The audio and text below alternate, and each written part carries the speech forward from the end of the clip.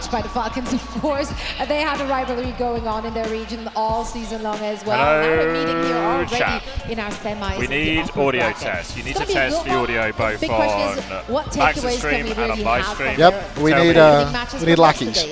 We want confirmation of, can you hear the game, can you hear the Yippee Yappers, the official Yippee Yappers, can you hear us Yippee Yappering? Well, we haven't is there any echo? We haven't had Hey, give me that bottle. Wait, Untitled Chapter says it's good. It's good. We hear audio, no echo. Toronto Defiant says yes, no echo. So you can hear the stream, you can hear our voices, and the audio is not fucked. Is that what I'm hearing? You can't hear Illusion. Hey, Illusion! Kind of like the third team looming, Jake, and they should be the one that could potentially don't even look at me. He looks have a pretty right good go against Crazy Raccoon and Team Falcons. Yeah, let's talk about Crazy Raccoon though. Obviously, an extremely dominant team. We saw today. Okay. Pretty much the entire team. What's up, baby girl? Oh, you know me. Oh, my fiance loves this stream. But like, other than that, like that's Can I have it? dominance across the board. I think we've actually solved it. Yeah, we haven't seen so much of Crazy Raccoon so Honestly, far this tournament. That's because they audio have one of the engineers fastest matches I've ever seen. Do you think if I close this, it kills the chat? Evisceration on control into flashpoint. So it doesn't kill the we've chat. barely seen them clean play this in up this so I can tournament. actually use the This is computer a without team that having a stroke. historically has looked at their best. You're welcome. Incredibly oppressive and aggressive styles. Whether it's the wrecking What are you ball, trying I to think do? actually this meta. I'm trying to get a really good feed for them. Like for in these subs and comps stuff. where Do you stream elements or stream labs? I use think Twitch. Chorong is the best in the world You're a when it freak. comes to What do you maximizing mean? his value on the hero, pushing it to its absolute I feel like I limit. said my piece. And then the team overall, they have so much clear trust in each other when they play. God. It really shines through. And I think this is a style, a composition that is I'm not going to logged play into towards Twitch. teams that are willing to take risks, that are willing to put their bodies on the line for one another. And If I think anyone that has wants really me been to what has read out defined Hunter's Crazy password, Raccoon. type They 1 in play chat. things that no one else is willing to play because they believe in each other. They have that faith in their password is individual cancelled. skill. And I mean, I guess they have good reason to with so many role stars on the team. I It mean, seems like they if want he's the saying, pass. Toronto Defiant really keen for all right, password. it's not true, but if he's saying we're the worst player on your team, No way your you're in a password pretty is good that. team. You're in a pretty It's like one of solid those roster. Google passwords. You're bringing up a good point though. That trust No, each dude, other. the keyboard isn't. Quite frankly, I mean, Toronto Defiant, they're the only team in this tournament who's not changed a single player all season long. They came into this OWCS journey as the team you're seeing on your screens right now. Audio is terrible. Yesterday in their What do you match mean? against Broadcast Ents, is too yes, loud? they won it. Technically convincingly, but Ents got Static. opportunities Audio to is come very back fucked. into it. John. Audio is kind of Yeah, fucked. I mean, X stood up and broke all the audio. Now, you're going to have to Is take there out Crazy fiberglass in Raccoon, my which is brain? one of the best two teams in the world. Is of it still course. going? And Shit so is it'll be a crackling. really interesting We match just to loosen see a how cable or Toronto Defiant something? actually Yeah, maybe fares. we just unplugged Now, something. worth Oh, it's 'cause my mentioning as well phone's that on top of it, Defiant, maybe. They Wait, are how the about one now? Western team who is willing to take on the Korean team. It's fixed. on It was maps probably my like phone on Ilios, top for of the thing. example. How are they Broadcast going is to fare drowning out in our the mic. dive Hey. matchup, for example? That is going to be Should we one turn of the the kind broad- of my things I password's think is incorrect. going to I'm figure not doing out that. in this match specifically. Broadcast Because when still it comes to too Toronto Defiant, you Oh, cannot you can have turn that two win down conditions. You have in two your kind one. of paths. You can go This down. one? Do we Yeah. want to hedge more towards What was the it dive on mine? composition I'm gonna and go the win minus end, 10. or No, do no, we want to don't change it on try mine, and because force these yours is like the multiple master goals? source for And which one of everything, those so you don't have to change compositions anything on mine. Okay. Mine is just a Roger, one-to-one copy. Roger, the Roger. best chance You're the of boss. winning. It probably is I've going to always be the thought Mauga myself as because the it is boss. kind of like a neutralizing All right, how about But when now? it We're comes at to minus Defiant, 10. Is it's anyone an happy upper with bracket and minus lower 10? bracket. You have two chances to kind of like figure stuff out. What Our path chat's you want supposed to be go down. merged once. So I think this is going to be a very One step at a time. We've got both chats open, so we can all see. Against the Crazy Raccoons, to kind of figure We out can all where see do we both. rack up against the Alright. Korean Am I team, logged into and Twitch what on my is our phone? best I am. chance at I'm gonna winning knock this you. entire tournament? Are you logged into Because Twitch on your ultimately, phone, like on that the is Toronto Defiant's goal. Yeah. the website? They want to win and I have lift the the trophy app. on Sunday. That's That a is brag. the I don't think you idea can we're respond to putting knocks on the together app, going can into you? the year, and that is our goal On the app? with 2 days I'll knock remaining you. left in the circuit. Get knocking. Absolutely, and I mean they are confident, rightfully so, given the dominance they had in their Where's the damn knock button? Is that it? Waiting to receive. Before all the shenanigans here on stage started, Stream together to on sit down mobile. with a Oh few no, of you're the not Toronto Defiant invited. players. Let's I see was what trying to they have invite say. him. Wait, can he do it through the So we here joined by Necra and no other The than YouTubes. Defiant's very own marriage. Because I'm not logged in. but could you respond on your phone potentially? There is a twist. Because Two we are knockers. in Sweden, which is, of course, the land of putting together an undisclosed brand of furniture. So, gentlemen, this is Oh, I'm your not logged in, task apparently, while either. we're Yeah, nobody's logged in. is we're gonna have Grow up, these Twitch. together. So we'll be testing I on actually know this, my password, so though. we better not mess this up. Yeah, let's Guys, please have at it. Go for the instructions. You are making. Why is Diddy there? Where's Diddy? This is good. This is good.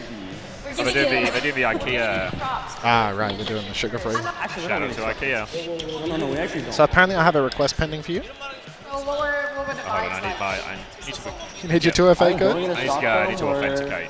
I see. What do you mean that's RuPaul? RuPaul and Lenny are next to each other. played a lot of matches, obviously like 4 stages. But we've improved a lot. Don't save my password or I will not just kill you. teamwork-wise, but also just the way you think about the game. Except for Nox. You got so many. Are we knocked? It's made you win. Confirm, deny. Thank you very much. Like if you take the whole season, we just build and build and build on top of our already known. Confirm, deny the knock. The game and different metas.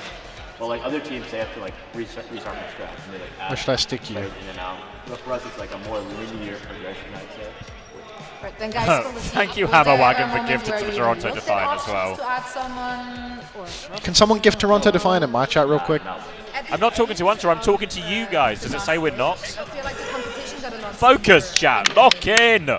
Did you give me a request? Or did you So accept I mine? accepted your request. That you felt like were good I'm right behind you. Can you sign my London jersey?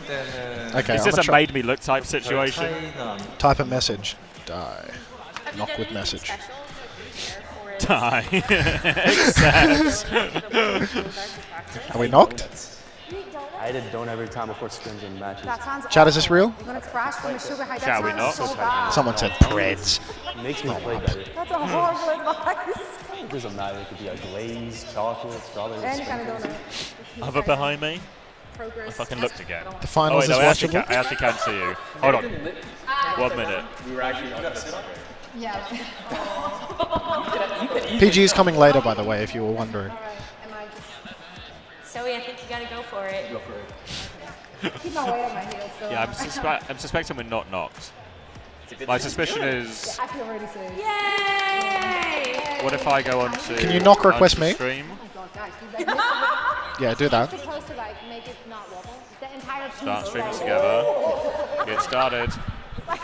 This is the safety one. This is like the most Alright, I think we're together. We're together. we're together. Yeah, And then yeah, it's just close that.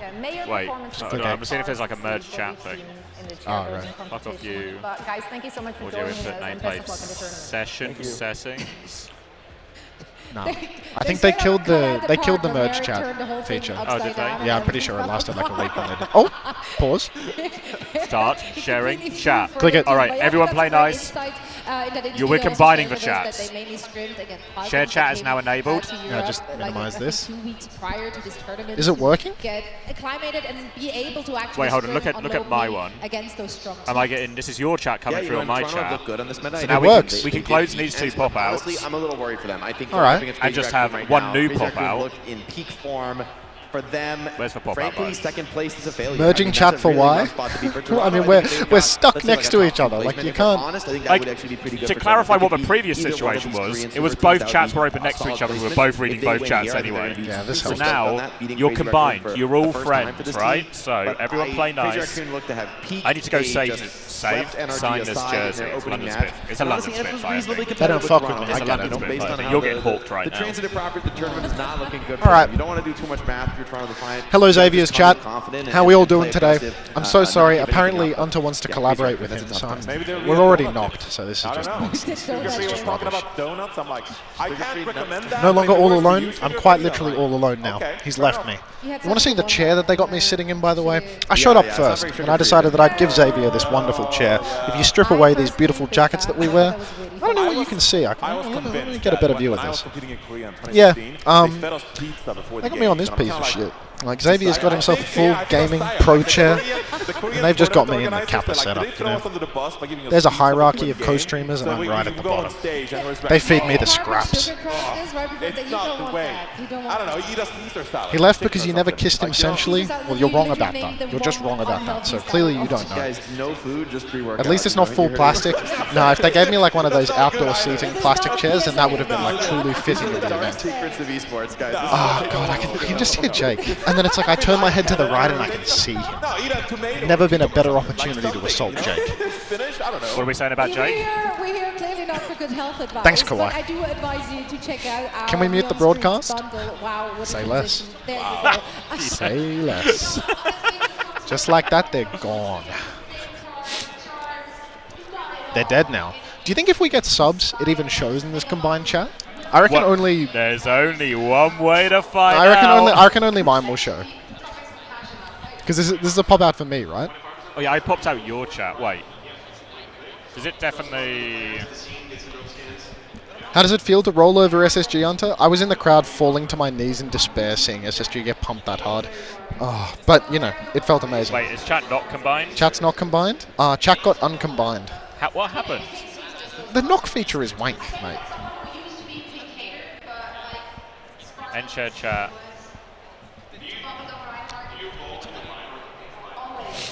Alright. Someone in my chat, say something. We just go back to the old setup of having both open? Yeah, yeah. Alright, what do I... Let me just get... So that's yours. X-heads are in shambles. You've been left unmonitored for a while. Yeah. Why am I blind? Pop out, not pause chat, pop yeah, out pop chat. out chat. Pause. Pausing. And just close that shit. It's just going to get in the way. Alright, we've got enough windows open. Yeah. You hate CommanderX? Send in Hunter's chat. Everyone's still talking to themselves, aren't we all? Yeah. Does anyone want to play while we're here? I think we could get a little quick marbles going. Piss off. Sure. How are we going to get marbles going? You want me to log into Steam, get marbles up, and get it going? Have you... Guys, you've all been here and witnessed the technical issues we've had so far, and you want to add marbles to the mix? Oh, God, they're doing a walkout for Crazy Raccoon. Who has to play them? I thought you were doing a play bit. Is this Toronto? Yes, it's Toronto. Hashtag sponsored. I am going to shit on Toronto all You don't want long. Toronto... It would be better if Toronto wins, no? I mean, I want Crazy Raccoon to lose, but I want the guy wearing the sponsored Toronto shirt to, you know, not win.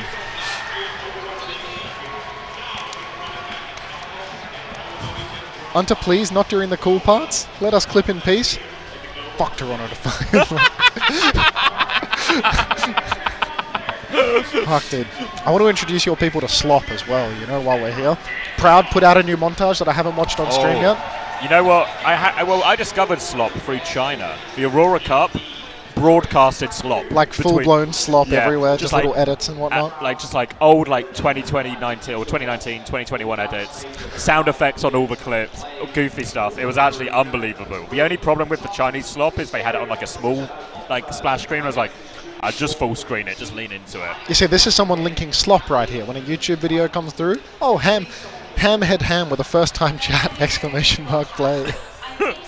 We'll get the marbles going soon, don't you worry, Ham. The marbles is right round the corner. It's blink and you'll miss it. Do you think I'm allowed to smoke in this stage? Surely. Okay. Pull one out. No, you should pull one out, see if anyone clocks it. Don't light it, but you know, yeah. Just pull it out. It's like they come up to us and it's like, no, we're staff. I'm a creator, bro. I mean, I do like the aesthetic of me trying to point at Toronto's game, cigarette hanging out my mouth. I can't believe it! It's a good prop, Just let me know, Toronto, as well, if there's any specific cigarette company we're sponsored by, and I'll make sure to push those. Hunter, please don't say you paid much for that haircut. If I speak, I'm in Wait, trouble. were you there yesterday when they were giving out free haircuts? I was thinking of getting a free beard trim, but I mean, I didn't really have time on the way in. Should we go get a haircut, get our beards trimmed? I mean, if they could fix me up, that'd be nice. Oh, look at that. Fix Red Eyes. The money rolls. Oh, thank you, Red Eyes. Oh, Fix. I just did a session with them a week ago. What kind of session? Intimate session. Ooh. I've had my share of no's. Yeah. Is it okay to consider Hunter and CommanderX my gay Overwatch daddies? Get help, Black Carpet. Get help. Why not get a dildo company to Slay sponsor Queen, you, like in the old days? Did I ever tell you about that? My friend used to have a TF2 team, and one time he was trying to get sponsors so they get just a little tiny bit of money to land. He emails Fleshlight, says, are you interested in sponsoring our TF2 team? We want to go to this event. Were they down? They were down. So they said, all we're looking for is, can you just change the name of the team to fleshlight.co.uk or .com, whatever the URL was. Did the tournament organisers say no? No, they said it was fine. They don't care. It's just like Insomnia. And then, not only that, Fleshlight, what a classy company, they said, essentially merch. They said, oh, we'll send you free fleshlights if you want. Fuck off. So you all got free fleshlights? Yeah, well, yeah. Not my team, but my friend, yeah, it was like, obviously, you get offered free flashlights, it'd be rude not to. It would be rude not to. 6 people on a team, 6 flashlights. That is so mint. Oh, Troglodyte. Haven't seen one of those in a while. Troglodyte, 2 of them. Bloody hell, getting your money's worth. Can't believe we solved the audio issues, you know? We didn't even need to go offline to do it. We're actually geniuses. We stopped the stream for no good reason, but... Oh my god, everyone has 20k channel points. Troglodyte, Troglodyte, Troglodyte. Wish you had a CommanderX flashlight. Just at Toronto Defiant, I think they're in production. Where's Alpha? Coffee boy? Yeah, I was thinking I'm going to give him this tag and he's going to go get me another coffee from the back. I mean, I can summon him. Should we get a bell? Shout out to Bell, the sponsor. You're shouting him out. Yeah, unbelievable. I'll hold my tongue. Troglodyte, Troglodyte. A lot of people are spending all their channel points right now on a whole lot of nothing, you know? A lot of Troglodyte. Thank you, Misfit 7. Misfit 7. Well, it looks like we're getting into it, so maybe I'll crank up that audio just a little bit. A little bit, or a lot of it. A Jumbin wrecking ball. Why do I hear the casters? Starts off. Yeah, will 2 you Titans piss in off, their Jaws? own region, finally getting a I chance can see to it. go ahead Why is and this clash clean again feed dirty? on this global It's so stage. dirty. Last time they Not in a faced good each way. other, Crazy Unwashed. Raccoon did beat Toronto Defiant 3-0. Surely they shut them so off. can Toronto Defiant deliver Wait, I a can blow message that the, nobody else can outside of Team Falcon and actually take a map off of them? Surely right now they we take a look just at our slay them. spawns. It's going to be jumping on that wrecking I can ball message, probably. And let's see if Toronto production. Defiant can rock this Malga. Yeah. All right, Ruins. Long-range hit scans. The Jaws, order of the day here as quiet well. down, Full lip. quiet No down, Widowmaker. mate. It's going to be the Ash. And then All right. Hisang Looks on like we're going to for go back to Farah. no audio at Jumbin this ball rate because, you know, already I'm on just your side of the fighting map. with Jaws for Merrick space being to a little talk bit right now, but, defensive. you know, as soon as they fix the clean feed, you know, we'll be right back to Wait, it. did they just fix it or did you fix it? I turned it down, mate. That mag grenade, Yeah, that is something that you should still go there. for, but, Still there, unfortunately. But, you know, straight into the action. Crazy Raccoon, they're on their classic comp. They're on the ball Luciana. This is so difficult. Toronto Defiant, they've come out with a little bit of a different flavor. They're playing Merit on the Cassidy. They know what's coming, but already they've lost the first fight.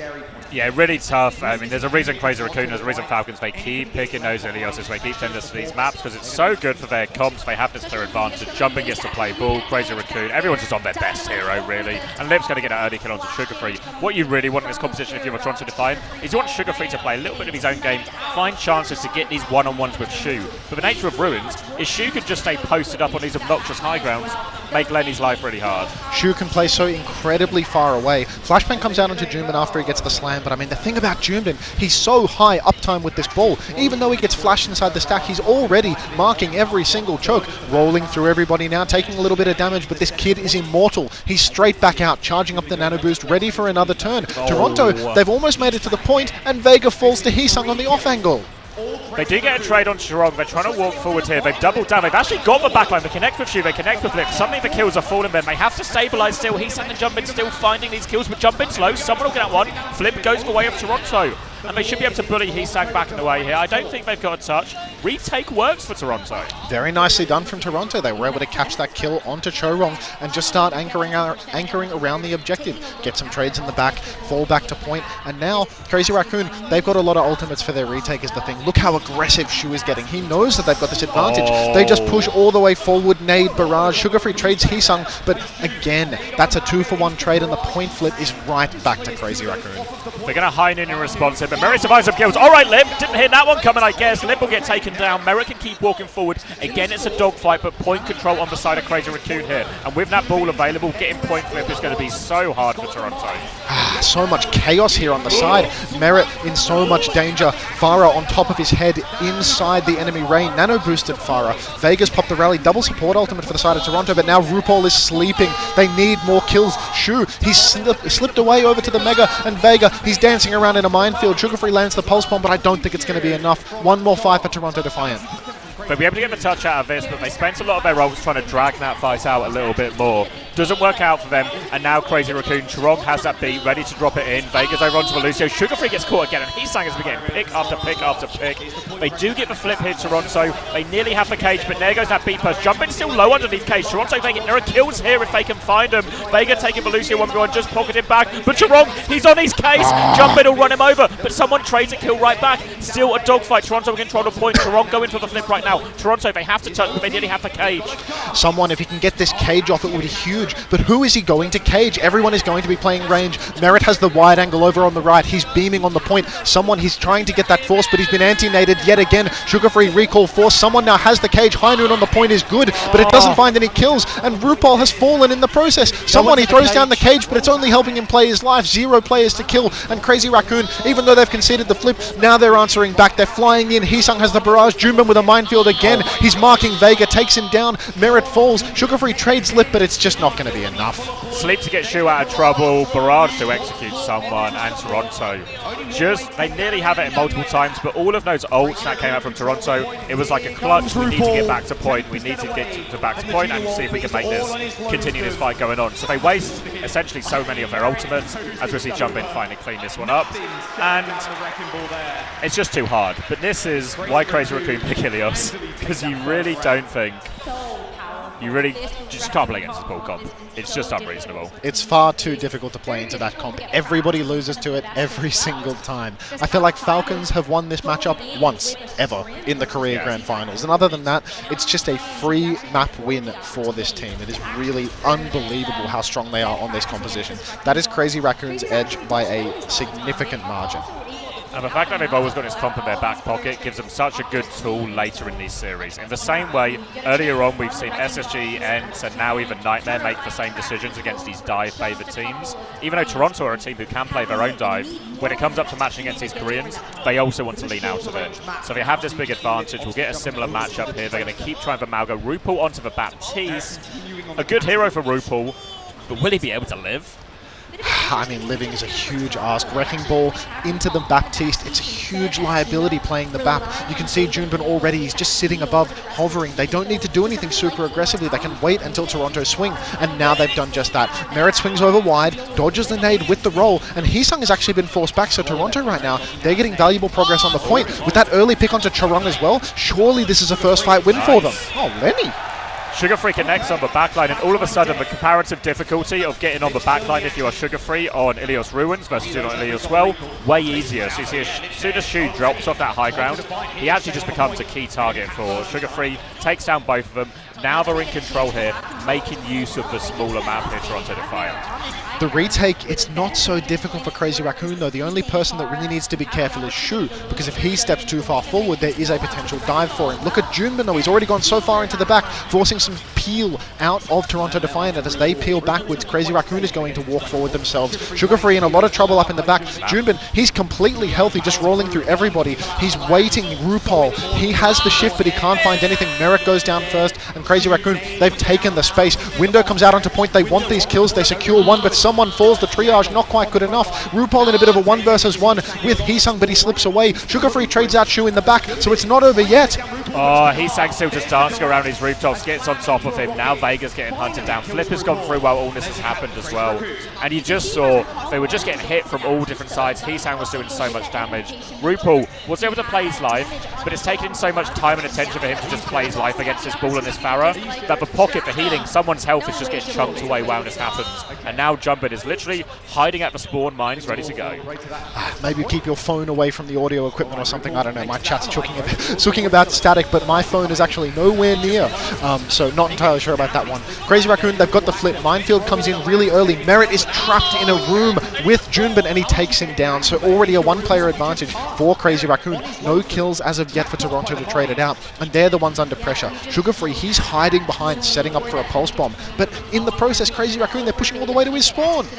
Pushing all the way to spawn. Ult's available here on the retake, but they got to get past that barrage. They got to get past that Nano. Got to get past that Blossom. Again, they're going to keep holding close. They're going to try and speed through, get Rupal here. He's playing amongst the rooftop, trying to bait it out, but Sugarfree's going to get caught. Was he slept up or something? Everyone seemed to get an assist for that one, and Sugarfree will die before the fight. We're going to see walking with this high noon. Lamp available for him, but Crazy Raccoon, they've DP'd it, and look at the ults coming back for Raccoon.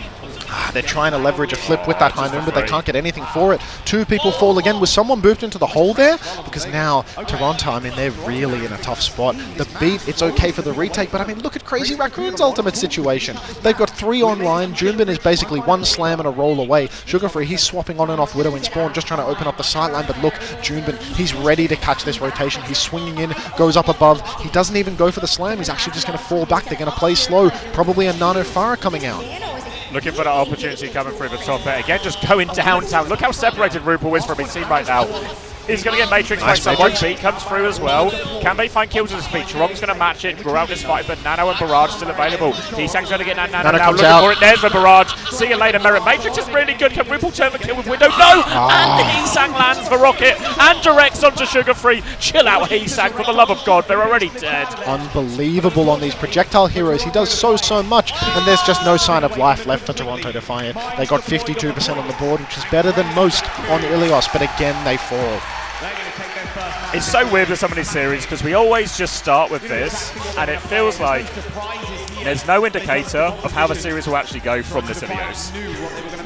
They just get it for free. Crazy Raccoon just get Ilios, and then we start the series. Toronto are mapped down. They cash their free win, now they have to play the meta. Next map, surely they're going to be dragged over to the Malga matchup, something of the sort. I'm a little interested to see, is any team going to try and pivot to the Junker Queen? I was thinking that, you know, maybe Falcons would be the team to do that. I thought that maybe they've seen the success of NRG. Teams that were relatively good in the Malga mirror absolutely collapsing in the face of a Junker Queen composition. I'm interested to see whether anyone wants to throw in one of their Queen players and give it a go today. It depends how much stock they put in that NRG result.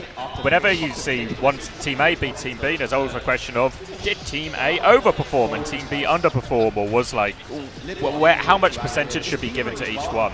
And I wonder especially since for a lot of these teams, back at the start of when the boot camp started, all the teams came over, lots of the Korean teams were playing a lot of Queen, a lot of Orisa. They lose to that Malga, so then they feel now, maybe it's just enter a bit shit. We wouldn't do that. And honestly, to be fair, when Crazy Raccoon played NRG, at any point did it look like the Queen was functional in that matchup? No. Probably not, right? So I agree it's like an option, but I think if you're Falcons, there's like, it's in the plan B territory still.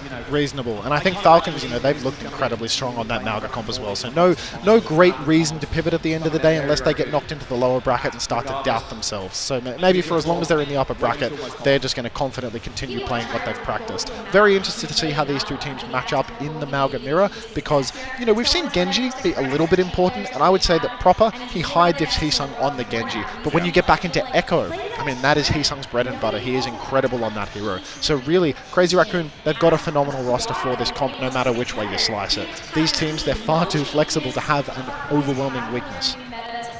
No, I think it's worth highlighting as well, where we're going to see a lot of this double flex DPS comps come out a lot. It's worth noting both Lip and Merit are going to be put in situations where, unlike those previous maps where they can play a bit of hit scan, or Lip even got a bit of Tracer in as well, actually, they're both going to be playing the Reaper, but I think they're both actually really good at it as well. Even though they're not heroes we associate with hit scan players, I think they both actually excel on the hero, and be interested to see who got the better of that matchup. Earlier when we were watching the Falcons Nightmare series, as much as we saw Seeker get insane value on day one, it really felt like Proper and Stalker, that DPS value, couldn't be competed with. Yeah. Couldn't be competed with. I mean, we know that going into the tournament that, you know, the DPS lines on these teams, Proper, Stalker, Lip, I mean, they're kind of on another level.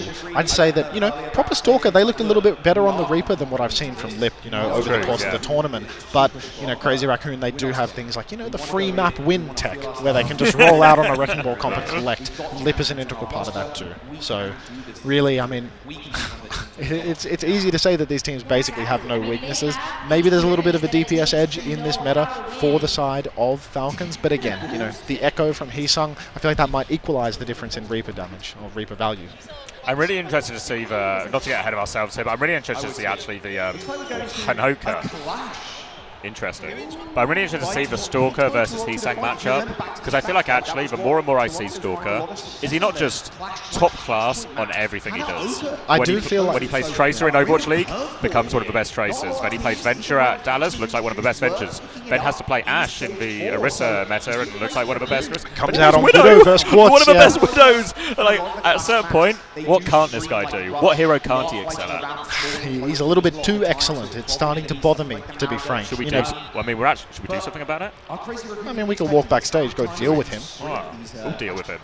We can take him down a peg or two. I mean, he's definitely small and weak, so I like our chances. And there's two of us as well. Yeah, no. We'll bring the coffee boy as well. It'll be a real. We can get Alpha in as well. He can get involved.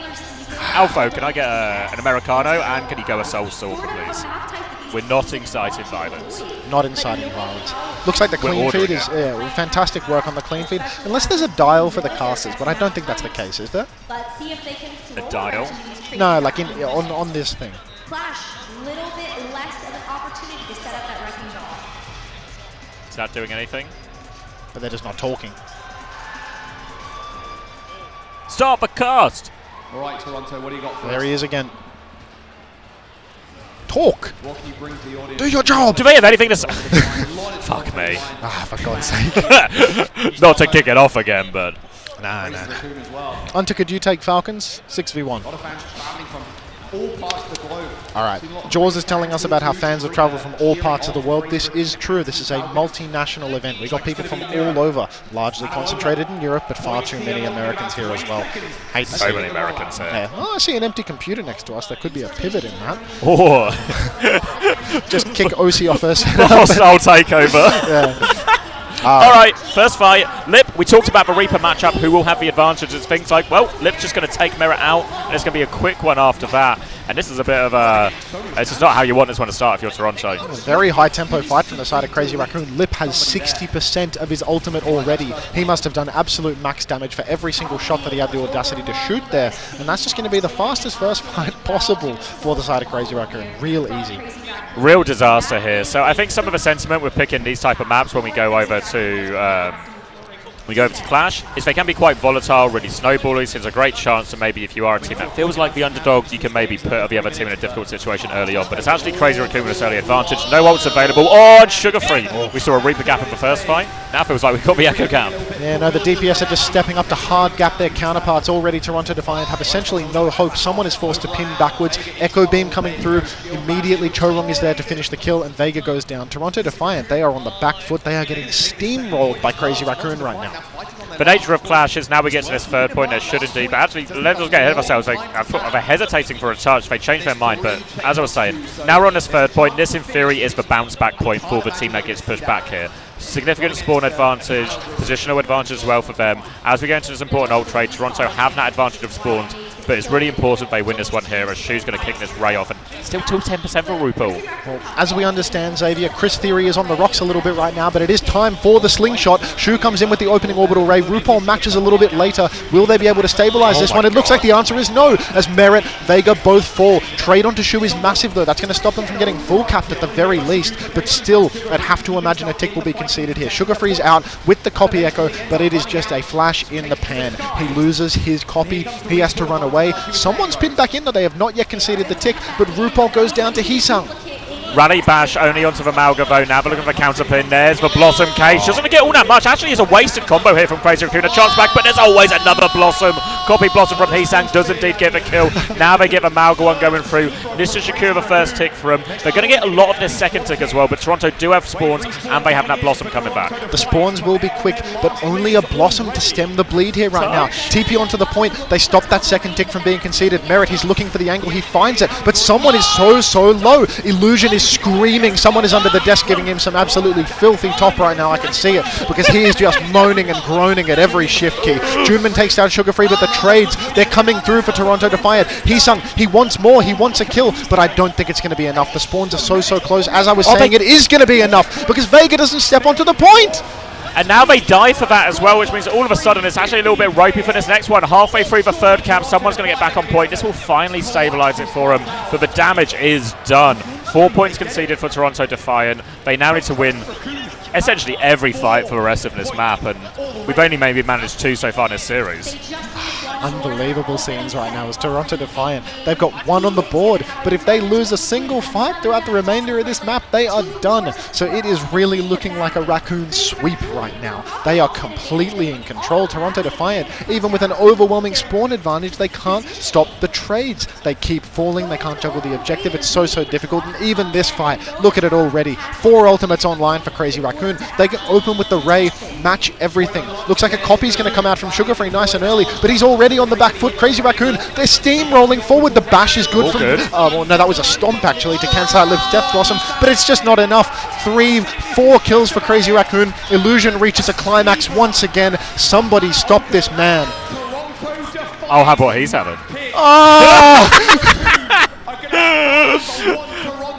Ult advantage converted, overwhelming there. To be fair to Toronto, they probably played that fight about as well as they can, getting the cancel and Suna out. But more TPS ults, more support ults coming, just quite not enough to get them over the line.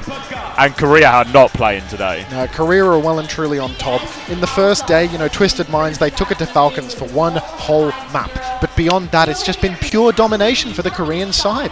Even these teams, North American, European, that may be dogfighting in their series, as soon as you see a Korean team go up against any other country, they are just dominating. In the Amalgama as well. There was a lot of sentiment, I think, beforehand that this meta could be a sort of great equaliser meta, and the experience in scrims was actually everything just feels a little bit closer. But one man, a Korean man, you'll be surprised to hear, Junkbuck did say, this did happen last time. It did feel close in scrims, and then when we got to tournament time, the tournament boys turn up, the Koreans, they find that next level, they crack everything down, they finalise their meta read, they finalise their structure. In this sort of one especially, they finalise their ult economy, because that performance from Falcons and even this one from Crazy Raccoon, it actually looks a step above. I mean, look, you've got to give credit to these teams' work ethics, because, when I was going by the player PPAs without permission to steal coffees and free food and whatnot, it's always an empty PPA after the games, minus a couple of Korean teams hashing it out. All of the other teams, they might drift into the PPA for a little bit, but these Korean teams, they are just working non-stop at these events. There is no room for pleasure at DreamHack Stockholm if you are a Korean team, because you are in that PPA until the sun goes down. The sun goes down at 4 p.m. That's not a very good analogy in this case, but you are in the PPA all day long, grinding it out, solving things. Here, you can see the product of their work. Full disclosure, if you only work until the sun goes down in Sweden, you've actually just got a half day. You need to start really considering how much effort you're putting into your life. But in Korea, more sunshine, more success, more work to be done. I think as well, the impression I get from these Korean teams is there's also a certain... They're like ramp up from the start of boot camp to the end. They've really sort of nailed that. Don't start too hard, figure out the meta, and then as we get close, we're going to ramp up and up and up and up and up until we've got the exact perfect read. We feel like we are tournament ready at tournament time, not too burnt out, not too expended. Yep. Well, let's not fall asleep just yet, because even though it is looking like the Koreans are absolutely dominating this event as they ramp up, we still have many dogfights, bum fights in the lower bracket to get through. We're going to get to see Nightmare versus NRG. We're going to get to see Toronto play against one of those two teams afterwards. So we're still going to get to see some competitive matches where it's not just Korea walking all over their opposition. I think Twisted are going to be in the mix as well versus Falcons. Yep. And also, in reality, it sort of sets up both ways, right? We're going to get the dogfight in the lower bracket as all these American teams who, in reality, while we've seen Nightmare and Toronto clash multiple times in recent history, NRG and Nightmare have never really clashed. There is like a sort of undecided who is it's the supposed second top dog behind Toronto, so there's like interest there, and there's also more interest in how close can Nightmare overtake Toronto? Because they've come close, but is it 3 separate times they've lost the deciding map against them? Yeah. So there is still there's still a proving point there for Nightmare. Thank you as well to David for the tier 1. 3 months in a row. Thank you very much. I'm seeing a lot of people expressing concern about the advertising. Never forget that, subscribers don't get those advertisements. They don't get them. No ads if you're a subscriber. It's something worth considering. I've been hearing about it. People have been saying. People have been talking. People have been talking. I've been hearing from good people, great people. Even the best people have been saying that if you subscribe to the channel, you don't get the ads. Yeah, Kawhi doesn't get the ads because he's got that little parasocial badge next to his name. What is that badge? Is that you? Nah, it's me, mate. it's all just a bunch of different pictures of me, mate, at different points in his life. And as we progressed through, he got, he started to put himself together. He looked like a bum at the start. He had a KFC bucket on his head there, or Chinese KFC bucket. And then at the end, he became a caster. He had the makeup, he had the hair. So that's a premium badge. Real glow up. I should probably just start making the badge a bunch of pictures of Ange's head, to be honest, because I feel like that sells. Seen a lot of WANG merch. Seen a WANG t-shirt. Signed a couple of WANG t-shirts. Did you see the WANG notebook? Were you there when we signed that? Yeah. People have come in with all sorts of merch. All sorts of merch. Some of the greatest merch we've ever seen. I mean, if you subscribe to the stream, you will get a cutout of the WANG shirt shipped to you if you buy 15 subscriptions right here today. Oh, wow. Helios Unter. Yes. Max has been subbed in, so they're going to let him dominate as well. What map would that be if they're putting Max It's King's Row. So my experience of seeing some of the scrims is that Max actually plays a surprising amount, considering they play mostly the same comps. Obviously, Jumpin is the ball guy, etc., etc. But even when they're doing the Malga comps, there seems to be a relatively even split in playtime between Jumpin and Max, which is a stereotypically Korean thing, but still remarkably unexplainable for the most part. Inexplicable, but sometimes you just got to sub Jumba now. You just got to do it. You got to give Max a map, and he's earned it after those first two, going so quickly. He's got to get working. Got to get working, and to be fair to Max's credit, from what I've seen in him in scrims, actually been playing really well. Crazy Raccoon looked good. Max looks good. I want to know what those headsets are, because I've never seen those before. But I choose to believe that they're high quality, because those helicopter headphones, they don't do it for me. But these look primo, a little light on the side. They look fancy. Everything. They look more modern. Look like we've jumped into the 21st century with this one. Unfortunately, we leapt backwards in time by getting the casters in the clean feed for the day. But you win some, you lose some. Wait, did we ever fix that? I should check my messages. I don't think so. Let's see what old Lizzie's saying. Check-in should be off. Let's crank it. I still hear him. Going to bring to the table, because we are that confident in our own game and just kind of beating Toronto Defiant. Oh wait, let me. Okay. It's probably not in the YouTube clean feed. Just get the rest of the players into the lobby now. Of course, Max is joining. He just has to boot up and get his settings correct and join lobby, and then we'll press play and then we're ready to go. Dream just curious what's going on in the minds right now for Toronto Defiant. Of course, Kastora's there. YouTube. Parting some words of wisdom, I'm sure. But very focused and determined. I mean, Toronto Defiant have been all year. And you can't rest on your laurels. Think of more elaborate ways to kill Jaws. Toronto were just winning everything. They were just, okay, he's in the middle of the stage, right? He's over there. Yeah, but that's the problem. There's too many witnesses. Go next. Forget a witness. I feel like we could just quickly duck over there, bludgeon, this series, or just take his headset. I suppose there is a pacifist approach here. And it's been just take his microphone away from him. Oh, yeah, we don't have no mic, no power. Yeah, exactly in right. North America. They almost did that map 7. Why is Max coming in? Stage 4 was just an insane. It's a Max map. You got to give a dog a bone. NA is leveled up to match them. I mean, not just a map 7. I mean, it's one of those where the argument will come that, Max always plays King's Row and Scrims, so we need to play him here because he's the one who plays this map and has experience on it. Now, there is an interesting follow-up question of, well, why was Max playing King's Row in the first place? Well, they put him in for Winston once upon a time, right? Oh, Cool Frog Lover, thanks for the tier 1. Welcome to the Parasocial Friends Club. Punch up, man. Come on. I love a punch up. Speaking of punching up, shout out to Kasoros, who said he believes they can punch up to Crazy Raccoon and Falcoons. Not quite proved it here yet. We move on to King's Row.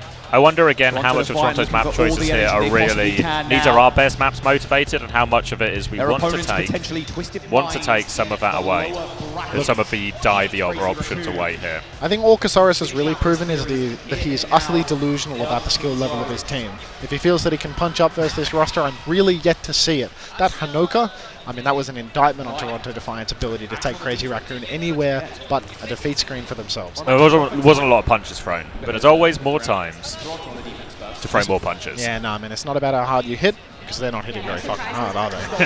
It's about how hard you can get hit. Oh my god, they're showing it today. Oh my god, I'm gonna get these guys take a punch. Oh, jeez. I mean, they're going to be battered and bruised walking off that stage. We might need to wheel them off in a stretcher or something. You seen that episode of The Simpsons where Homer Simpson becomes a boxer and his strategy is just take punches until the opponent is tired? So It's the Ali strategy. hopefully Crazy Raccoon, they're going to start flagging at a certain point, and that's going to provide the opening for Toronto to get back in here. Just need to tire him out a little It's bit. a classic rope-a-dope. Many such cases. All right, we got Lip on the Widowmaker here. Max is actually starting on Mauga. A classic, you know. He needs to have his map to play the exact same comp that they played on the previous. Yep. They both play this. They both had success in scrims, as is, I guess, the nature of being a top Korean team coming over for a boot camp. We're going to start with a relatively slow approach to this. Going to get a TP underneath for Lip. They're going to try and force it. Vega's going to drop. Heavy drop from Toronto here. So we'll see if Crazy Raccoon, they want to keep committing. They're actually just swinging really hard. Heesang looking for the duel. Can't find out onto the Echo. We'll just burn through the Mauga, and they're just winning the neutral.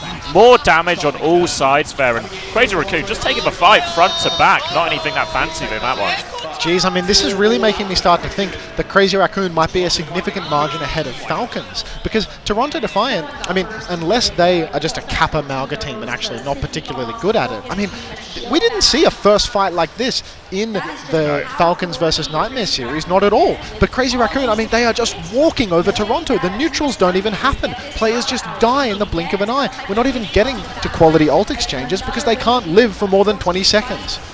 Normally we see these fights going for so long. You think some of the games we saw yesterday, like that Nightmare SSG, even when SSG were losing, these were big, long fights drawn out. But it's not quick here. A swing around the corner, counter pin comes through. Merit's going to get taken out by torpedoes. Did he just not have Wraith, or did he just not press it? And really, there has to be some question marks about how people are dying so quickly in these neutrals from Toronto. Another death, and I mean, Crazy Raccoon, they just clean up without needing to use a single ultimate. Now they're going to have 5 online for the next. I'm told that there's some sort of strange audio issue, but, you know, you win, you lose. We can't change it, you know? It's fixed, it's unsolved, you know, there's nothing that we can do, Up and down. You've got to roll with the punches like Toronto are rolling with the punches. Exactly. Right Chat, you're going to take a fucking beating and you're going to like it. Crazy Raccoon, 5 ultimates. They're about to swing around this second corner. That is 1 fight margin for the second point. Flank from Sugar Free is great, though. Takes down Heesung pre-fight. Crazy Raccoon, they've still got 4 ultis online, though, and Heesung will be back in the blink of an eye, so they really need to clean up these staggers fast, or they might be slipping into a trap. Max can swing the corner with the cage. There's the trap. Not talking about the M. Night Shyamalan movie. Ray comes out from either side, but Shu, he takes down Merit. Chorong, he catches a stomp from one of the 2 Maugas, and he actually trades out onto Lip. So Toronto Defiant, this is looking really good for them, because that was a 4 ultimate investment, and they are not winning this clean. Oh, wait, Heesang's killed RuPaul. Sugar Free still trying to kill Max, but should be okay. Copy coming out from Heesang. He thinks he can clutch. He's going to get forced out of it now. And does he have pocket to get himself out of it? And actually double down. Where is Chorong going? He's fighting Sugar Free. He's killing Sugar Free in an alleyway. How has this been allowed to happen? And Crazy Raccoon, they are clutching out of nothing. Toronto do all the hard work of it. It slips through their fingers. Oh my days. Merit trades out Shu, and that could be the saving grace here, because he will be able to come back with a cage, but nobody's even in position to touch. It's not going to happen. Merit, he TPs onto the carpet. He's too late. Illusion laughs hysterically as the full Korean team comes out on top yet again. We're trying our best, Illusion. We're trying. Don't laughing at us. It can happen to anyone. Cage coming back from someone now. Maybe, hopefully, a bit of retrieve. We've seen big holds. Again, if you can get that ult snowball in your favour, there's an opportunity here. Clear Cage advantage. Need to nail this one. Trade comes through. There we go. Cage catches a few targets. Lip trying to burn through the cage as quickly as possible. Where are the kills? 1-for-1 trade, but Sugar Free, the backline has fallen now. No heals for Crazy Raccoon. Now, we'll put him over the edge. They deal with that. That should have been a free one, and they did it. This is the first real stabilization we've seen from Toronto Defiant all map long. Even when it looks like they win, they lose. But finally, they've actually come away in a point where there is no scrappy fight. But Crazy Raccoon, they're already regrouped as 5. A little bit of an ult deficit right now, but if they take a slow neutral, they will equalize in no time at all. Sugar Free swings out wide, forces the Wraith, comes in with a copy as well, and he's just going to pin deep as the copy Mauga. But he is so close to losing it. He actually does lose it. Gets counter bashed as well. Cage comes through, and it's once again just going to be Crazy Raccoon wiping the floor with Toronto Defiant. They tried to do something aggressive. Vega actually rallied in that, but there's no trades to speak of. Cart keeps rolling forward. You talk about push and pull meta, and that's exactly the push and pull we see. And right now, Crazy Raccoon, it just looks like they're faster in game. They pull back quicker, they push back harder, and Toronto Defiant, they can't deal with either of it right now. Coming into what needs to be a successful fight for Toronto, they have Ray and Blossom, but so do Crazy Raccoon, plus Crazy Raccoon have a copy to layer in here. Trying to force their way around the corner. Rays will come out. Blossom committed in early, but Lips is bigger. Everything Crazy Raccoon doing just works right now. and it's 3 minutes 23 seconds on the clock. There's just no value at all coming through for Toronto. They're able to stabilize one singular fight with no ultimates, and then as soon as we come back into it, the push-pull from Crazy Raccoon, it's so much tighter. They see the opportunities, they see the overextension, they kite so clean, and they just come back in and wipe the floor. Crazy Raccoon, that final fight, they had the ultimate advantage and they leverage it so well. They didn't even need to layer their ultimates because Toronto, they just mashed their heads against the wall. It's all about setup as right. How many times did we see these blossoms coming out so far today from Stalker, from Proper when he got the, or from Proper and then Stalker when he got the copy ones. Same with Heesang, where they're able to find his timing mid-fight just to get a bit of a sneaky blossom up, make people turn their heads, take attention.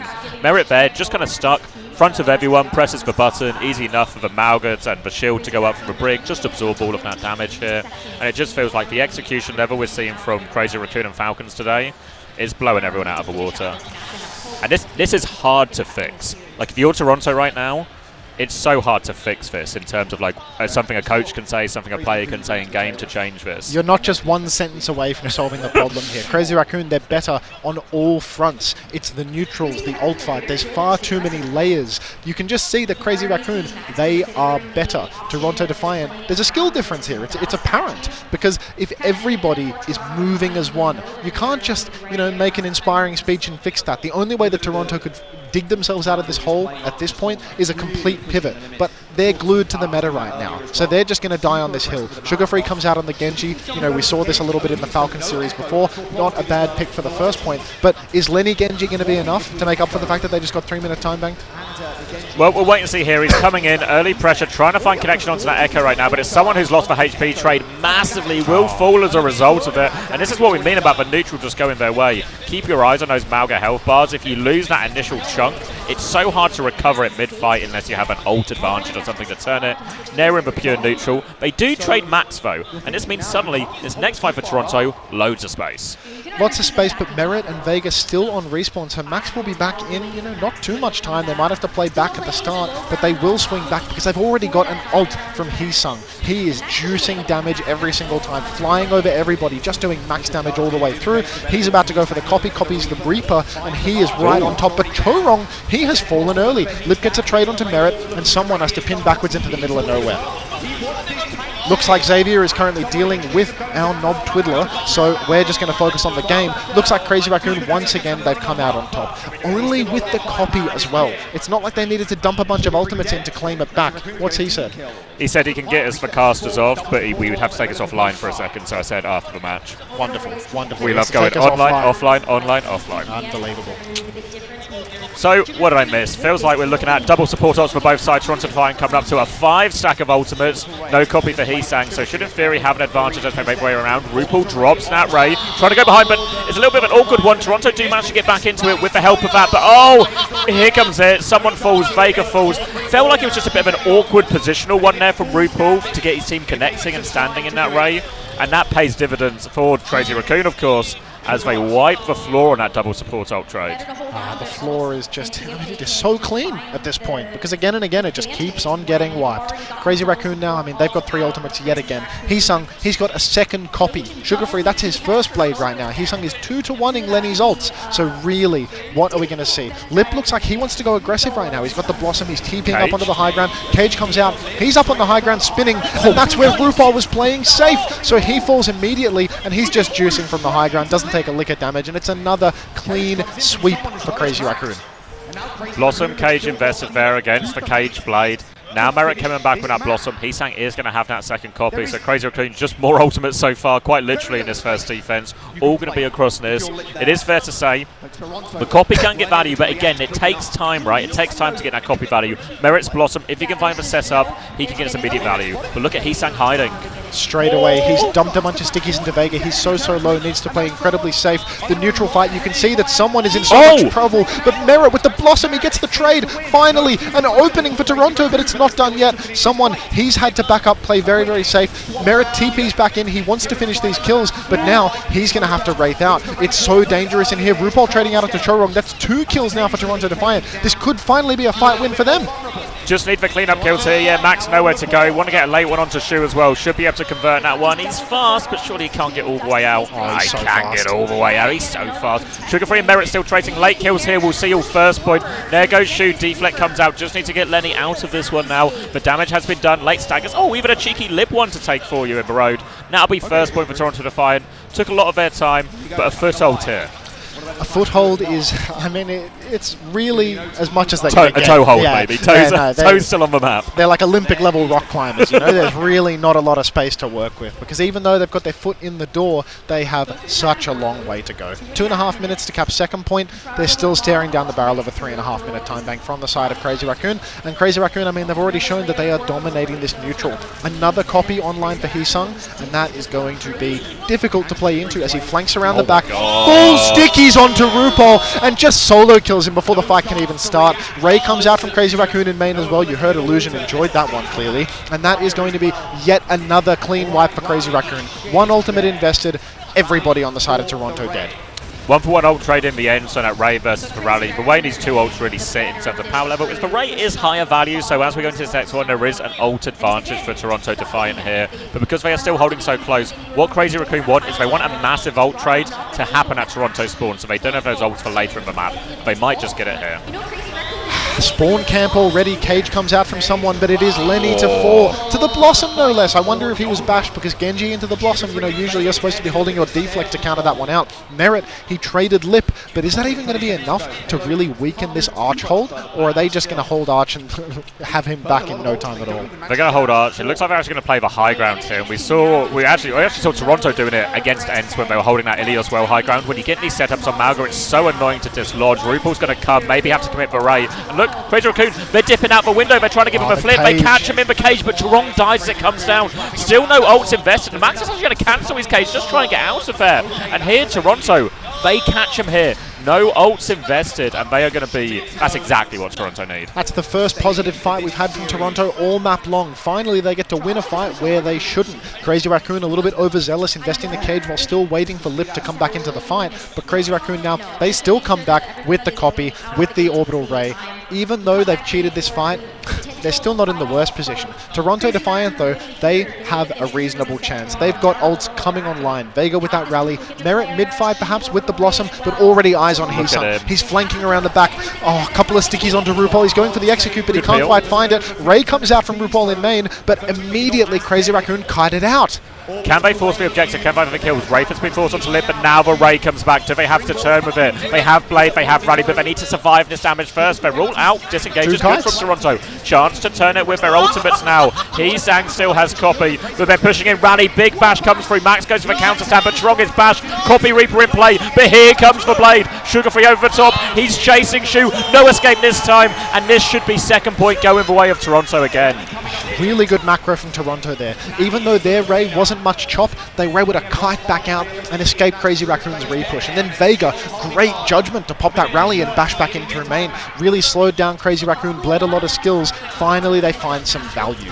And now we're looking at maybe 3 fights in a row where Toronto have outplayed the ult situation for Crazy Raccoon. We're going to keep saying it because it's so important in its meta. The ults are everything. The execution, the value you find, it's everything. And now Toronto Defiant, another great opportunity. Blossom, Cage, everything ready. And Crazy Raccoon, they want to take a quick fight, but they're just going to get caged. Only want to use one ult here if they can, Toronto Defiant. They drop the Blossom.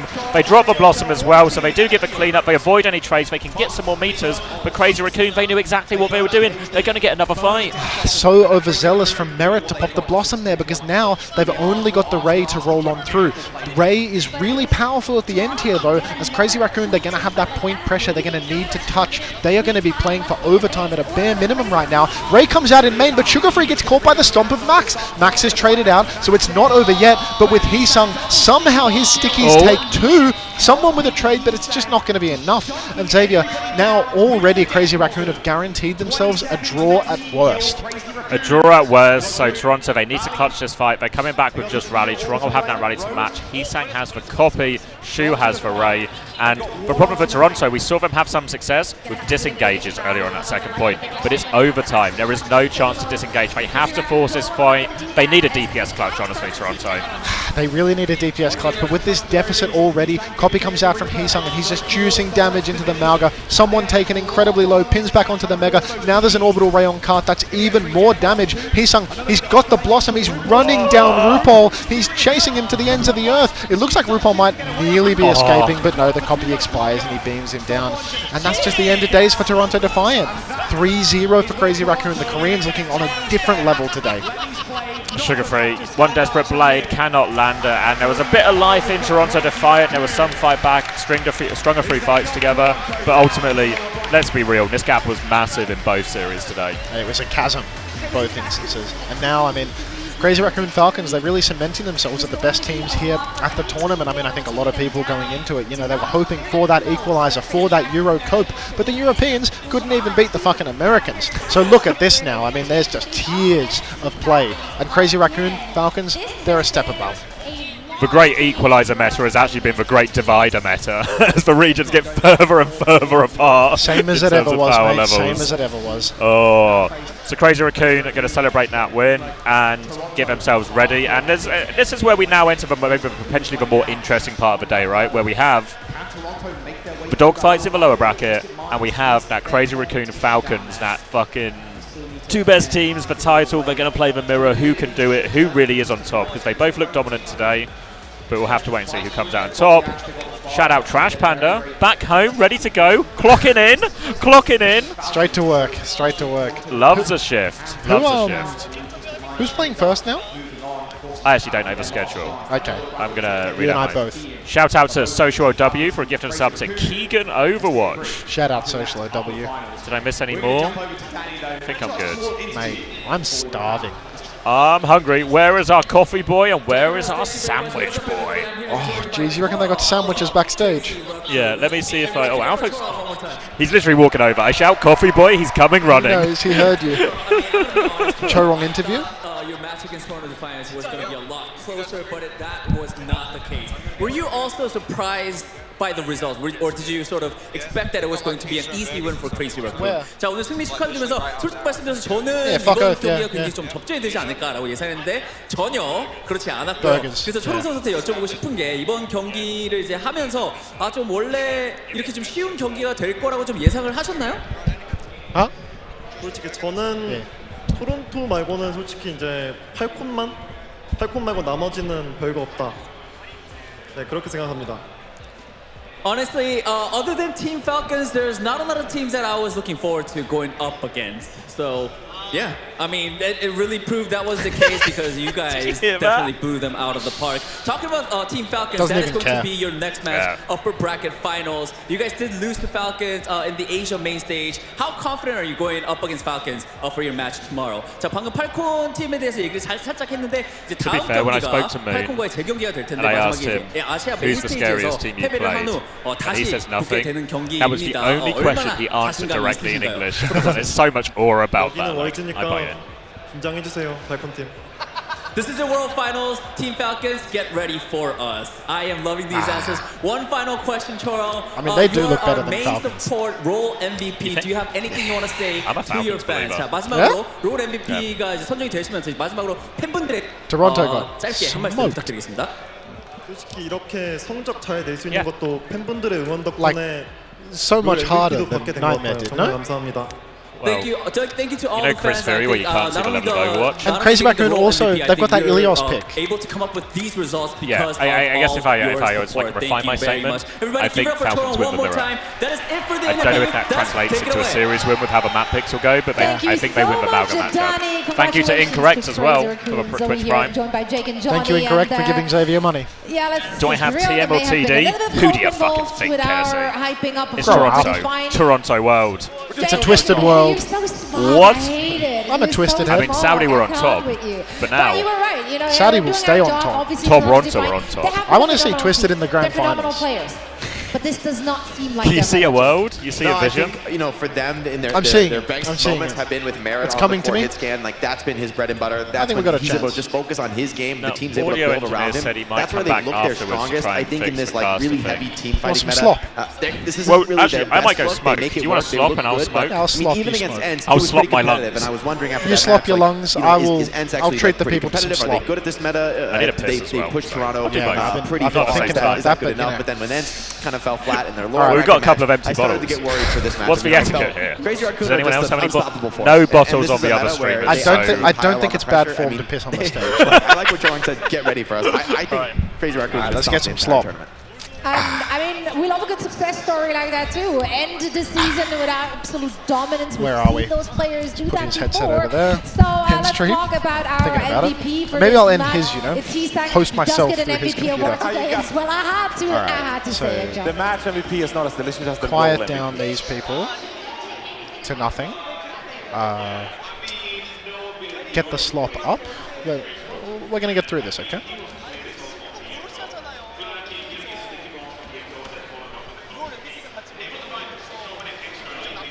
Get a little YouTube going. Proud 19. Proud Overwatch.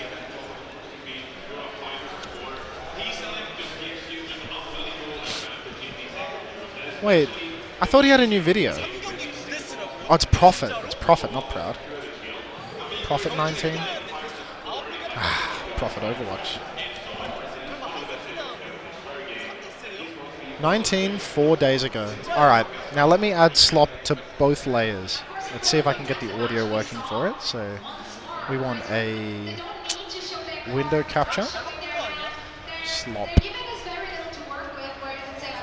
See if I leak anything by pressing this. No, I have not leaked anything. Okay, perfect. Alright, so chat, put me on. Is there audio when this is playing? Can you hear his music? Oh my fucking god, no? No audio? Okay, alright. I can fix that, Alright.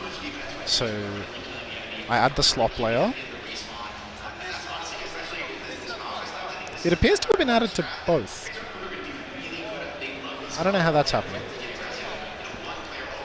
That's capturing audio. Do both streams have audio right now? This is going to have audio for at least one of you, but let me know. Alright, so I assume Xavier's chat can hear, but can mine? Static. Yummy static too?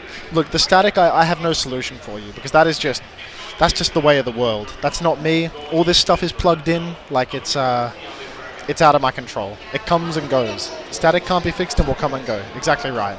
Alright, enjoy the slop, folks, because, I mean, I assume Xavier's chat is used to getting hard-hitting analysis. Oh, actually, my webcam has disappeared under the slop layer, so I'll fix that too.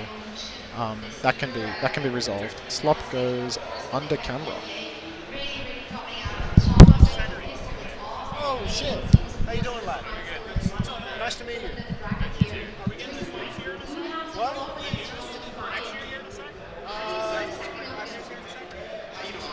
No, it's later. We got a jersey for you for the Gladiators. Yeah, we've got to collect some signatures, but all of the 22 Gladiators guys that are here, we're going to sign a funny Astro jersey. You got that. Nice to meet you, mate. Sorry, I had to talk to a VIP. All right, let me fix this slop layer up. Hide that group, put that there, and do the same over here. Just move the camera to the top. All right, cool. Enjoy your slop, folks. This is an insane song.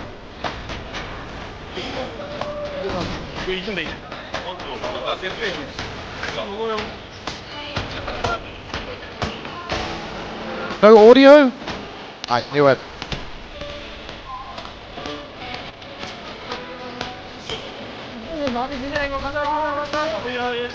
I'll fix it.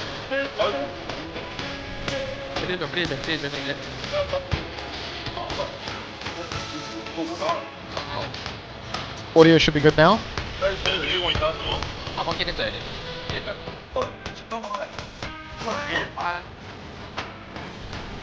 Cheers to that. This is high effort content. I should start watching it too.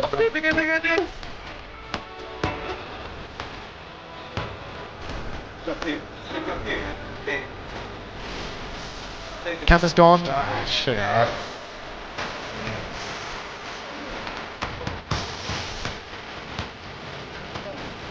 Not sure how I broke the camera,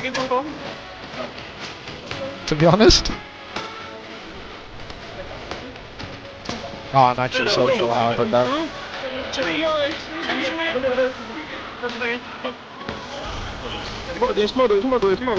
Fixed.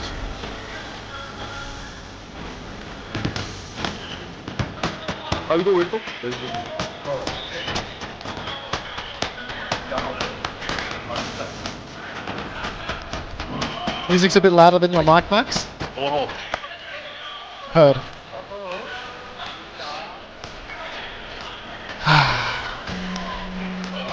Oh, there's a little bit of static in the arena too.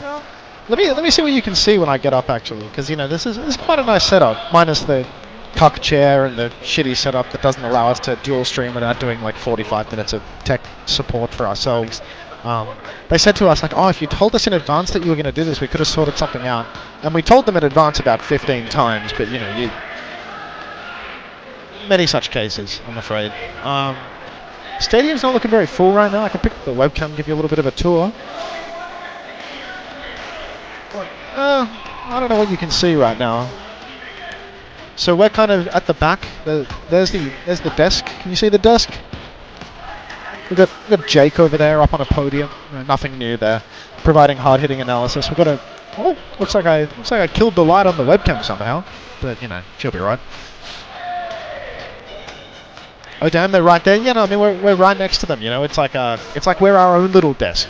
But over here we've got Illusion on the right. We've got SK. I think someone with a fish in their name. And French people, and Emily Tangerine. But there's a French corner, so you know, no comment.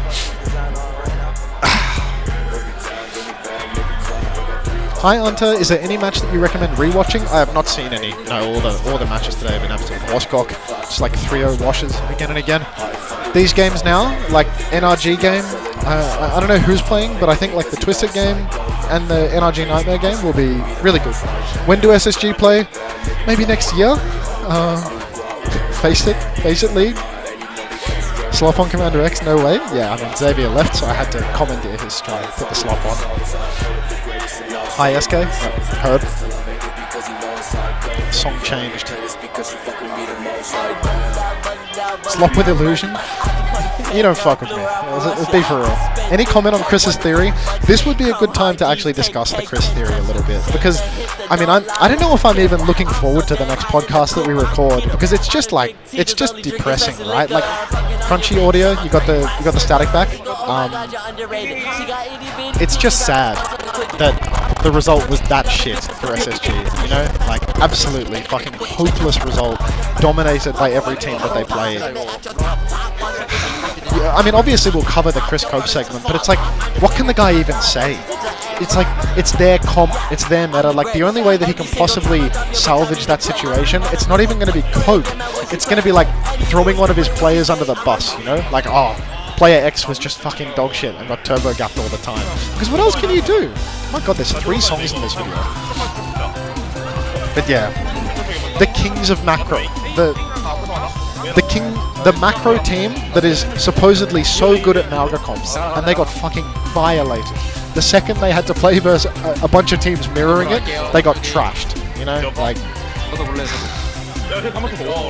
I think people overrate their results, because it's like, you know, that team did well in like Junker Queen meta and the Winston Lucio Kiri meta, but like they did really well when these were like the first of these metas, and really well to them was like coming 4th or something at the tournaments. Like, it's not like they were actually placing really high in playoffs. They didn't come 3rd in Overwatch League playoffs. I don't think they were top 3 in the Junker Queen meta either.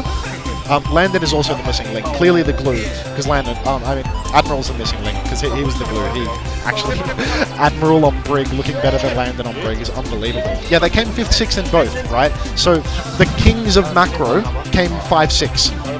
5-6. And that is their call to fame. Even like in the Overwatch League playoffs, they went pretty far. I think they come top 4.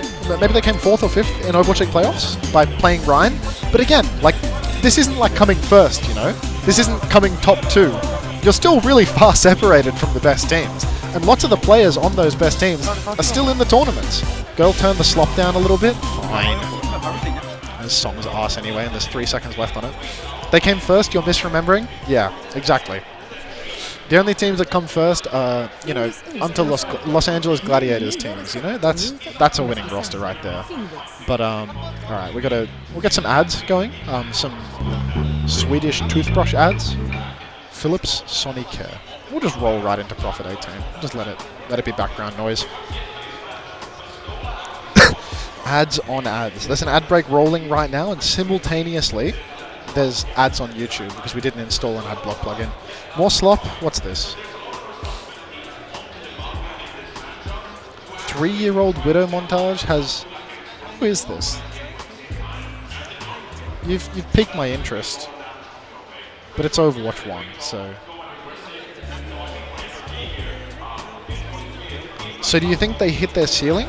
Are you talking about SSG hitting their ceiling? Because I mean, I think another thing that you need to consider about this tournament, I remember we talked about it a lot on the podcast earlier in the year. Well, I know I talked about it. I don't know why I say we, but there was this big wave of retirements that was coming through in the kind of early to mid-year phase where players like Hawk and Kaluge, they were all quitting. These like really good tank players in North America were all quitting. Even Dante was quitting. And there was a bunch of young players. You had your Infecteds and your Zeras and your Vegas, and lots of people thought that they were really shit. They thought like, oh, these guys suck. But it was really obvious that like these are 17-year-old kids with like relatively limited competitive experience, and like you give them a certain amount of time and they will catch up and surpass the old guys, because the old guys don't play the game anymore. Like the old guys have all quit. I'm just trying not to bring up his hour results challenge. Already failed. But yeah, the old guys don't play the game anymore. Whereas the young guys, all they do is play the game. They go back to their PPAs, they go back to their bootcamp rooms, and they just play ranked. They just practice all the time. And the old guys, they're not hungry for that anymore. If you look at EU, you look at that scene, the teams that got knocked out early, SSG, ENCE, half of their players are like 24 years old. It's a bunch of old players that are, I mean, past their prime, you know, they've hit their peak already. Whereas a lot of these younger players, even people like Seeker, you know, Seeker was perma-trapped on shit rosters, so he never got to express the fact that he was genuinely good. And people like Zera and like Infected, they're the new guard that have come through and overperformed. Same goes for people like Vega. But the teams that have young players consistently do well. Falcons, I mean, Falcons is a very experienced roster, right? But I mean, these are perhaps the exception to the rule. And both of these rosters still have some kind of relatively young players, right? Like, Proper is, what, 3 years into the full Tier 1 career? Stalker is, maybe a year younger than him, or... No, he's the same age. He was at Season 5, I think, Soul was like his debut type thing. But they don't have these, like... they don't have these, like, 25-year-old players just weighing them down unless you look at their tanks. So I think that, you know, the new guard is well and truly here, but, you know, the Western new guard is still not able to compete with the proper Stalker lip DPS lines, you know? The real gods. Heesung is really young. Junbin is really young. Chorong, I mean... Chorong was in the league for 2 years. He did pretty average on Toronto, and then he won the league straight away. So, you know, he's like relatively young. Yeah, who I do want to give credit to when we've watched these both series today, as much as they've been stompy. When we were watching that first series between Nightmare and Falcons, I actually think Infected got the better of Amalgam Mirror. I think Infected is like truly... Yeah, I think he's like Jota. This isn't just because I'm wearing the Nightmare jersey, you know? And to leave some room for X, please. He wasn't in the fucking chair! Well, you're not just throwing to me and then just looking at the empty chair. I mean, this isn't the same chair, but people love the chair. People have so much time for the chair. Yeah, I mean, it's a good chair. It's better than my chair, that's for sure. Ever since that chair stream, I've been it's been real neck and neck between who's the most popular member of my own stream. Popped off. But yeah, I mean, Infected is like the true joke, you know, like he's 17 years old, like, you know, 2 years younger than Junebin, just about. And he has a really, really deep hero pool. And he's performing at a really high level on a massive stage, you know? Like, he's here at LAN, and he's diffing people on Malga, a hero that people thought he was bad at going in. Yep. And then he's the guy that also has the ball, the Winston. He very flexible the player. Yeah, the Orisa as well, the best Orisa in NA at the same time.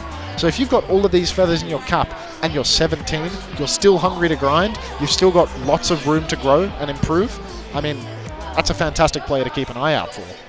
Not just at the tournament, but, you know, over a longer period of time. Yeah, we've been talking about it. We were at the bar, and like the idea of like this changing of the guard thing. Yep. And I think in the West, we're very much seeing that changing of the guard. There's still an element when there's still a lot of established talent in Korea, and that's still performing at a very high level. But I think in the West, we are seeing a changing of the guard moment, very, very much so in North America. Yeah, I mean, even Lenny's a young player, right? Lenny's like 20. You know, he'd 1 year in the league. Or maybe he's 19 actually. He wouldn't be 20. Boston fine. Clear? I think Clear would be good if he wasn't on Nightmare, because he's on Nightmare and Infected plays all the time. You don't even get to see it, you right? don't see him play, yeah. Yeah, that's the problem with having these big rosters where like you've just got people kind of rotting on the bench. People that could go further and could be better, could be really exceptional at something. Instead, they just wind up doing nothing, you know? Because they sit on a roster's bench, you know, they collect a bit of salary, they watch some scrims, but unless you're really putting in the practice, you don't improve meaningfully, so you never reach your high. I think chat make actually a lot of good points about like asking is there an EU equivalent, and I think some of the names mentioned like Zodiel, Rajaro, these are the next up. But I think in a weird way, even though we felt like EMEA was ahead of North America for so much of this year, what you're seeing now is North America's next generation has stepped up first. You think about Zodiel, Rajaro on VP and Peps and those type of iteration of teams, I feel like they're still in the stage that Infected and that sort of Nightmare core were at the start of the year. Alright, I'll kill these slot players.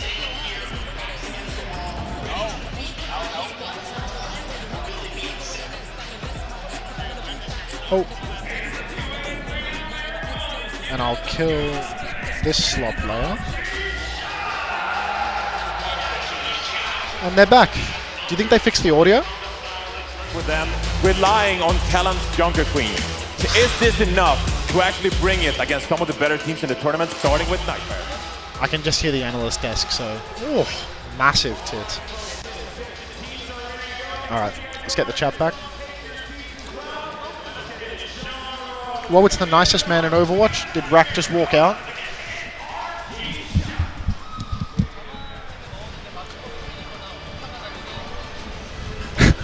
Where is my playtime? Are you going to be playing today? Cal. PGE.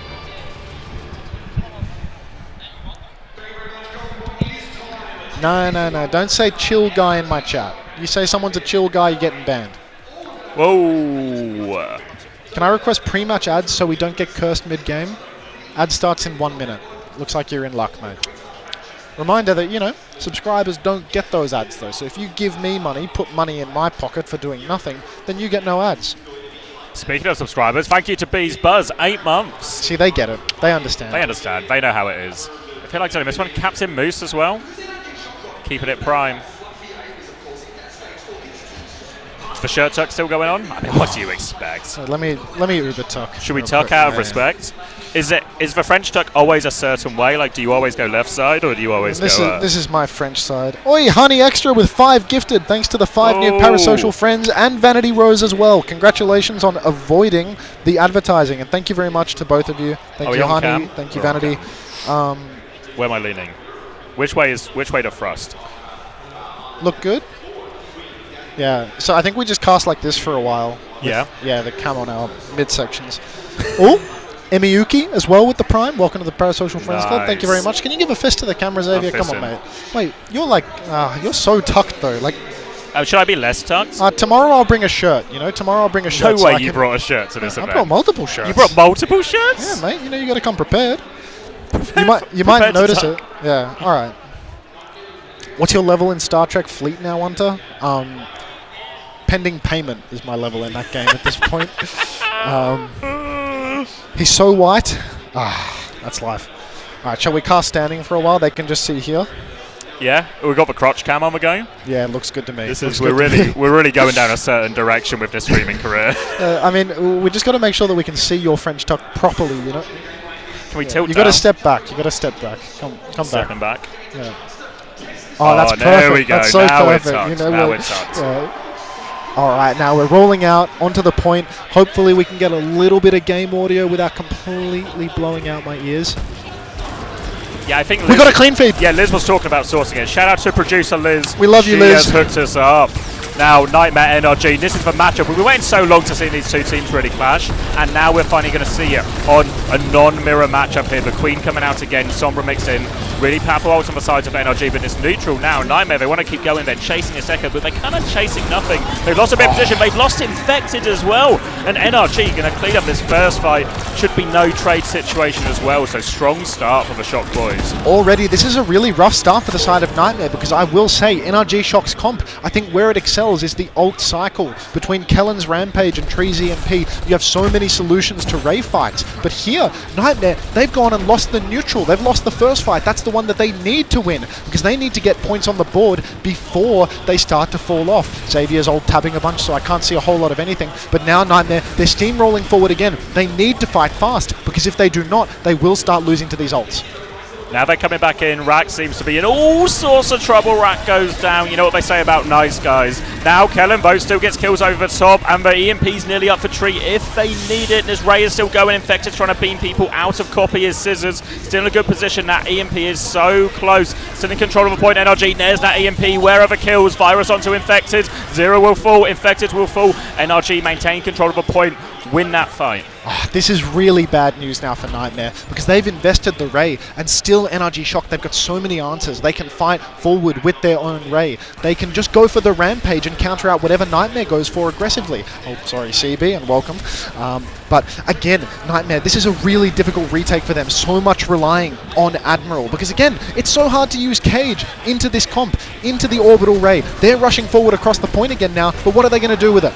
They're trying to ignore Kellen, but Kellen's just going to get a free slash here. Ray coming back now, looking for these kills. Nightmare, they're trying to disengage. Admiral has for rally, but Seeker falls before the rally comes through. And now they're trying to come through, but they're just burning them down here. And NRG Shock, absolutely dominant. Admiral will be forced back. Rally not used, Cage not used, Blade not used. Nightmare, they have so many ults, but they're going to be in a rush to use them. They've got solutions here for what NRG Shock have to play. Close Admiral, hold. he can counter out Kellen's Rampage. But Nightmare, they have to touch the point, and NRG Shock, they're pushing Spawn. But look at this, Nightmare, they've completely flipped around. They've wrapped all the way to point. Admiral's invested the rally. He's stuck a little bit behind, but the Cage is good. Touch is secured as well. So now if Nightmare, they can just eco their ultimates. Don't use the Blade, don't use the Blossom. They are in a good position once again. All eyes have to go to Kellen and Tree, though, because they are the two that have these complementary ultimates. These ones are so powerful to deal with. While the Cage can often shut it down, they had to burn it for that fight. So Nightmare is on DPS ults, the Blade and the Blossom. They need to try and find value, find trade with these kills, because if they just take a front to back, they allow Kellen to get that big rampage, there's no hope for Nightmare. They need to find a way. They're holding very close here. Ray in hand, we'll see what they start with. This is so deadly, but really I think a lot of it comes down to Seeker. Go Because opening with the Blade, they are going to open with the Blade. They go deep, they catch. Nice kill onto Rack Attack. It's a great start for them. NRG Shock, they invest the Rampage and it catches everybody. That is going to be the death of Nightmare here and now. EMP layered in as well into that Orbital Ray, and it's just coming up trumps for NRG Shock in the kill feed. No hope at all for Nightmare. There were some rumblings before about when NRG had a performance against Ents. Do they just have the right read on the meta? Is everybody else wrong? Was the Malga a lie? I got to get off the cock cam. Let's sit down. I was thinking this too when I was asking earlier in the day, are they going to pivot? Because it really did look like this Junker Queen comp had legs. It looked so difficult in the ult exchanges. Rampage, a perfect counter to Ray. EMP completely shuts out Cages. Just so many strong ults. And if NRG Shock can win neutrals on this comp as well, then really they're totally set. Because I think there's no question that NRG Shock's comp has a better ult fight. Better ult fight for sure. We're going to go into a pause here right now. And Static. I think as well, one thing that's really worth noting while we get a bit of a pause here is the nature of how the boot camps were going and how the scrim bubbles were working. You know who everyone hated to scrim? bloody NRG because they're not playing the meta comp. Why do I want to practice against Queen? This Queen team's just going to go out on day one. I don't need to practice against Queen. It's fake. It's not real. So no one really wanted to scrim NRG. Hard for him to find blocks. And now all of a sudden, oh, bet you could wish you could roll back those choices and maybe have got a few blocks in against this kind of ult economy. The thing is, Xavier, you cannot underrate the value of playing an off-meta composition in a tournament like this when everyone squares up on one mirror and you're the underdog. I mean, you experienced it yourself with London Spitfire. You come in playing Ryan when everyone else is playing Winston, and people, they don't want to practice against you, they under-prepare for you. Nightmare has just pivoted. They are now on Queen, Genji, Sojin, a classic Queen mirror composition. I like this shift up from them. Infected, he is not known for his Junker Queen. Clear is sitting on the bench, the god of Junker Queen in North America, or so he believes. And now Nightmare, they're coming out in the Queen comp, but they have a good mirror. Tree, he went back to spawn, swapped off the Sombra to Cassidy. Wants to take this in the mirror now, so he's going to swing out main, but they have the high ground here early. Nightmare trying to put pressure on. Slashes will be exchanged. Infected has lost his last chunk of HP quite aggressively, but Trey will be fooled by that aggression. Now stabilizing on point. Shout comes through from Kellen. Slash is going to hit nothing, but they're swinging on Infected during all of this. Lots of damage. Both Queens are low. Infected falls first. Now they can stabilize around Kellen. They're trying to find trade. Seeker needs to land a rail, needs to find a pick. The tank advantage is too overwhelming for NRG. They keep moving forward. They're onto the point. Torpedo's not in time to save Tree, but they still should be able to clean up this fight. Scissors just beaming people down. Nothing they can do. Couple of low players, and NRG win the first mirror fight. We just needed a little bit more from Zera there in that neutral. Seeker, he had a great angle in main, juicing damage up. But as soon as people started swinging onto Infected, Zera needed to be there, catching that hit scan, because Tree, he swung incredibly wide and just blew Infected out of the water. So really needed to cut down on that hit scan's angle. Here on the retake, Orbital Ray, Mirror. But Scissors has the copy. Zera, no ultimate to spare. Seeker, though, eyes on him, because he's got the overclock. He can flip up onto the high ground. CJ's actually gone down, and it might be a Rage Axe. So even though there's a nice kill on Rack Attack there, I'm not sure that it's going to be enough. Seeker pops the overclock. Zera goes down, takes out Scissors. He died with copy, and it is actually going to be Nightmare winning the fight, flipping the point, and doing it lean. That was so clutch.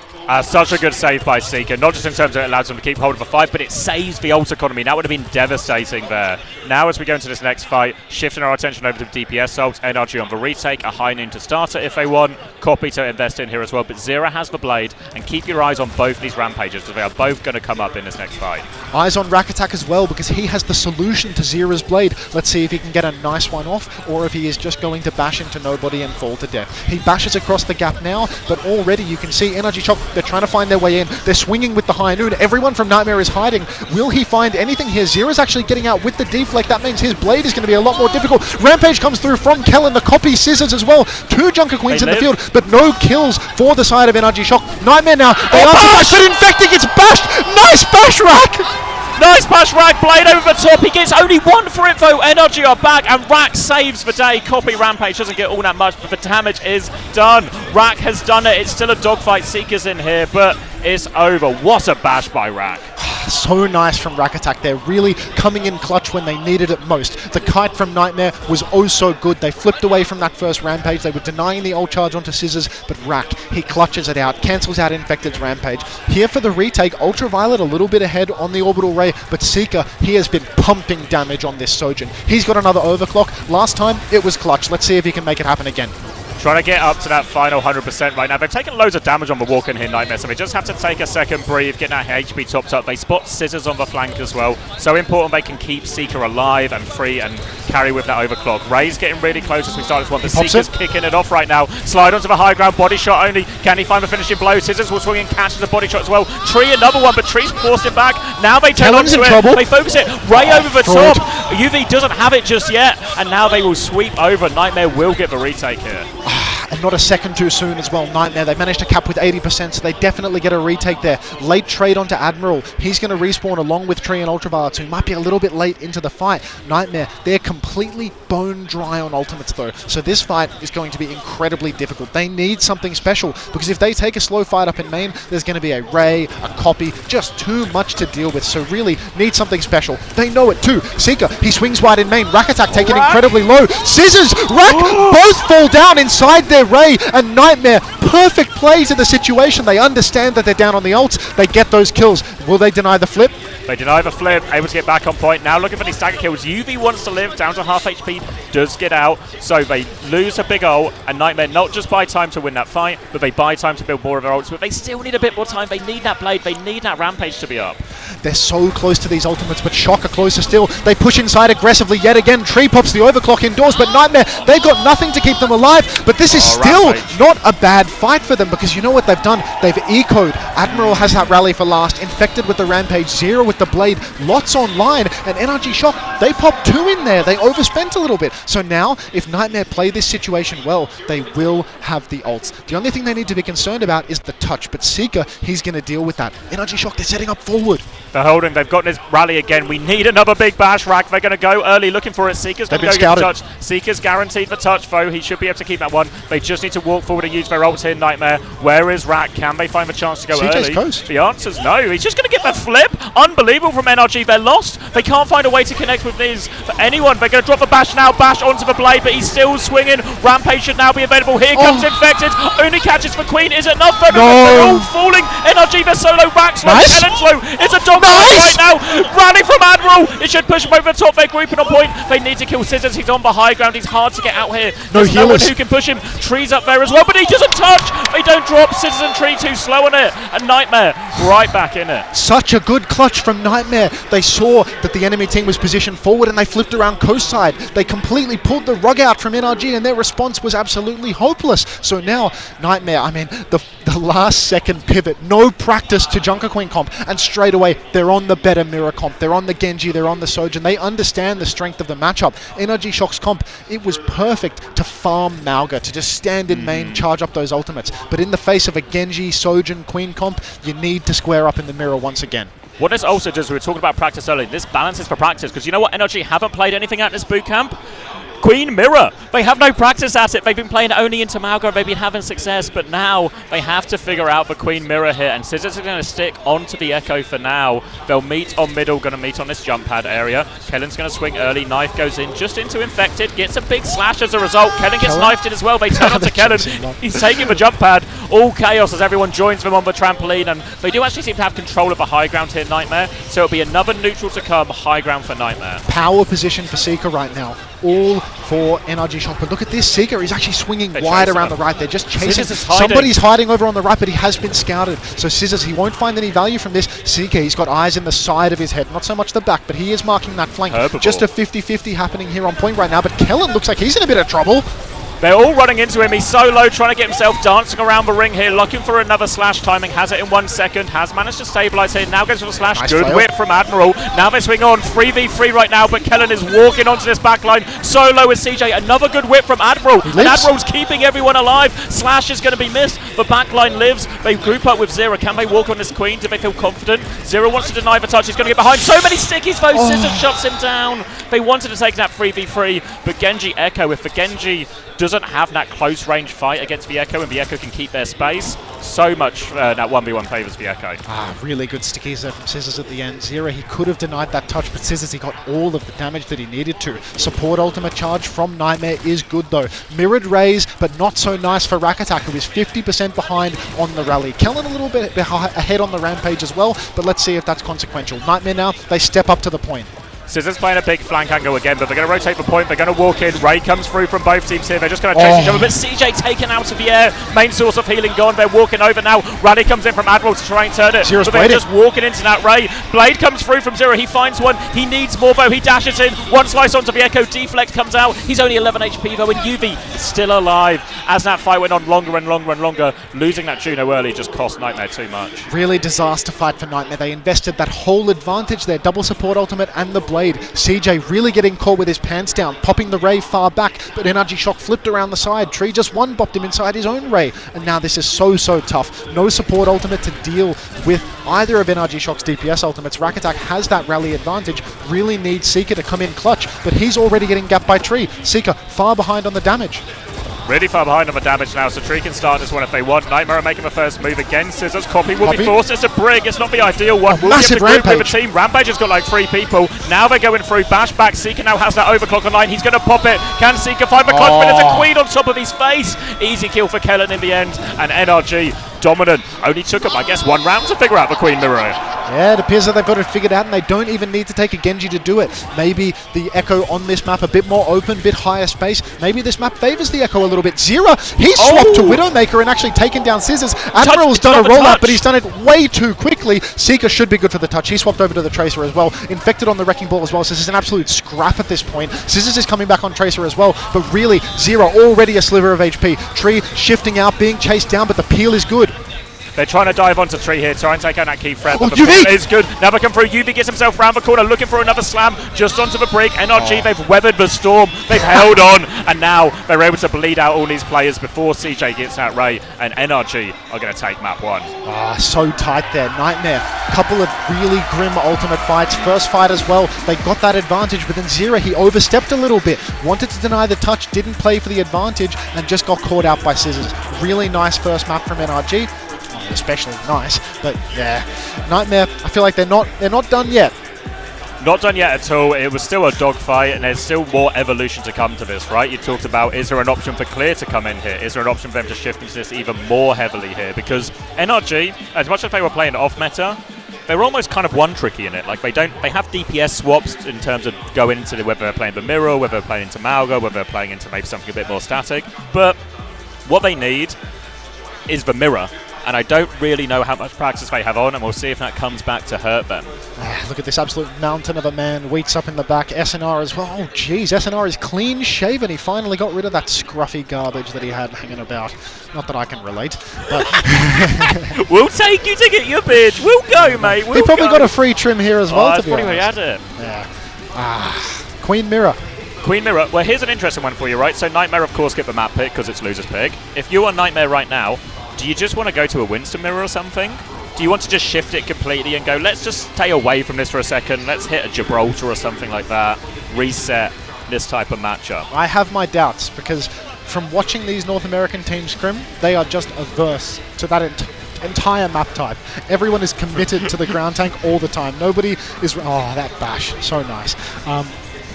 Nobody has been grinding out the Winston maps. Everybody is picking Shambali on the escorts, going for the Mirror. Whether it's Queen or Malga, whatever it may be, everyone wants to play the ground tank matchups. I feel like NA is so Winston averse. Frustration there from Infected at the end as it does go the other way. And I'm really interested to see where they go. If they just keep going for Queen Mirror, it does seem, the one thing that seems most guaranteed is maybe the Malga is just dead for Nightmare. They don't want to play in this matchup. They don't want to seem to play into what NRG have got all this practice against, and they maybe have less. And we'll see if that really swings it in their favour.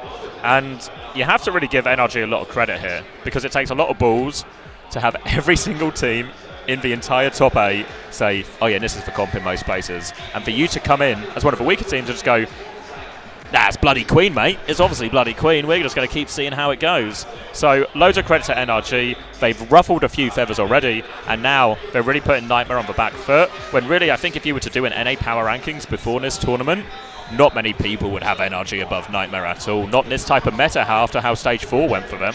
Yeah, they looked really dicey up until now. But so I mean, they come... it's just dice all over the place, really. But, I mean, they just come back in on a Queen comp. They play to their strengths. They get to have the double flex DPS players on two flex DPS heroes, and it just works. I think as well, a lot of credit has to be given to Tree in particular, and there's always been so much hype around this young man as when will he finally come? When will he... when will he finally...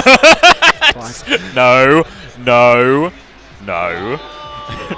When will he finally prove himself at like a major tournament? When he get this opportunity? He obviously had appearances with M80, but that M80 team really never really did anything meaningful. And honestly, it looked like he was going to be in a similar situation here with NRG, but now all of a sudden this lower bracket run really on for NRG. They're off to a good start. And here's an interesting turn of events. Nightmare are going to go to Circuit Royale. Circuit? So never saw a Circuit scrim. Does this mean, is this something they feel like the Queen's going to be particularly weak here? I mean, it's not a really very traditional map for Queen there at all. Do they think they can get away with a Malga there? I fixed my custom invite link, fuckers. Yeah. I don't really understand why they are going for this matchup, because maybe they just think that it's a little bit better for the Queen or something like that. But I mean, I haven't seen Nightmare scrim Circuit Royale very much at all. Do they think it's hard for the... my theory is like they must feel like it's hard for the Queen, and therefore they feel they can get NRG to swap off it, potentially.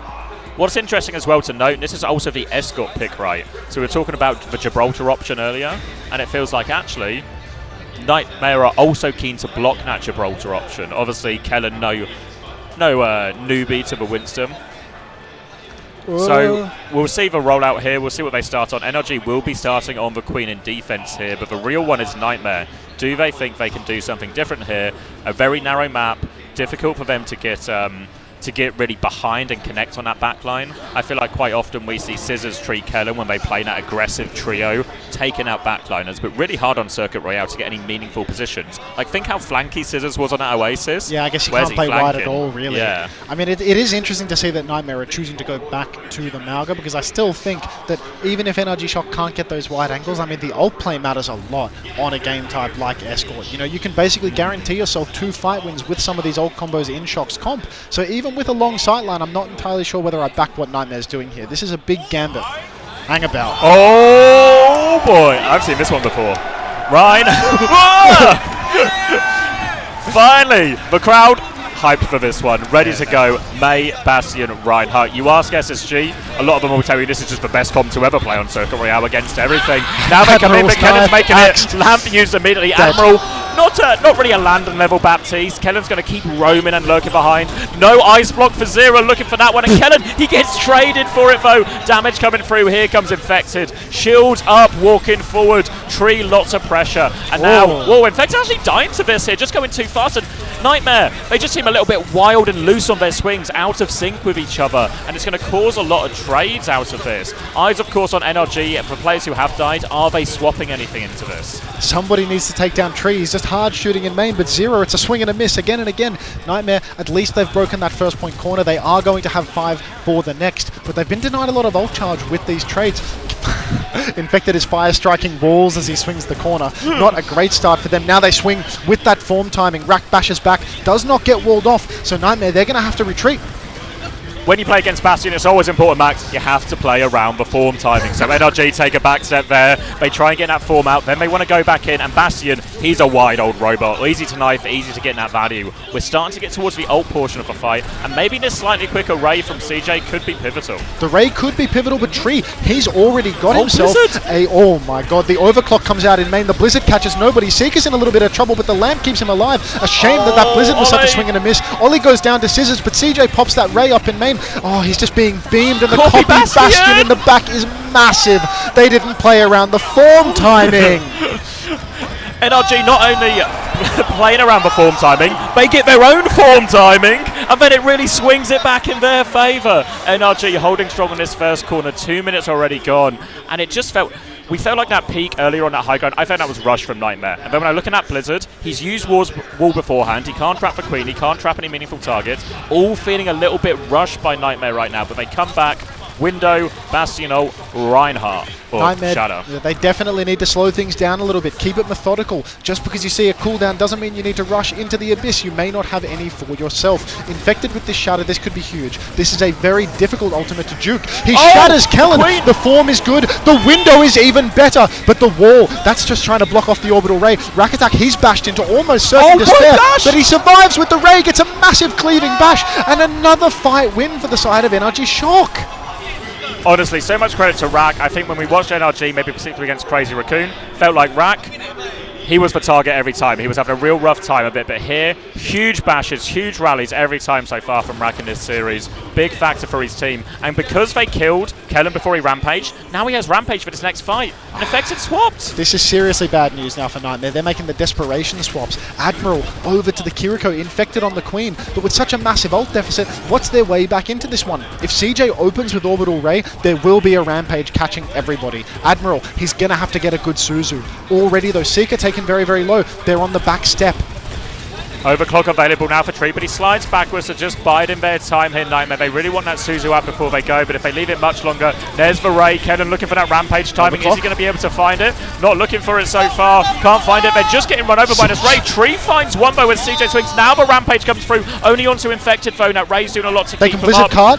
Yeah, we're going to Blizzard. He's throwing it downtown. I don't know about this one, Zero. Just Blizzard the objective. He freezes Scissors, but there's nobody left to shoot him.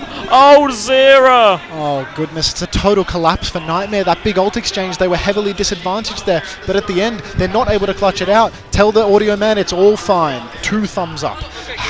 really rough for the side of Nightmare. Looked like they had a good thing going on the Rhine Bastion, but they rush forward, they get themselves traded, they have a big ult fight, they rush forward, they get themselves taken out, throwing blizzards downtown, no wall combos, too impatient. Nightmare, they need to slow it down, but I mean, they haven't even pushed the car past the corner.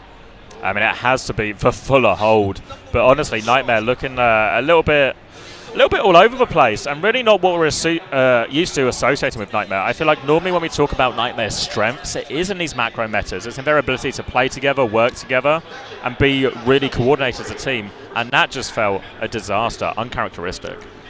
It's just another triumph of Wheat's theory, really. There are many such cases of Wheat's gapping Christopher with his theory, and here he is again, standing tall, progressing deeper into the bracket than Chris could even dream of. A big man with a big mind, and it's working out for NRG right now. And the beautiful thing for NRG, because they know all they need to do is capture first, there's loads of decisions NRG can now make in terms of being efficient with the ult economy, saving their ults for one clear fight win rather than getting dragged into these dog fights and having to try and win the scrappy fights like Nightmare were trying to do on their attack.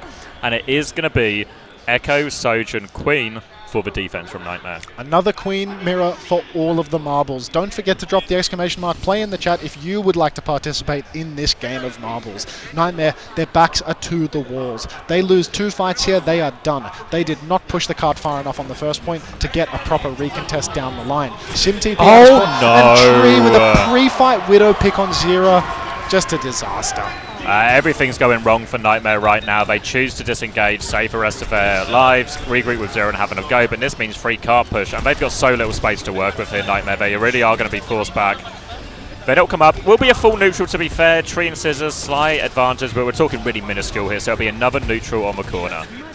One more neutral on the corner, no particular advantages as of yet because nobody has really clashed other than Zero's head with a Widowmaker shot. Tree, he's got a good position up on the high ground. Kellen swings out, still preserved the shout, but Ultraviolet appears to have been caught by Infected. Maybe swinging a little bit too wide, trying to get some big torps, and that is exactly what Nightmare needed. A little bit of a lead on the Ray now. Stagger kill onto Tree and Scissors as well. Good looks for the side of Nightmare.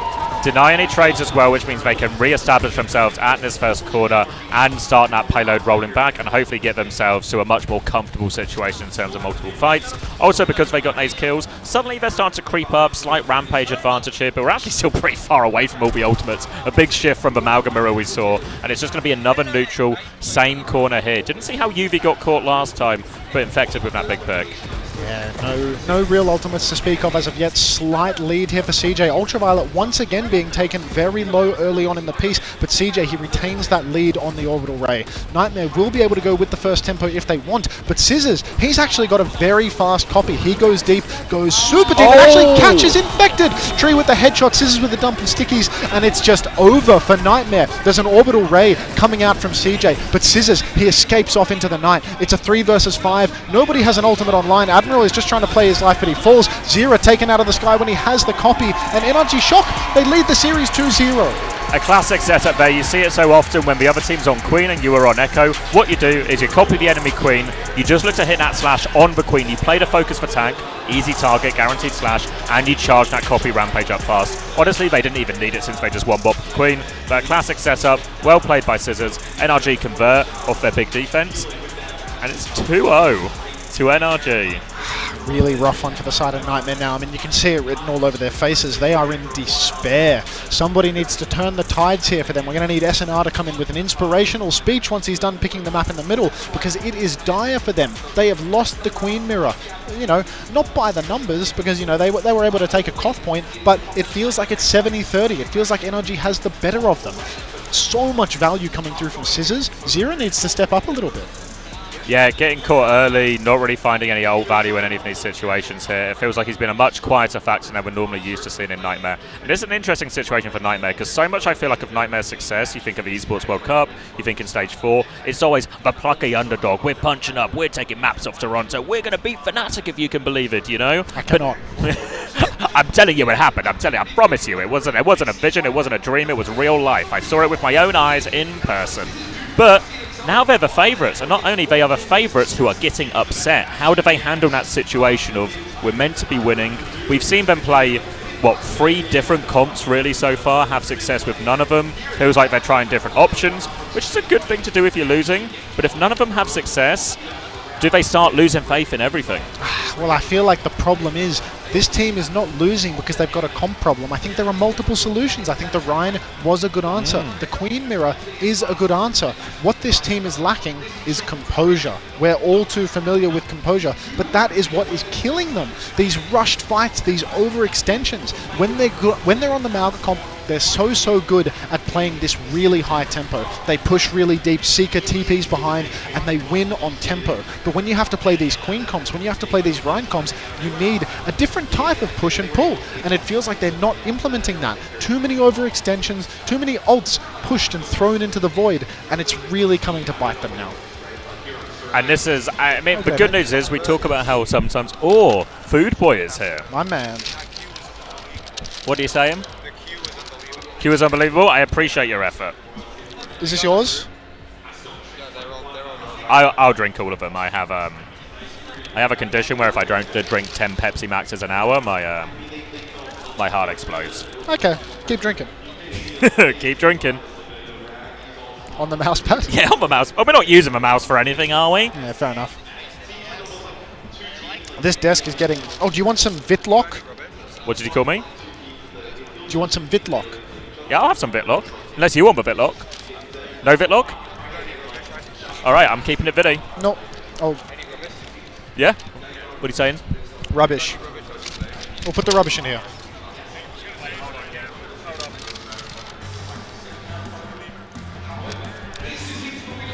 Keep drinking, chat room. Alpha, what you really need to do is you need to smuggle in a bunch of alcohol now, so we can get pissed on this. Give you a staff badge, you come back with a fifth of vodka or something, okay? Alright, the beers have been ordered. Thank you. Thank you, Alpha. Go. Alright, let's get some pregnant mans in the chat for Food Boy Alpha, because we are about to be looking a little bit on the... Did he take the rubbish bag? He took the rubbish bag, yeah. Clown. Alright, thank you as well, Dragon of Miller. I know I'm missing some subs, but I appreciate it. I see it. It warms my heart. I'm not missing any subs. Good. You guys are just not paying me. No ads for subs. No ads for subs. It's true. He's not lying to you. And I'm not lying to you about this Queen Mirror, because it's back on the line. Nightmare, I'll go into Mirror. Life on the line as well. Remember, this is all lower bracket, right? And there's no redemption here. Only one team can go forward. NRG really on top right now. Going to be a Queen Mirror, their comfort zone. No sign of clear coming in for Nightmare. Will be more of the same. Echo's coming out from both teams here as well. Sojourns too. So it seems like they both got a read on what they expected the other one to do. And now we'll meet for this first neutral. This first clash, I mean, this will be a good litmus test to see whether or not Nightmare is capable of changing their pace a little bit, whether they can get an advantage and slow it down a little bit, not feed away into the void. Because right now there's so much pressure on them. They're down 0-2 in the lower bracket. Everything they've tried has not worked. Early exchange onto Scissors, but he manages to make it out alive. NRG Shock, they've got the outdoor space. Zero stuck inside a little bit. This isn't the best position right now. They lean towards point quite early here, and this just allows Infected to walk back onto point. Not sure about a decision from Kellen. Now a bit of divide in where the NRG players are playing. They're separated, but Scissors, the stickies just land across the map. They get that pick, and now they can flood forward with that DPS advantage. Cirrus just flying in circles. He's like a fly stuck in a room, and he will get taken down. And one trade for Admiral, is it enough? Not really. And this is going to be a disaster. I didn't tell you, by the way. I went out for a smoke, and you know the big revolving doors? I got stuck. I got stuck on my way back in. I was trapped. A fly in a box. That's how the memory was jogged. I was trapped. But the security guard helped me out. H2554, I misread your name already. Thank you very much. Welcome to the Parasocial Friends Club. Appreciate that. Pay up, motherfuckers. All right, Nightmare now. They've lost that first fight. Scissors putting on an absolutely generational performance. So much damage in all of these neutrals. Seeker knifed in early, taken down by the stickies of Scissors again. Now the copy from Scissors, the Rampage. I mean, they don't even need it. It is just another wipe. Clean for NRG Shock. Sometimes when you see good Overwatch, it really just takes your breath away. And now we see Ray was invested, quite a heavy investment in overall for NRG, but just secure it. You can see them shooting outside as well. They want to make this touch as difficult as possible here, and they're going to try and go early. Come out the door. They actually swing a little bit early here with this overclock, but they kill Seeker, and Seeker, he just can't catch a break. They've raid back, but they need to walk forward for the touch. They get one trade actually. Infected was really far forward, but they don't seem to punish him for it. And a little bit of separation here from NRG. They just get split, they get pulled apart. Now they're going to try and preserve Tree's life, but it did the job. They couldn't touch. So even though they invest in that Ray, it's ultimately for nothing, Nightmare. And now we come back in. Rampages on both sides, rallies on both sides, but DPS ults for Nightmare. This is a great chance for them. It's a really big ult fight coming up, so much on board. Some sort of white cummy stuff was on my pants there. I don't know where that even came. Was that the burger? I don't even know. Just like, oh, it'd be the cock or whatever it's called. Bitlock? Yeah, that's the one. Anyhow, Nightmare, really healthy bank of ultimates right now. A fight that they need to win. It's just a question of, can they win it without spending everything that they've got? Lots of pressure. Oh, it was on my wristband. That was the secret. Thank you, guys. Appreciate it. No more ads. Here we go. Sticky's up from 0. Nightmare need to make use of these DPS ultimates, and Seeker doesn't even need an ult. Takes Scissors' heads off. Finally, a bit of redemption for Seeker here. Taking him down. Give them the opening pick. 0 will pick up a flip from an NRG.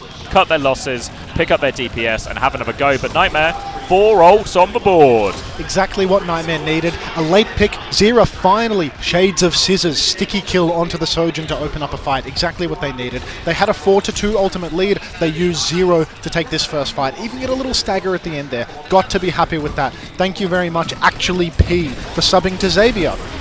I like money, and Seeker likes overclocks, but he gets a rampage in his face. They get taken down. CJ, though. Copy comes in from 0. They're not done with this one yet. Infected still has it. Bash comes through, denies that slash, but they're walking round the corner. Still going. They're awfully low here. Kellen will get traded. It's now just a dogfight. Force out of Copy. Rally still going for Admiral.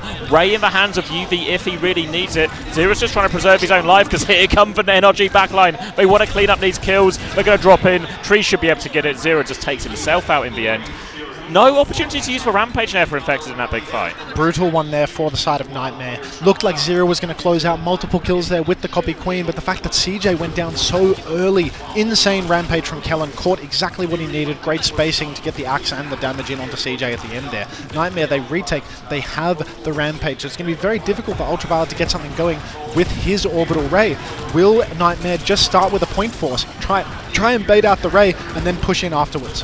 If they drop the Ray, it's a great opportunity to use this Rampage, but Zero's just died before the fight. Copy Scissors coming in. There's the Rampage now Infected. Couple of decent targets, but just the Copy and Tank, really. And they are just getting obliterated as they walk in here. The Crossfire, 2 Sojourns, everything coming down. And that's a very easy fight for NRG in the end. Tough one there at the end. Infected, I mean, he secures himself 1 trade kill. Don't think he will get the second, no matter how nice Rock Attack is. Look at that Nightmare. I mean, they've spent heavily on this retake as well. Touch is really scuffed as well, right? There is no touch. Their tank got staggered. Now NRG Shock, I mean, they're 2-0 up in the series. They're 2-0 up on the map. This is series point already here in the lower bracket, and they've got all of the ultimates as well. They're 2 ultimates up as well. Everything going NRG's way. It's going to be the point right in front of them as well, so they'll be able to get in there very quickly. We'll have that Ray to start the fight. Overclock to layer in as well, as CJ, we expect him to respond with it. But look at Scissors, loves a flank, doesn't he? He's been finding a lot of kills in this New Junk City so far, and he's going to look for another one here. Comes in wide, gets a lot of stickies in the tree, pops the Overclock, and that kills Admiral inside. Kellen with the Rampage, it's enormous. CJ, he threw the Ray in there as well. So even though NRG Shock spent 3 ultimates, Nightmare, I mean, it's not like they were able to eco that fight. There's still only 1 ult online for the start of this retake. They have a chance. They play slow, they will have the advantage once again, but they're truly fighting uphill. Really uphill. There is some saving grace. I feel like the fight plan from NRG Shock just maybe doesn't make sense. Like using the Overclock there, if they were planning to do a Ray trade plus Rampage, just seems more expensive than it needed to be. So Nightmare, a bit of a chance here. Want to try and win this one kind of lean though, because they're pushing versus 0 ults, nearly a rally. Maybe only the DPS ults you want to use here. Zero's going to go in deep. How's that Copy if he gets in trouble? Will be copying the Queen. Now they can walk onto Kellen. You see, just wants to connect that slash. Pulled in all the damage onto Kellen. Can they find the finishing blow? Copy Rampage nearly in play. Here it is. Catches 2 people. Raccoon fall for it. Kellen will fall for it.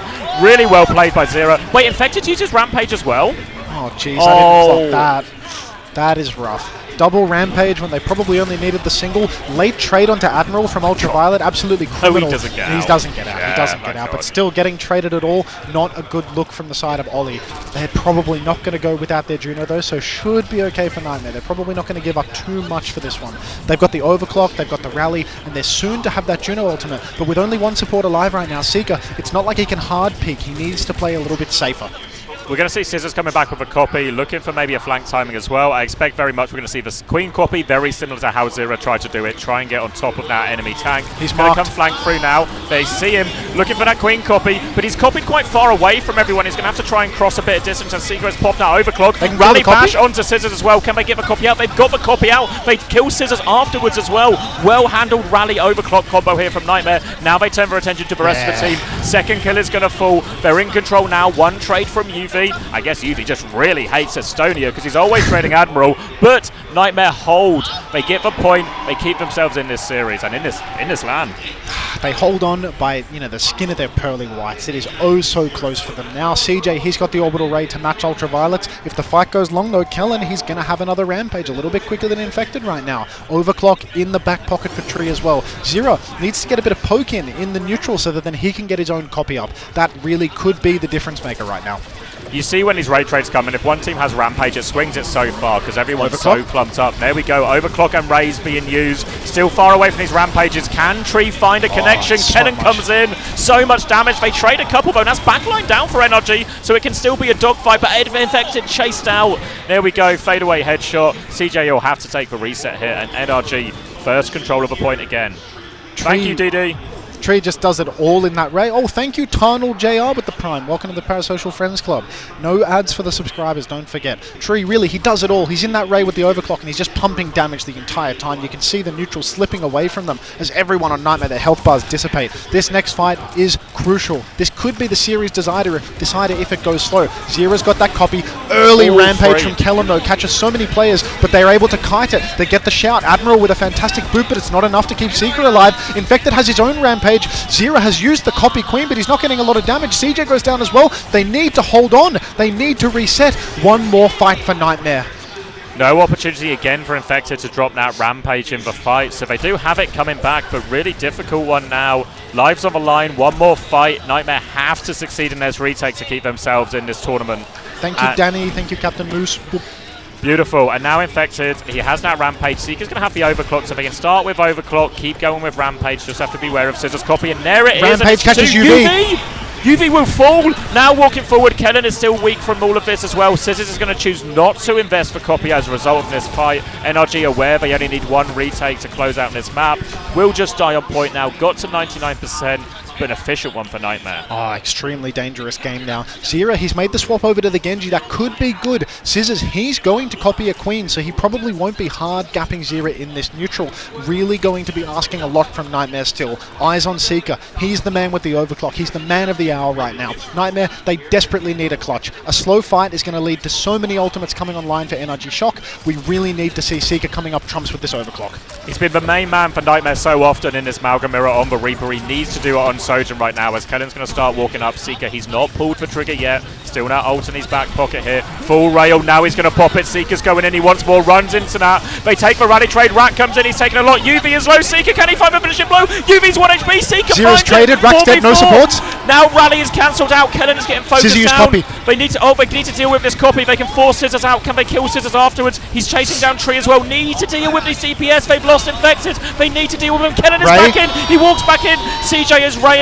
Zero is there. They're going to try and burn this Overclock, but the Ray keeps them safe for now. CJ just tanking body shot after body shot. The Ray providing so many healing, but it's just going to be a dogfight. Respawn's coming in, Max. Zira's 70% on the blade. I don't think he's going to charge it up anytime soon. He's trying to stagger onto the point right now, holding the deflect. Ultraviolet, he's got the Ray. They're going to throw that down on the point. CJ goes down inside the Ray. Admiral too. No supports left online for Nightmare. They're going to need beyond a miracle to clutch this one out. Kellen with the Rampage. Seeker takes out Scissors. Oh, Rampage catches Infected, and it's just Zira versus the world. A 3-0 for NRG Shock. NRG on top. NRG on top, I fear, as my Nightmare jersey slips off my body. Oh, sad state of affairs, really. Insane. The DPS from NRG Shock are stepping up to an unbelievable extent. Scissors is performing out of this world on the Echo. Really believable. After their performance against SSG yesterday, it really felt like we're in a situation where Nightmare was suddenly looking like they were the team who could maybe punch up or maybe do something. But a brutal series against Falcons earlier, followed by a very different series where they got a very different problem to solve against NRG's comps, and they can't solve it at all. And NRG will continue their run through this lower bracket. I mean, NRG looking really strong on these Queen compositions. Good in the mirror, good in the counter comp. You can see the faces on Nightmare right now. They are crushed. They are devastated with this result. They would have gone into today expecting to edge it out. Hey, mate, how you doing? What you got? I'm going to indulge in some chips and some BitLock. Oh, you got it here? Yeah. Have you found all the players, or who have you? Have you got a pen? Yeah. Well, Hunter is signing a Gladiator jersey. Cheers, mate. Thank you. But yeah, get me something to sign it with, and I'll do it. Thank you so much, guys. What an incredible game. Tree, you know, you've been called a Tree prodigy, interview again. called the last hope of NA. Those are some ridiculous shoes to fill. Do you feel like pressure from that kind of adoration from the fans, or are you used to it at this point? I mean, I think the gameplay speaks for itself. You know, at this point, there's Attaboy. All right, well, he's filling the shoes pretty well. I got to ask for you personally, for this team, it's been kind of a wild ride of a season, right? There's been up and down results. You've been through a lot from team to team, but here you are now having the tournament best results so far. How do you look forward to the future? What are your aspirations in this tournament? How far can you see yourselves going? I mean, I think getting Kellen off ping, and honestly Scissors off ping too, because he's West Coast, is like a big deal for us. That and like with our comp that we kind of found out, it just all sort of clicked at the same time, and like we've been riding the wave since, and like it's gonna keep going and keep going. Every win we play better, and every win we get used to the stage, I think we can only win from here. You guys are starting to look like a real scary team to go up against. Now, looking ahead to your future opponent, could be Toronto Defiant, could be Twisted Minds. What do you think about those teams? Are you worried about any matchup? Who do you expect to see in that next round? I hope Toronto wins. I think they definitely will versus Twisted Minds. NA's on top in my opinion right now. But I want that NA rematch. I want that Grand Finals rematch. I want to see Toronto again. All right, well, you heard it from the prodigy himself. Congrats, Tree. Well done. Looking forward to see what you guys can do in the rest of the tournament. We're going to send it over to the desk. Thank you so much, Jake. Thanks, Jake. Yeah, thanks, Jake. I didn't know he was Jake doing that. comes, and now he's on your stage. Jake is everywhere. He's everywhere. Get him What a out. guy. I'm like complimentary about it. It's like, oh, what a guy. And he's like, get him out, get him out. Well, we got Danny in though, so yes. that's a victory for everybody. We'll let the desk waffle while we're here. Danny, let's break it all down and talk about how NRG Shock got this one done. You know, I'm pretty sure I wanted to say this when you were asking like which of the matches is your favorite. I wanted to pick out the NRG one. Obviously. Because I mean, let's be honest. We haven't seen, not a lot of teams are running that Queen comp, and right now NRG Shock is killing it with the Queen comp right now. Kellen is looking fantastic. Another great win for the team. Everyone is just thrilled with NRG. It's easily becoming everyone's favorite team in the tournament, and we're actually getting a lot of cheers from the audience too. Whenever NRG plays, and look, they're looking real good. They're looking real good on this composition, and especially, I want to highlight the backline. Of course, Matt and Mitch, they already did highlight the backline throughout the game. You know, Rack Attack, he had a couple of great moments like this one, you know, stunning Infected out of the Rampage. But in general, I think they do really well in the neutral game. They do great with their positioning and their rotations. And when everything clicks for the backline of NRG, the rest kind of like falls into place, because I think it's fair to say that the past year, the backline has been the most criticized out of NRG. Specifically, I think Rack Attack has been under a lot of pressure to live up to the likes of Ultraviolet, Tree, and even Kellen at times, right? But now we're seeing Rack Attack really come into this rig role, having a lot of big, impactful moments. And it makes it so much easier for the rest of the team. So I was really impressed by how they're kiting Nightmare in these situations. They're sometimes allowing Nightmare to take positioning on the map, and then we'll say, okay, you guys have positioning. Now we're going to rotate. We're going to flip the map and put Kellan in a pretty safe position where he can play with the adrenaline rush, get healing from his bleeding abilities, of course, and then everything falls to play. Tree is popping off. Hey, GFC Connor, thank you very much. Welcome back to the Parasocial Friends Club. Hope you enjoyed the silent mukbang with the static. I'm signing a jersey for somebody important and it spilled burger sauce all over it. I was thinking of licking it clean, but that might be poor form. Rack Attack gets MVP. All year long, we asked the For that one bash. for Rack Attack, but the real Like literally one bash. On a map that, you know, they lost that clock point. He played well. I thought Rack did well. Yeah, I mean, there was like two good ultimates. From Rack Attack, and it was actually, well. Scissors has just been unbelievable the entire series. Yeah, like actually unreal. Oh, no, it's cool. It's like so frustrating for him to not be able to get any of those wins, right? And then again, it's been like a grueling year for this roster who started out as students of the game, later got picked by NRG Shock, and a lot of pressure to fill in for the reputation of the Shock, right? Finally flourishing here in Stockholm, and what a performance here at this event out of all of them. Yeah, I'm gonna say, I think NRG Shock is my favorite team. There we go. There you have it. This is how quickly he abandons SSG. Just yes. Who? SS2? Are you facing Cloud? SS Shock? Wait, I don't know. I only know NRG Shock. I don't know. SSG is dead shit. You know, that's how it goes. You win some, you lose some. You lost Danny as a super fan, but NRG Shock is not just winning matches, but also Danny's favorite. Let's take a look at that bracket to see where we're currently at as we're fighting our way through those lower bracket matches. It's brutal. This is day 2, and we're saying goodbye to 3 teams today. So yeah, obviously a heartbreaker, but still, you have to give credit where credit is due. Nightmare did a phenomenal job. Heading into this event, I don't think people had them on their radar. They were an underdog. What's good, Untitled? Just sitting at a computer in a room full of computers and people and lights and noise. Yeah, how about you? Dark horse in the tournament overall, but it did look really good on that Malga composition. Right.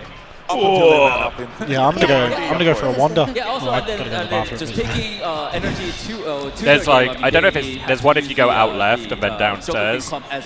And, you know, Huh? they tried their If you go out best, left and downstairs. No, I'm gonna go behind stage. Oh, he's a behind stage kind of guy. You want to take some rubbish with you out of respect? To get the win. Yeah, out of I mean, respect. you gotta be kicking yourself a little bit. How do you want me NRG is a to? team you probably I'll do feel it. like you have All right. to I'll let you pretty choose frustrating for formation. Looking for the host now? Give me an ashtray as well if you can. Just wasn't there, right? So. Map picks. Leaving you in the capable hands as a a. little risky. Obviously, loser map All right, pick chat. here, so We're some in. come Missed with yesterday some what happened to pretty SSG? specific game plans. Do you feel like maybe I don't want to there are talk too about it. many risks taken by now? I mean, look, the Circuit Royale pick, the Circuit Royale pick looked bad in hindsight because we got first point held, right? You know, I think they struggled a little bit with the execution with the Reinhardt and Bastion. Maybe activated wheels mode a bit too early, and it was too easy for NRG to kite.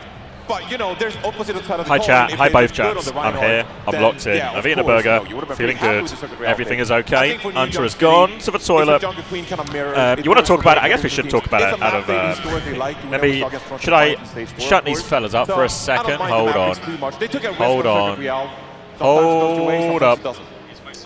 Put that on a t-shirt. Let me just, I'm changing our configurations. We need to have 2 chats open. Match, and we'll be diving into a second one very soon. But first, after 2 this chats quick open. break, we have a special treat for you because Jaws gets to play in Overwatch. There we go. Can we get Chris on the CoStream? I have not heard from him today.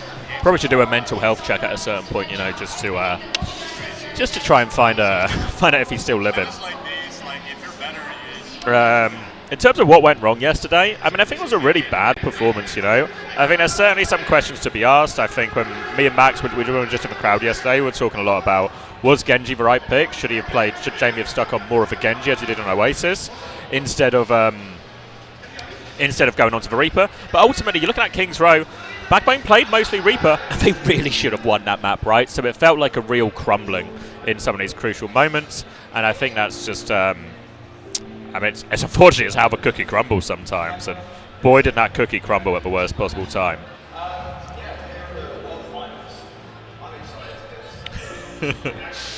So I'm sad for the guys. It sucks really. But like these LAN tournaments are brutal. You know, like you lose a couple of games, it's just over, right? The stakes are really high, the tension's high, you don't have a lot of room for mistakes. This meta in particular, it's really unforgiving, right? You mess up a couple of mults, you overuse. We saw that happen on Shabali for SSG. You overuse, you use 4 ults when you only really needed 1, and then you just fuck for the rest of the map, you know? Yeah, I mean, it's a massive underperformance compared to what they would have expected from themselves. It's a massive execution failing in these crucial moments, and I think there's sort of no way to really dress it up, or there's no like silver lining here. So I think, I didn't see the post-game interview, but some people were telling me about Chris's post-game interview after that game, and he called it the biggest, or like, what does he say, the biggest disappointment in terms of performance so far for a team he's coached. So I think it's really brutal. Obviously, feel for them, friends with all the guys, want them to have success, want them to find find happiness, I guess. I mean, that's too cheesy, but like, there was always a chance. There was always a pretty reasonable chance SSG weren't going to win this tournament because of the strength of the other teams, particularly Crazy Raccoon, particularly Falcons. But if you go out in a tournament, if you lose a tournament, what you want to happen is you go down swinging, right? And I think a lot of the teams we're actually seeing here, look what just happened to Nightmare. It didn't feel like they went down swinging, you know. It felt like they were just blown out of the water, right? We've been in a free Overwatch type day. I think similar story for ENCE, right? None of the teams that have gone out in this tournament have gone out in a respectful way. They've not gone out playing their game. They've not gone out in like a dogfight or, you know, playing well. We've seen a lot of crumbles here. Maybe Nightmares is more understandable because it's a crumble where they crumble into an alternate comp they have less practice against, and it's harder. But yeah. Ready to organise for the off-season? We'll see. We'll see. It's going to be an interesting off-season. Yeah, I think... Wait, is it? There should be an announcement later today, I think, right? Is that public, or am I just egregiously leaking? Did they say that publicly? There's going to be an announcement later today? Yeah? Okay. I'm okay then. All right, yeah. So there'll be an announcement on today. All right. I sort of like started saying it. It was like, it's fine. It's public. That's cool. So yeah, thank you, Mr. Rover, as well for the 5 months. Appreciate it very much. They're just going to do the announcement on stage, so I don't know exactly.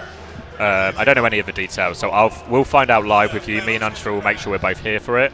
I was a bit surprised to hear there was going to be an announcement. I originally thought we were going to see nothing really about next year, or nothing concrete.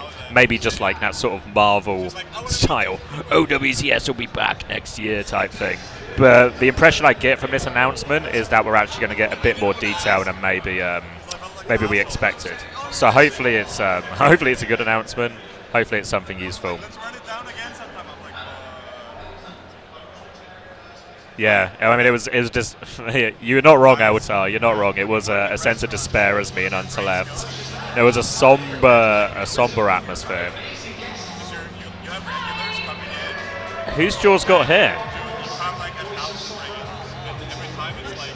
Yeah, I think it's after the 4th game for if I remember right. Who are these people? Oh, wait. Oh, they're the voice actors. Oh. They got the voice actors in. CX only reading his chat. Nice try, Ilo. I saw it. I saw it. You were both saying the same thing. You know, you're not so different. My chat, Hunter's chat, you're not so different after all. Where's PGE? It's not a PGE meta. How many people are over there in Stockholm? I mean, it's packed. Like, it wasn't so bad Friday, because we have to, like, when we go out, like, to smoke or go to the toilet, we're, like, walking through the arena. Yesterday wasn't too bad, but by the time we got to the end of yesterday, like, after the work day after that, it's absolutely packed. It's absolutely rammed today as well. I think, like, the seating is mostly full right now. I imagine that's only going to go up. Obviously, we're in between games right now, so a lot of people get up after games. But, yeah, pretty packed here.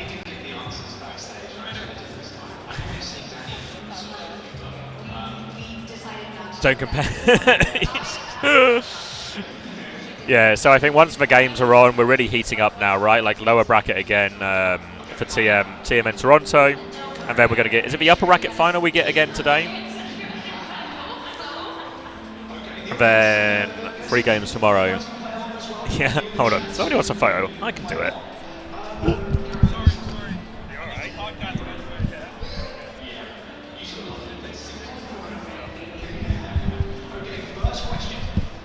I fucking can't go anywhere, like.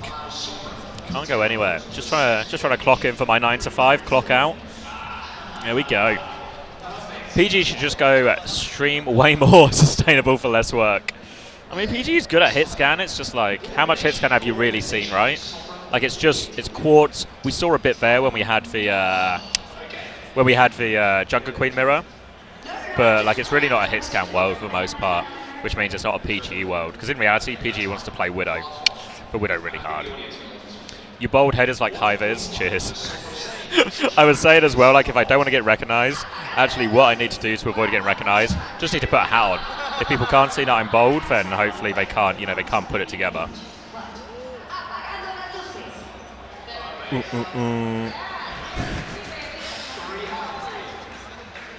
Most cringe thing you've ever watched? I've got it turned right down, so I can't really hear any of it. So I'm just, are they just doing like a quiz?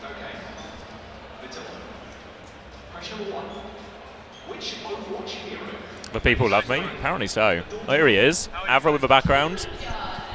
You alright? How are you guys doing? It was like a really rough start because we're doing both streams. So we got 2 OBS going. Have you managed to get it going? Yeah. Got 2 instances of OBS. Yeah. I see. Yeah, wow. and it's a little bit scuffed because originally we thought we would just have like a URL link. Avril too famous as well. It's all to me. Can I give Avril some food? Me and Hunter have demolished our food, so there is no chance there's any food left. How's Max doing after that Nightmare loss? Yeah, all right. Just blown out of the water. It feels like so many of the teams. It feels like so many of the teams when they've gone out in disasters. Like SSG, definitely the European teams. I knew Ents were going to come to this one pretty weak. I did not expect SSG to come in weak. Yeah, but even Nightmare today, it's like 3-0. Like every team that's losing, they're like crumbling. I knew Nightmare was going to lose as soon as they got forced in the Queen Mirror. I was like, okay, if they're permanently off Malga, Nightmare cooked. Yeah. So my question now becomes, how far can they take this Queen in this tournament generally? Because it's 100% stopped by the Koreans. I don't think they get through another round.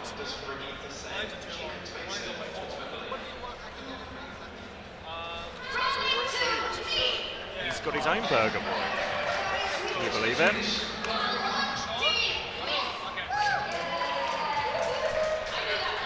So yeah, I don't know. They won't get past the Koreans for sure. That's we saw that in Crazy Raccoon NRG round 1, right? And that's the brick wall. I think Toronto beats TM here, and I think they don't get past Toronto. I feel like Toronto don't crumble. I think TM have the opportunity to go far. I think TM has a good shot versus Toronto. I'm fully convinced by Toronto this year. I think TM is just so solid. But then again, TM are one tricking the type of composition with the DPS. They've had success as well where the other team only plays Malga. Because Toronto now have like the Ilios and Gibraltar type picks to like go, we're just going to play dive. Toronto's ISC, right? Yeah. So they'll get the Ilios right? Yeah. Yeah, I guess. Yeah. Interesting, so they'll probably win there because I don't think TM can compete with Ilios. No, not at all. We haven't seen any like Gibraltar and stuff. It's really interesting. It's because everyone's so keen to block it. Because the teams that don't want to play. Because they have to play Ilios, so they always lose Ilios, and they always get to pick map 2, then they always pick like Shambali or something to block, so they always block it. But also, for all the Korean teams, it makes the matches so predictable. Like, oh, we're going to play Ilios, then we're going to play Shambali, and then maybe we don't know. If it's going to be Ilios between Falcons and Crazy Raccoon. Because, like, they don't mind playing that game. They're really chill playing that game. No, Falcons pick, right? I don't think. It is Falcons. Yeah, Falcons won't pick it, I don't think. Well, they can just dodge the ball. It's probably their job to dodge the ball, yeah. I think they dodge it. I think they're like big swing factor because it just makes it a Malga mirror. And like rough eye test between the two, I think Falcons take it. Really? Yeah. I don't know if they win the series, but they win the mirror. If you know what I mean, like they win the mirror now. Yeah. But I think the difference here is he's saying it's so good of an echo, and I think he's one of the biggest reasons that Crazy Raccoon lost in the Asia finals is he's so bad. Genji gap. Yeah. Now he's like super competitive. I mean, Echo, maybe even better than Falcons. But then again, I don't know. I think Falcons got more of a tank. I don't think Falcons has to play Echo Reaper. I think Echo Reaper might not even be the most ideal. I actually prefer what TM is playing, generally speaking. It's Crazy Raccoon can play that because let the kick just drop on the head scan. Yeah, I don't think they will. I think it's like do or die on that. Yeah, I think if they like get crazy with it, they're going like ball and dive and stuff. It's really changing it. Like test-wise, Crazy Raccoon look better right now. They look so clean. I know, I'd be opposite. I'm Falcons build. You do? Yeah. Like them? Just struggle versus TM on that shook me up a little bit. I was like, oh, I don't know. And we just never, literally never played against that comp, right? Forcing prop onto Reaper feels so bad. He's good at it, no? He's good at it. He's just Stalker's the better Echo. You talk about the Echo gap, right? Now, he's sang over proper. How do you solve that? Just Stalker do it anyway. I think he's saying he's looking better than Stalker. He's looking better than both of them on the Echo right now. I reckon, yeah, but Stalker's way closer. Way closer. We'll see. I mean, it's gonna be a bang. I'm hoping it's a banger either way, I'm right? hoping it's not a 4-0 grand final. That's what I'm hoping. Yeah. So, I think the stage has been set. We're really just like. How long are you staying for, by the way? You got in when, and when are you leaving? Late Monday. Late Monday? When'd you get in? Late Thursday, because we had like a bit of delay and stuff. You did a late. I got in early Thursday, and I'm leaving not super early Monday, but like afternoon Monday. Oh, okay, yeah, that's not too bad. Alright, you guys doing much after today or whatever? We'll see how we feel at the end of the stream. I did like a 10-hour stream yesterday. Yeah. We did it the wrong way round, really, because like we had like the off day yesterday, so went out and had some drinks. So then like this stream, we're okay now, but like maybe a few hours deeper. Luckily it's all 3-0, so we'll be done in no time. This day is gone fast. It's actually literally all 3-0. Yeah. So we'll wait and see. Guys, chill out. It's just Overwatch, guys. Wow, you're missing out on Overwatch. Big loss. Massive loss. I'm okay, O-Fish. I don't need anything from the shop. I've been loaded up. Alright, they're finishing this section, which hopefully means actual Overwatch on the way. I'm going to be heading up to Creator Hub in the afternoon. Alright. But by the time they head in, it's all going to finish, so it's so sad. I've got nothing to stream. What time does your slot start? Like 4:30. So. Oh, it's like 2 hours, yeah. Yeah, like, I mean, I'll catch the last game of the day. Is what I'll end up catching. You'll be there for the announcement? You'll be there in time for the announcement, I reckon. When's the announcement? It's after game 4. Which is next game is game 4. So it means like ideally, hopefully you make like starting when you just try to start. Yeah. About the announcement. I'm just surprised we got an announcement. I know. Like, I know one or two things in there, but I don't know. Oh, all right. You've talked yourself into a hole here. Okay, so the things I know about it is they're going to ban all CoStream. No, they're not. It might be the opposite. Please no. But then again, what am I talking about? Yeah, no, you're playing both sides. So if you play both sides, you'll always win. You can always you can lose both sides. So it could be a double L as well. So I don't know. It's a unique, interesting situation. You can just double. Oh, I see it. 2025 esports announcement. I see it now. All right, yeah. No, that's good because they should do an announcement. Last year we didn't get an announcement about this year. Last year, I feel like. Yeah, you're right. Yeah. It took ages for anyone to find out what was going on. I really didn't think we would get one, so I'm really happy we did get one. Yeah, no.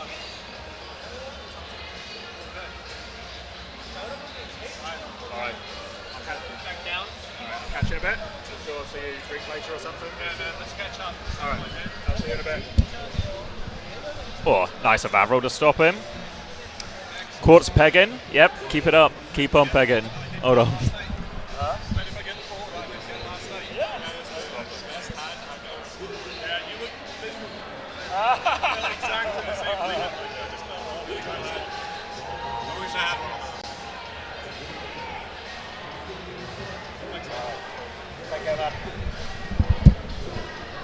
Ooh.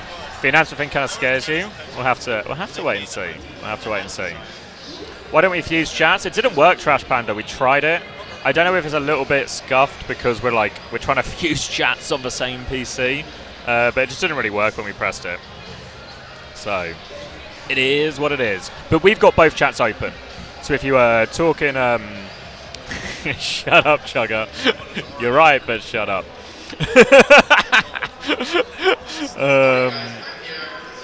Oh wait, we're gonna hear from Zero. Losers interview. Let's prank Zero. It's a bitter pill to swallow, I'm sure. You've been a player who I think has really reminded me of my passion for the game, the excitement, the dedication you bring. I think it's something that we can all look to as far as the passion. What has this year meant to you? You guys having a huge breakout year. It's something to be really proud of, I think, despite, of course, how you feel in this moment. Looking back over this year, what do you think about? What do you want to say? I mean, I had a really tough start to the year. I think I finished like 8th place in OWCS Stage 1. So to be able to, I guess, kind of turn my year around, find a group of players I can stick with and compete with, has been, it means a lot to me. So yeah, it's a sad way to finish, a sad way to end the tournament, losing to a team that we consider our like rivals in NA. But yeah, I'm really grateful for the opportunity to be here, and I think we'll come back stronger. Tell me more about this team, this group of friends that you guys have brought together to come so far, to have such a breakout season. I think bringing a ton of unknowns onto the scene and really impressing a lot of the fans. What do you want to say to your teammates right now after the performance, after the year you guys have put on? To my teammates, I'm really proud of you all. I think we've worked so hard, and I see how passionate each and every one of you are every day. So it really motivates me to keep playing and to keep putting in as much effort as you guys do, because I don't want to let you down. Yeah, overall, I'm really proud, and I couldn't ask for a better group of players to be on a team with. And finally, just looking ahead to the future, I know right now it's probably impossible to think about, but what are your ambitions? What are your goals as a player? I know a bit about you, but just for the fans, what's your ambition in Overwatch esports? I mean, one day I want to be the best player in the world. I'm young, I'm 18, so I think I have time, and hard work, passion, dedication, going to keep pushing to hopefully one day, win the awards that the other players do and be the best player in the world. I'm sure you've got what it takes to do it, man. Thank you so much for taking the time. Really, it's been an impressive year. You've been so fun to watch. Congrats to you and the guys. Still, well done this year. Fair play to Zero. It takes so much to do these interviews.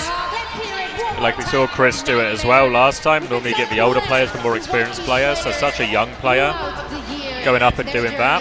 I think so much respect for Zero. And as much as it was like a sad way to go out for Nightmare, I think the year is a success for Nightmare. Like as a team, as a roster in terms of development, it's a success.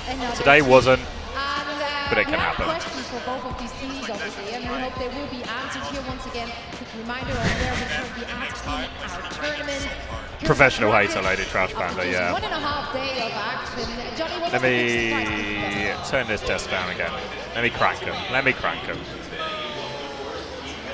Yeah, NRG confirmed top 4. We'll get Toronto versus TM next, which will be our other lower bracket game.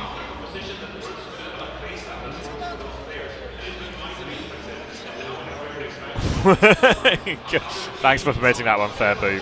Yeah, well, Hunter's gone to the toilet, but the nature of going to the toilet is it's not like going to the toilet at home. You have to walk away, you have to queue up for the toilet, and there's a whole thing, Whole thing. Get on Hunter stream and raid yourself? No, I could never. Not for my main man.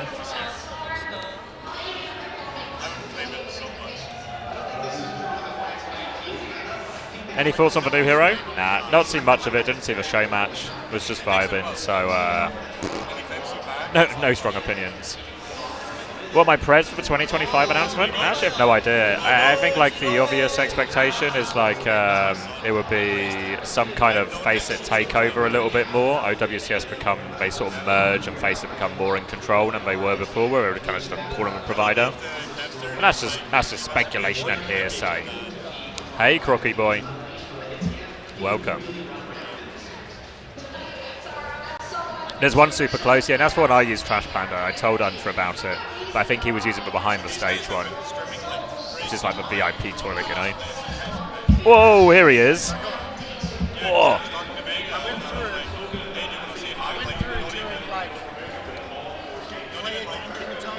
Oh.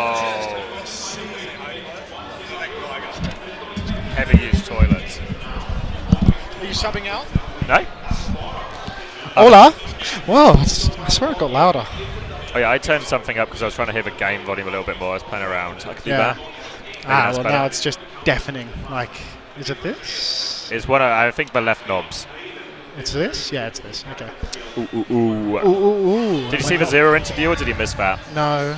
Really like Loser's interview, really touching, teary-eyed. Really? Yeah. Fuck. Bless him. But so much respect for him, right? Like, to do that, we normally talk about, like Chris did it for SSG, right? Like, older, established coach. So Zero doing Young player, hard on sleeve. Yeah, so loads of respect for Zero for that. And I think ultimately, as much as, like, today fucking hurts if you're the Nightmare player, the year's a success. Like, this roster is, like, it's trending in the right direction. They had a bad day today. They still overall had, they finished 5th/6th? That's what most people would have had them as coming in. Yeah. I think, I mean, they wanted NRG, you know? That's like that's the team that they just desperately That's why want to it be. hurts. It's because they've been neck and neck with them, like in NA, but they never get to play them, right? Like, they always wind up skipping each other in brackets, and then NRG kind of proved that they're the better one on the day. Rough. Yeah. Saw him backstage. They didn't look happy, oddly enough. Oh. Yeah. You're trying to tell me there's some kind of human feelings with emotions and thoughts of their own? I doubt it. They're Overwatch players, but, you know. They're from America as well. A lot of dehumanizing factors here. Sorry, I was worried we hadn't got racial in a while. Jeez. Let's stay on brand here, yeah? I think we are staying on brand here. All right. So TM versus Toronto next. And God, look at Jake. He's so dialed in. He's locked. He's like Patrick Bateman in American Psycho, you know? He puts on a mask. This guy's copped a slice. Slice time. Oh God, this thing has got to be unhygienic at this point. It's like the third time. You're a recycling. I'm just recycling slicer. the same one again and again because there's nothing left. I respect your desire to save the planet by cutting back on slice production, but might just send a message out actually in a couple of different Discord chats. Anyone got snooze? I mean, any slicers in the chat? Anyone got a slice for my friend? Anyone watching the CoStream from the event? Let me order you a bottle of Jacks to the venue. Speedy, I'm all good on alcohol, brother. I've been drinking myself to the point of absolute brain damage every single evening. Boy, does it show. I mean, you saw how I started off this morning. It was absolutely brutal getting a word out. That's all right. You saw me start this morning. By the way, I turned up half an hour after I said I would. Anyone got a slice in the venue? Need. Can you vape in the venue? No, but you can smoke. You can smoke cigarettes. Pull one out. Anyone got an ashtray in the venue? Anyone got a light? Go on, double up. Yeah, come on, light. I quit. What's the mean? The 500 cigarettes? If we were co-streaming yesterday, us watching. SK. Ah. She's locked in. Don't know old. I was wondering if she wanted to smoke. Want to smoke? No? No gum, no. It was some kind of cross SK. Illusion will probably take you up on it.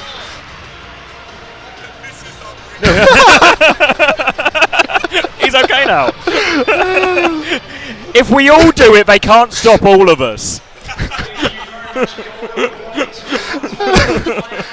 Poker would be good fun for sure.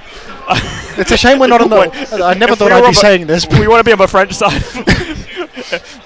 It happened before on London. I would smoke quite often after we go out of the tournament. Yeah.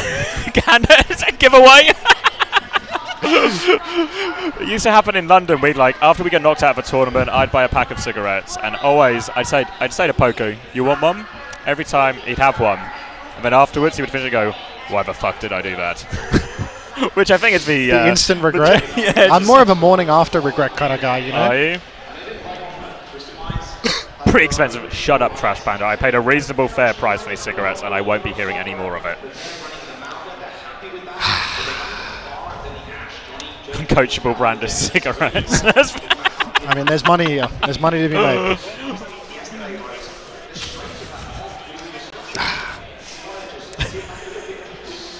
All right. Toronto, they're out. They're about. They're facing TM. And they know the problem ahead of them. The problem ahead of them is Quartz is going to play the Ash, and Lubda's going to play the Farah. But they probably match up way nicer to this than a lot of teams, I think. In the fact that they just have like dive options on certain maps, that will cause them real problems. Yeah, I mean, like They've the got, fact that Merit can swap. swap from something where he's probably like rather average to an elite hit scan, and hit scan looked like the solution to what was going on. The Stalker solution, right? You just go Widow or something. It's like, oh, what if Merit just played Widow? Seems really easy. Yeah, I think not a great look for Twisted, but you know, I believe, because I feel like Libda, unbelievable on the far court on a good day. I think he clears Merit. I think, you know, he's got a stronger Widow. I think, you know, head to head on the Ashe. And I mean, look at this, Toronto. I mean, they're rolling out. They're on Farah Ashe. Who would have guessed it? And can you believe it? We've been taken to Ilios. I can't believe it. You're going to have to start believing it. This is a facts and feelings situation. I know how you feel about the existence of Greece, but it's right here in front of us. Yeah. I think we can gas the volume a little more too. Maybe you want to gas it? Yeah, I mean, I hear no casters, so I see no reason. All right. Starting on D.Va here, obviously on Ilios, so we expect more of a Malga later on from Twisted Minds here, but we're going to be starting on the D.Va, Farah Ashe, no surprises there. Ashe Tracer on the other side, and this is a matchup that Toronto, in theory, should feel pretty comfortable with. Anna Brig, RuPaul and Vega look good on it all year. Yeah, I very much think that the Winston has the edge here on Ilios. Just such a good map where you can block the backline for a really long period of time. The bubble gets so much value. Early nade actually comes out from RuPaul, and that's actually forced all of Twisted Minds' backline to hide away. TVNT, he's really bearing the brunt of that. Gets very low very early, and it's a slow game to top him back off. Nade connects onto Vega, but no follow-up. That's a huge nade coming out from RuPaul. 3 key targets hit, but no follow-up there. They're going to keep doubling down on the backline, and RuPaul has taken Lubda out. TVNT's mech will fall afterwards here, and they are able to convert it there. Quartz will die late, and there we go. RuPaul really just doing it all. Multiple anti-nades on the backline, keeping everyone in check. And then he kills Lubda right out of the sky. Really late death for MCD there. The point flipped 20 seconds ago, and only now MCD is dying. Nano Boost already online for RuPaul. Look at RuPaul and Vega's ult charge. 20% for Vega, 94 for RuPaul. Can't help but feel that someone carried a little bit more than the other in the support line for the Toronto Defiant in that fight. Twisted Minds, they're going to play slow for a little bit, I'd have to imagine. They need to get that Nano Boost online. They need to be so careful of a Nano Monkey. They're trying to clean this Winston out now, but they have to be careful of the nade turn, that nano timing, like you said. Now here it comes, looking in. Boop is good from TVNT. Nicely done. Merit's going to cop an anti during all of this as well. And Twisted Minds, they survive this nano timing. Now they can start walking back. It's nearly MCD's turn to go. Someone really taking the mick with that nano turn, getting absolutely nothing done. Lubda. Nano Bruce comes out onto Lubda, and he's going deep for the kill on RuPaul. Has not yet secured it. He's actually fluffed this one terribly, but he finally gets that blow. Vega is so low now, they're taking all that splash damage, and Lubda will clean up in the front line as well. Merit invested the bob, but got no value whatsoever. No kills for Toronto Defiant. A clean retake from Twisted. Well handled by Twisted Minds, absorb the initial dive, good boot back from TVNT, and then their own one connects. Looks a little bit scary for Lubda when he missed those few rockets, but Nano Farah so good into Anna Brig. Now they're coming back with a primal of their own here, but they have to be careful because now Lubda can lurk a little bit more aggressively, has chances to use that barrage. The barrage is deadly, but with no nano boost to combo with it, he has to be very careful. It's so easy to get traded in this matchup. Boop out from Vega, that knocks TVNT off the high ground. He has to shift later. Lubda pops the barrage, but can't find anything for it. He will go down. Dangerous ult to use, as I was saying. Bliss pops the rally, matches someone's primal, keeps himself alive, but this primal is good. He takes Quartz off the map, and Toronto, they flipped the cap earlier on, so Twisted really not in a good spot at all. Seemed like a reasonable enough idea from Twisted Minds. Try and catch the backline on rotation, barrage, matrix, try and find the kills. But they just missed the timing. They were long gone by the time they actually popped that combo, so wasted ultimates. And now Toronto back in control, coming up to final fight. Big problem for Twisted's comp is the lack of a point touch. They flipped the cap so easily by just sending Sugar Free over there. Now, it's only TVNT that can really force himself onto the point to try and contest in overtime. He has to pop the bomb just to stay alive. Lubda actually does take down Merit, but Sugar Free answers back. TVNT, he's still the one on the point. Quartz, he throws down the bob in main. His backline is good inside, and they actually flip the cap now, so this isn't the worst look for the side of Twisted. Vega's been anti-healed, but it looks like he's going to stay alive. Oh no, but Dynamite catches him at the end, and now someone he has to give all the space. They have Nano and Rally soon, but Toronto, they just need to live. One retake is all they need. They've got the ultimates to do it, but MCD does have this Nano. Lubda was the target last time, did get those backline kills. We'll see if he can get the same done here. Quartz really doing it all, getting that late kill onto Vega. Nano boost on either side. Lubda, he catches the nano boost. He goes deep once again. He's on top of the back line. He takes down Vega. He still has the boop. He boops himself forward. He's chasing RuPaul, but he can't quite finish that kill. He will actually be taken down. And in the mix again, that point presence issue. The point flips. The sleep is so clutch. And Quartz, a trade kill onto RuPaul. They flip the point back in their favor again. And Twisted Minds, they're right back in this one. They need to keep it contested. TVNT is going to come onto point, just dipped off it for a second now. Might even concede flip here, trying to keep it alive as long as possible here. Sugarfree's looking for the backline. He has Pulse Bomb. A kill would go a long way here, looking for it. Whip shot's good though, denies him the opportunity. Sugarfree is keeping pinned in, but Lubda comes in, he kills him. Primal on the point to keep hold of this point. Now he's going for the backline. Do they have it? Bliss has Rally. Rally will be popped, but the DPS have died during this Primal. Now someone comes back to point. Bliss is walking, but Twisted Minds, big trouble. Incredibly difficult now. Twisted, no hope.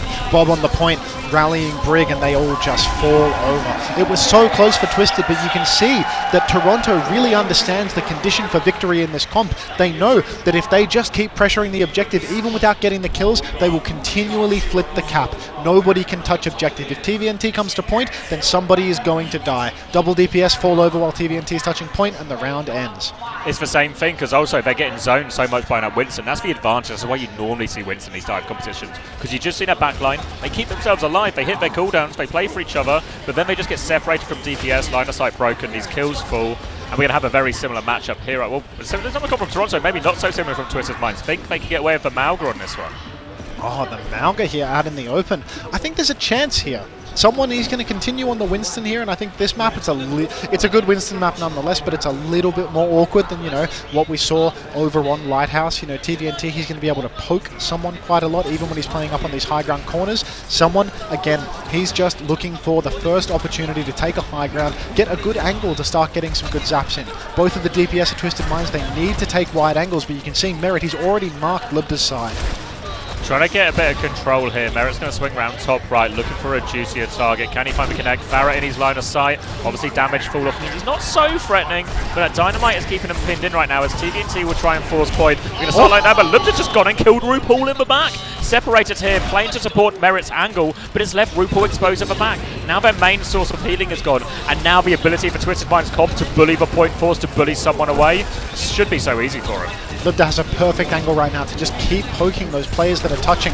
Mark the hit scan at the same time. He manages to knock Vega off the map. He's so good at this Farah. Nobody does it better. Merit getting run down in the later stages of that fight as well. Off he goes, and Twisted Minds in complete control. They control either side, both angles, and Toronto, they have to retake into a whole lot of spam. You have to give Lubda so much credit in some of these matchups because he's playing into an Ashe, and we never see him really punished for these. Like, maybe once RuPaul caught him so far, but he does such a good job at staying active, still finding value despite not making himself a liability. And Vega's gone over onto the Lucio now, so potentially more aggression, but Lubda's at it again, another opening pick. He can't keep getting away with it. Now that Vega's on the Lucio, there's less support for Sugarfree on the Tracer. He's not going to be getting those Brig packs anymore. Vega, he wants to go fast. He wants to try and go deep on the Lucio, but I don't know whether I like this pick because I think it's so dangerous for him. If he tries to fly across the map, he's going to be flying across an Ashe's sight line, across a Farah that's going to be beaming rockets on his head. Really difficult stuff for him. They have the rate to push with it very well. MCD has it in hand, but just trying to bide their time. It's difficult to follow some of these targets, but now MCD, this bomb's going to catch him. Oh, it seemed like they wanted to push with that ray, then change their mind, and MCD just got left in no man's land, which means they might just get this retake for a bomb and a pulse bomb. Absolute robbery from Toronto on that one. And very cheap retake for the side of Toronto. Really needed to find an angle to get value from that Ray, because that was the only ultimate they had online. But instead, MCD caught with his pants down, fantasizing about, God knows what. We all know what what he has on his mind when he's, dropping the ball. Anyhow, he's got the orbital ray now for the retake, but it's difficult now because RuPaul has really good position. He can go throw nades across the map. Orbital ray comes out, but someone actually just gets completely melted, obliterated by that orbital ray. There's still a nano boost available, so Toronto might be able to clutch this one out, but a nano tracer is a bit lukewarm. Someone's going to swap onto the D.Va for a retake here. They have the Nano for the retake, but they just want a clear point right now. Twisted Minds, they want the control. They'll focus the Tracer. Nano onto Sugarfree here. Can he find the clutch? Angles onto Quartz, but Lubda's got one in the back. TVNT takes down Vega as well. And Sugarfree, he can't find anything with this Nano. He'll get punished for it. Someone is back now, but it's just going to be a point stall from him. Twisted Minds had to use that Ray early, but good retake. Just one shot that entire Primal. Really good that they were able to completely shut someone out there, not get themselves juggled out of the raid, just blow him up in no time at all. Cage still online. And the beat, I mean, that's a little bit of an answer to the cage, but it's not perfect by any means. You can beat into the cage and still your tank winds up getting blown up inside it. So really, Twisted Minds, lots of options for them. Pulse Bomb soon to be online for Sugar Free. Maybe he can open up the scene with that, but it's still an uphill battle for the side of Toronto.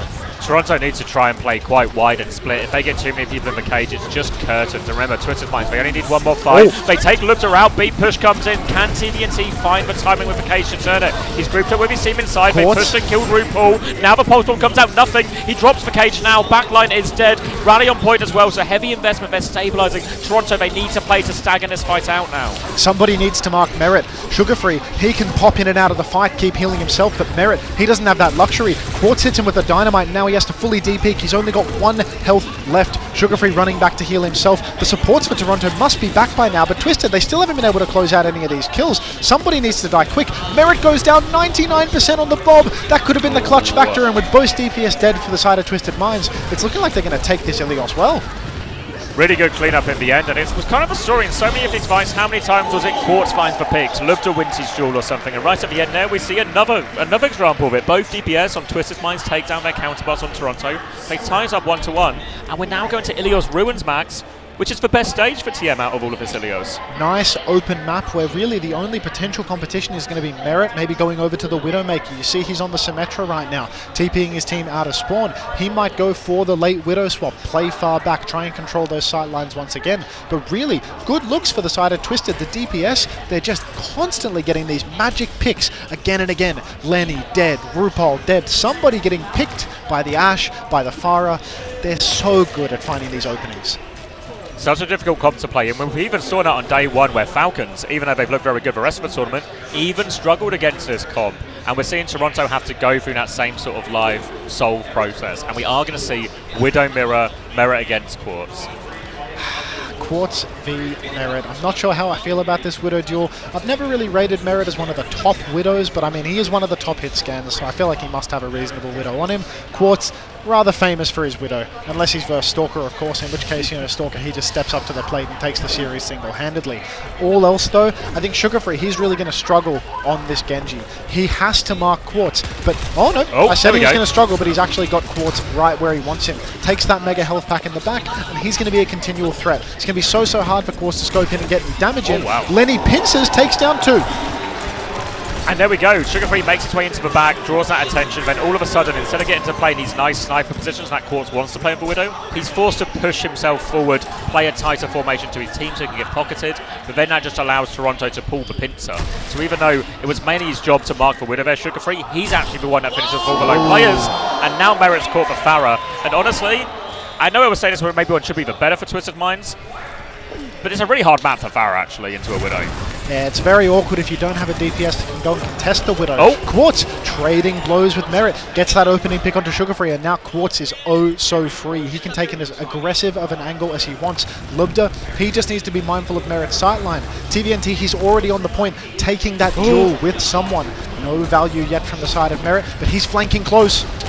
Misses his timing there, and Quartz is going to take off Vega's head during all of that now. Merit goes for a grapple to respond, but nothing to shoot back at. The point has been forced during all of this, and this means Twisted Minds, they gain control, and Quartz is looking for more. Lubda speaking and spamming damage, and they get the retake. Doesn't even cost him an ult. Really nice that they're able to hold on to all of their ultimates there. You can see that Lubda, he's really struggling. Lubda and Bliss both doing absolutely nothing. 65% of a barrage, 55% of a rally. That's basically no damage at all. That's borderline passive ult charge. Quartz, on the other hand, he's got the walls, and he can pop them early. Merit doesn't have any walls to match yet. He's also not been shooting his gun all too much. Walls come out for Quartz, and now everyone on the side of Toronto needs to be mindful of the angles. But a cage mirror on point. Cage Raid's coming out. TVNT's cage will break first, and they just get absolutely blitzed by that. The Raid does so much in the end, and they just seem to be able to overwhelm them with damage there. I don't know if Sugar Free got like a big deflex or something, because they burn through that cage so fast. These trades have come out really late though. TVNT, he's not going to be in the fight, but I mean, Quartz catching Lenny right at the end. Once again, he's going to be able to forward position. I guess not, as Sugar Free actually catches the earlier wave and somehow respawns even faster than TVNT. Love wave respawns. It's a good new feature. Bliss, he's got the rally to fight on point, but Vega has one to match. Barrage versus Dragonblade, I'd say that, you know, there's a fairly even balance here. Sugar Free, he has to keep his eyes on Lubda though. He's the one with the deflect. A bit of an awkward one for Sugar Free. He's actually going to choose to go with the blade just to provide an opening for Lubta. Sugar Free's got the Widow, looks for more onto the back line now. Farah in front, deflect is good, and Sugar Free taking care of it. We said he would maybe cause an opening for him, but he was all over Lubta. They want to try and clutch us here. They know they're low on time. They're trying to live at the very least, but someone Sugar Free, they keep going. And this should just be Toronto taking the first round off the back of this fight. It's just the Lenny show, really. He finds these wide players, he finds the opening, and he's just slicing and dicing through everybody. Twisted try to clutch with the rally, and straight away Lenny, he's dashing through everybody, gets a massive angle, just doing all the damage in the world in the back. Really, so good from Sugar Free.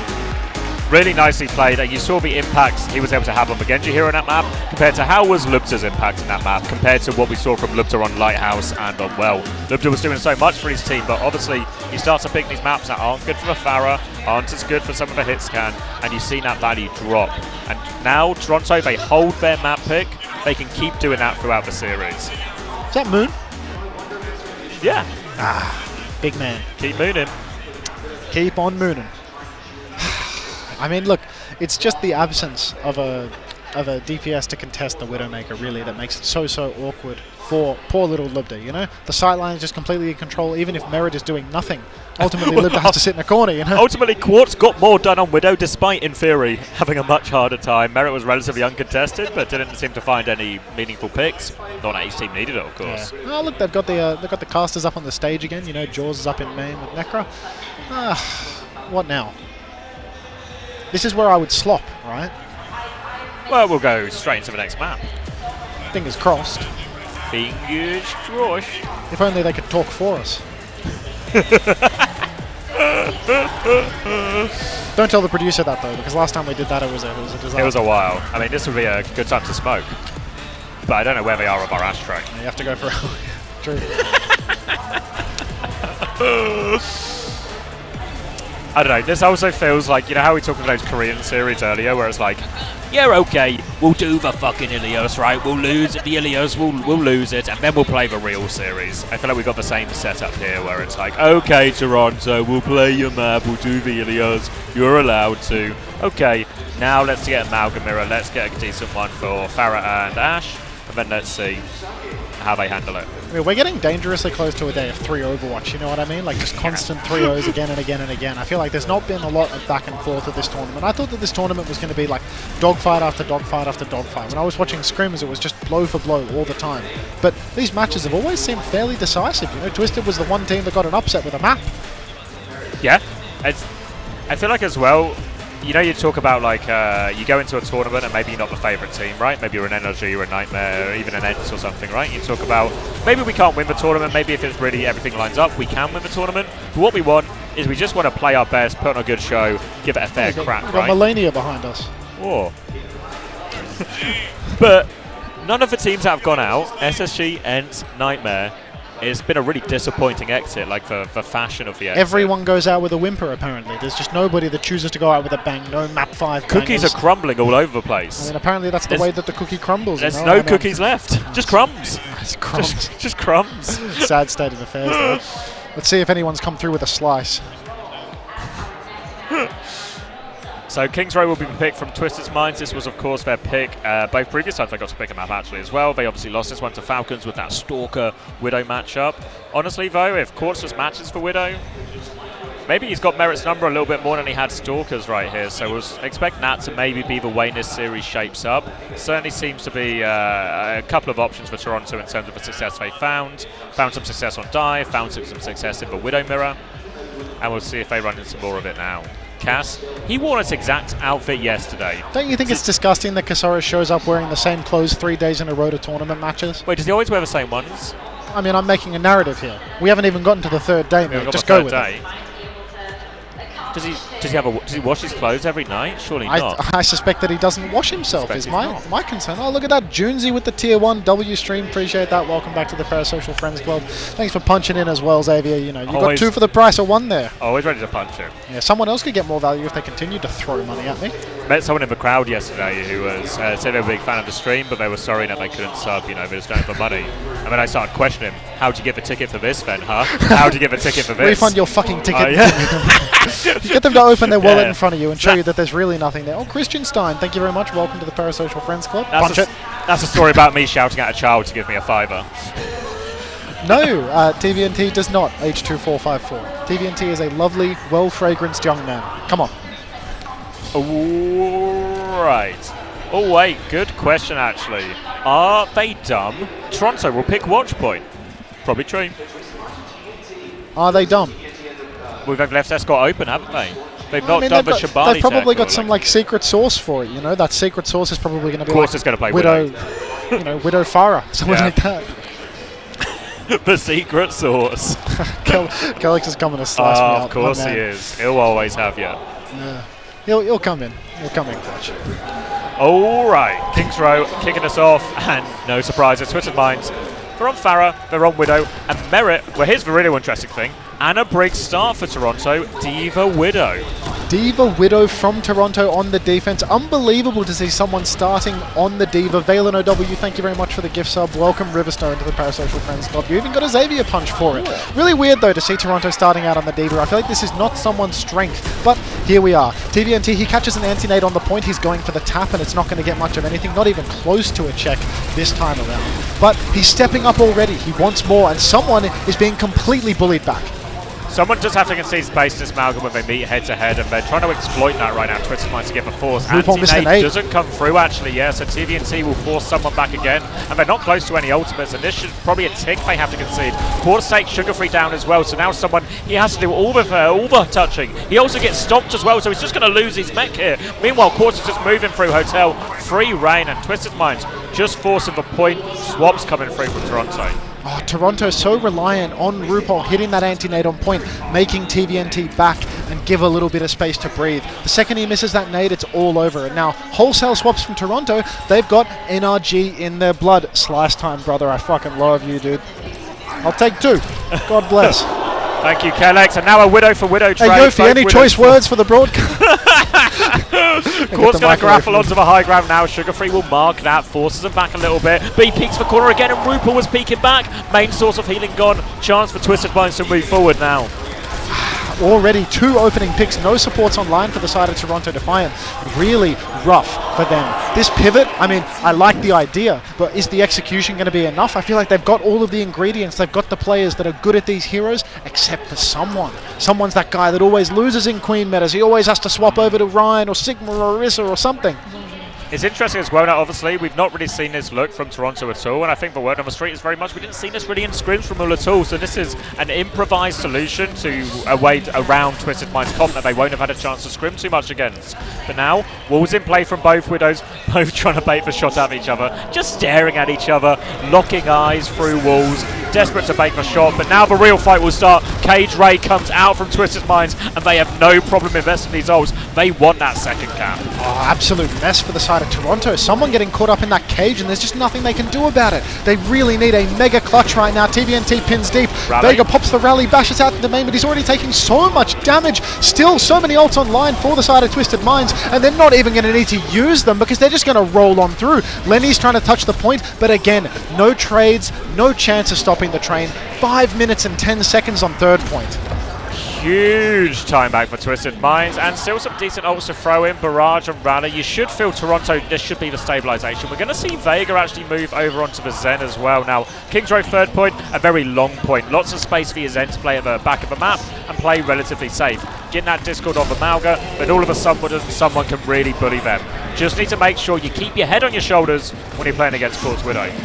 Quartz, he's on the Widow here on third point. This can be a little bit dicey. He's going up against a Genji and a Zen. He can shut out the Zen if he can get a good angle, but that always relies on him getting so close to Sugar Free. There though, wow. He swings up the back, takes down Lenny, and that is a disaster for Toronto Defiant. RuPaul, he snaps back with an Orbital Ray, and he takes down Libda, so it's a 4 versus 4, but with a Widowmaker online, really low frontline damage. Quartz, such good awareness of the enemy Widow's position, though someone, he rampages back to his team, no kills for it, just to play his life. Ray and Rampage getting no value from Toronto, two of the most powerful ultimates. Now it's all about this blade, but he's got to do it into walls, he's got to do it into Ray, he's got to do it into a barrage. So much pressure on Sugar Free to find value in this, because Toronto are on the back foot in this defense so far. They want to swing the corner, they're going for it, comes around the corner. Ray used in response, trying to hit the deflect, they're walking forward. Merit finds the headshot, someone runs over Quartz. They actually cage nothing! Nobody's in the cage, TVNT will cancel it. Run forward, try and get more kills. They're trying to chase down this Widow, but they've just dealt with everything in Twisted Minds. Every single ult went to waste. Call the hand, Inspector Xavier, because TVNT, once again, he's playing with stumps, throwing down his cage onto absolutely nothing. A disaster fight for Twisted. Cage, Ray, was that Rally that fight too? They used absolutely everything. And now, Toronto, they've got the ultimate advantage. They've got their backs to the wall, so trades are always so good for them. I feel like Twisted need to change something here.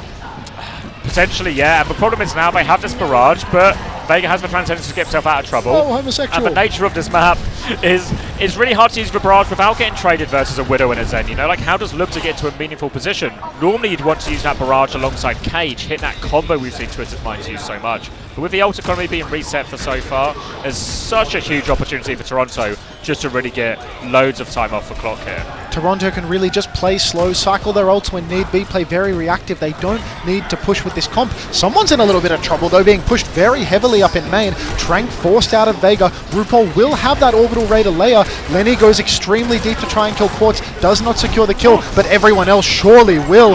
3 kills though. 2 from the barrage, 1 from the Venom line, and somehow Twisted Minds have made this work.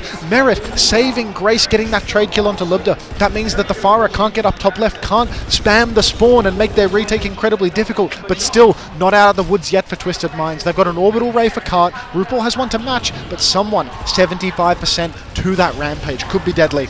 Rampage could be deadly if he can get up to it right now. They're going to start getting a bit of an angle, just trying to bully someone out of position. But the longer they take, the closer someone gets. Only 10% to go right now. And Merit's going to take a swing here. Are they ready for it? Quartz is staring that angle back. So Merit will back right up. But all of this is bought time for the Rampage. But now, TVNT, there goes Lubda. Again. A crucial time for Toronto. I was going to say, if they get to this cage timing, if you're in the cage, you can't use that Rampage. And Quartz gets another pick. So we're 4v4 here, Max. They can still fight if they want to. Look, TVNT, he's going to be looking for that opportunity to get the cage, but I wouldn't be surprised if he pins onto someone. Someone might just pop his ultimate and go flying away off into the abyss to avoid the cage. Out comes the orbital ray and the cage. He's caught a lot of backliners inside and someone, but nobody's taken him down. He hits the Rampage up in main and catches Bliss in TVNT, but with the rally still rolling, it's Vega versus the world, and I think it's not going to happen. A minute 19 on the clock cap for Twisted Minds, but honestly, if you're Toronto, you can't be too depressed about that, because they were staring down a 5-minute time bank at the start, and they held on for 4. I think there's an argument as well. Toronto were obviously trying comps. We've not really seen them play so far in this tournament, especially on this King's Row. There's an element of, we have an idea of how we want to play the matchup. Can we crack it down a little bit, solve some of the problems as we go? And it certainly felt that third point with the Zen was more comfortable. But the problem is, you can get away with Zen on third point, but you really can't get away with it on many other parts of King's Row. Ah, jeez, I really want to see what this 7TV emote is. I'm sorry, I have to. I think that's already in my chat, is it not? Oh no, it's not, because I thought Yubi wouldn't appreciate that. I thought that he wouldn't be about that. It was an early submission, but no, I had to veto because Yubi would be very upset. Yeah. No comment. No comment from me. I'll ask around on the CoStream stage if anyone has any comment. Yeah, no, we'll see if Yubi does stand with the community. He certainly stands for something. And it seems like Toronto maybe toying with the idea of just taking the Malga mirror here. We saw a Diva solution, we saw a Junker Queen solution. None of them really felt all that great. Cronus is just typing in my chat, and I can see the back of his head there. Where is he? I'm going to throw something at him. I'm going to drain this water so I can throw the ball. Well, this is empty if you want to have a little lob. Let's see. Any hitters? Oh! Cronus, can you pick that up for us, please? Cronus, mate. Thanks, Jake. We were just passing it. We're smoking, we're lobbing stuff. We're not making it to day 2 of this CoStream. No, they are denying our access to this. We see, though, the pivot comes through from Toronto Defiant. They realized when they were playing that Zenyatta on the long sight line, they had a chance. And now Vega, he's gone over to the Illari. He's so incredibly good at this hero, and this could be exactly what they need. Shut Lubda out of the sky, just that little bit more pressure, but he's under a lot of pressure too, in the sense that if he steps up in lane, he's a big target. Like that, he walks up, Quartz has the sideline, takes his head off straight away, and now staring down Merit, dinks Merit, forces him back. Dynamite too. Just too easy for Quartz. Dodges the stomp as well. They won't even trade him. If there's one thing that Twisted Minds have been so consistently good at through every iteration of their roster, is Quartz is the president, and they will protect him at all costs. Oh, Smo's sexy with the Prime. Welcome to the Parasocial Friends Club. I always thought Smo was rather sexy too, so I think you're onto something with that one. Really good start from Twisted Minds. Quartz, he just swings into all of these aggressive positions with such good timing, and then the supports are always there. Protect the president, and I'm like, I mean, he's going for a third term at this point. He's getting the third term. He's going to win the popular vote as well. Going to try and get himself into position through this hotel again. You can see Merit, he wants to go top right. Should be able to secure that position for free. But the way they dealt with it last time, actually, he's just going to go aggressive. Here comes the stomping. Rail miss from Merit, no, so no real value. Lubter over top. Both Junos will fall. 4v4 right now. TVT trying to stabilize in hotel, but someone he wants to push their advantage. They're walking forward, but Lubter's floating around. He's getting kills. No dink from Quartz this time, but they have stabilized. But HP is low. Brig healing for both. Merit swings, both DPS. Bob back, but Merit can DP it. And this time it's Merit's turn to step up, kills that Bob, makes for space for his team. Crucial swing at the right time. And finally it feels like Merit has turned up. I mean, at the very start, I saw him swing wide left and just miss by a country mile on Quartz's head. But finally, he comes alive. That should be the first point cap. But TVNT, he's walking back up. There is a recontest in this one, so I don't know what first point cap I was imagining. MCD comes out with the orbital ray up in main. Overclock comes out from Merit. He's walking forward with his ray, but he's actually lost his ray. So now he's stuck behind. He missed the flip, and that is a disaster. But Sugarfree, the saving grace. Both supports with one dash. Rally comes out from Vega. They're all over TVNT like a bad smell, and that is going to be Toronto Defiant shutting down this recontest, capping the first point. Ends up being quite expensive for them in the end. Both supports I was invested on the side of Toronto, and really, it's just an inexplicable stomp from someone. Like during that big ult fight, he somehow stomps on the Pharah, and then that cage barrage combo that we've seen Twisted Minds have so much success with, it just can't happen. There's no Pharah, there's no barrage to come. Somehow, some way, someone makes for play, sets himself up onto the second point, and now they have a cage blade combo of their own to throw into this next one. Oh, an anonymous gifter has given Homosexual a tier 1 sub. Welcome back, Homosexual. I can only assume that the anonymous gifter was a Saudi and did not want to be identified giving things to the Homosexual in my chat. But thank you very much for the sub. Now, moving forward, we've got Toronto Defiant. Few ultimates online, but Bliss, with that rally, he could shut down this blade. Lenny, he tries to blade Lubter out of the sky, but the kite is good, and then the counter barrage is even better. Full stabilization from Twisted now. Oh, got time for that one. A classic barrage rally combo where the Brig is just the shield for him. Keeps him alive through all of it, stops that self-damage, and they do shut it down. But 2 ults for 1 ult, which means someone in theory has this clear cage timing. As long as he cages some of those members of Twisted Minds, they should just be able to convert the kills off the back of it. The cage fight for Toronto is very good as well. With no barrage online for Twisted, Sugarfree can do so much damage inside that cage. Cage comes out just on the front line. He catches the Mauga. There's nowhere for him to run, nowhere for him to hide. MCD and Lubter are the ones to go down, but that is surely going to be Toronto cleaning this one up. Just a clean cage advantage and no real adaptation from Twisted Minds' positioning, so they just got caught in that one. No, just to sort of take it in the face, essentially. Hold it on. Shout out as well for the W. Ange with the gifted sub to Brother from Another Mother with 2 R's, of course. Of course. Of course. And they just accept that they're going to lose that fight to Cage. They've got another fight on second, so they just trade distance for an ult situation. But it's not really gotten a lot better because Toronto have both support ults and an overclock ready to go. Yeah, Toronto, they've really got all the tools to keep this going.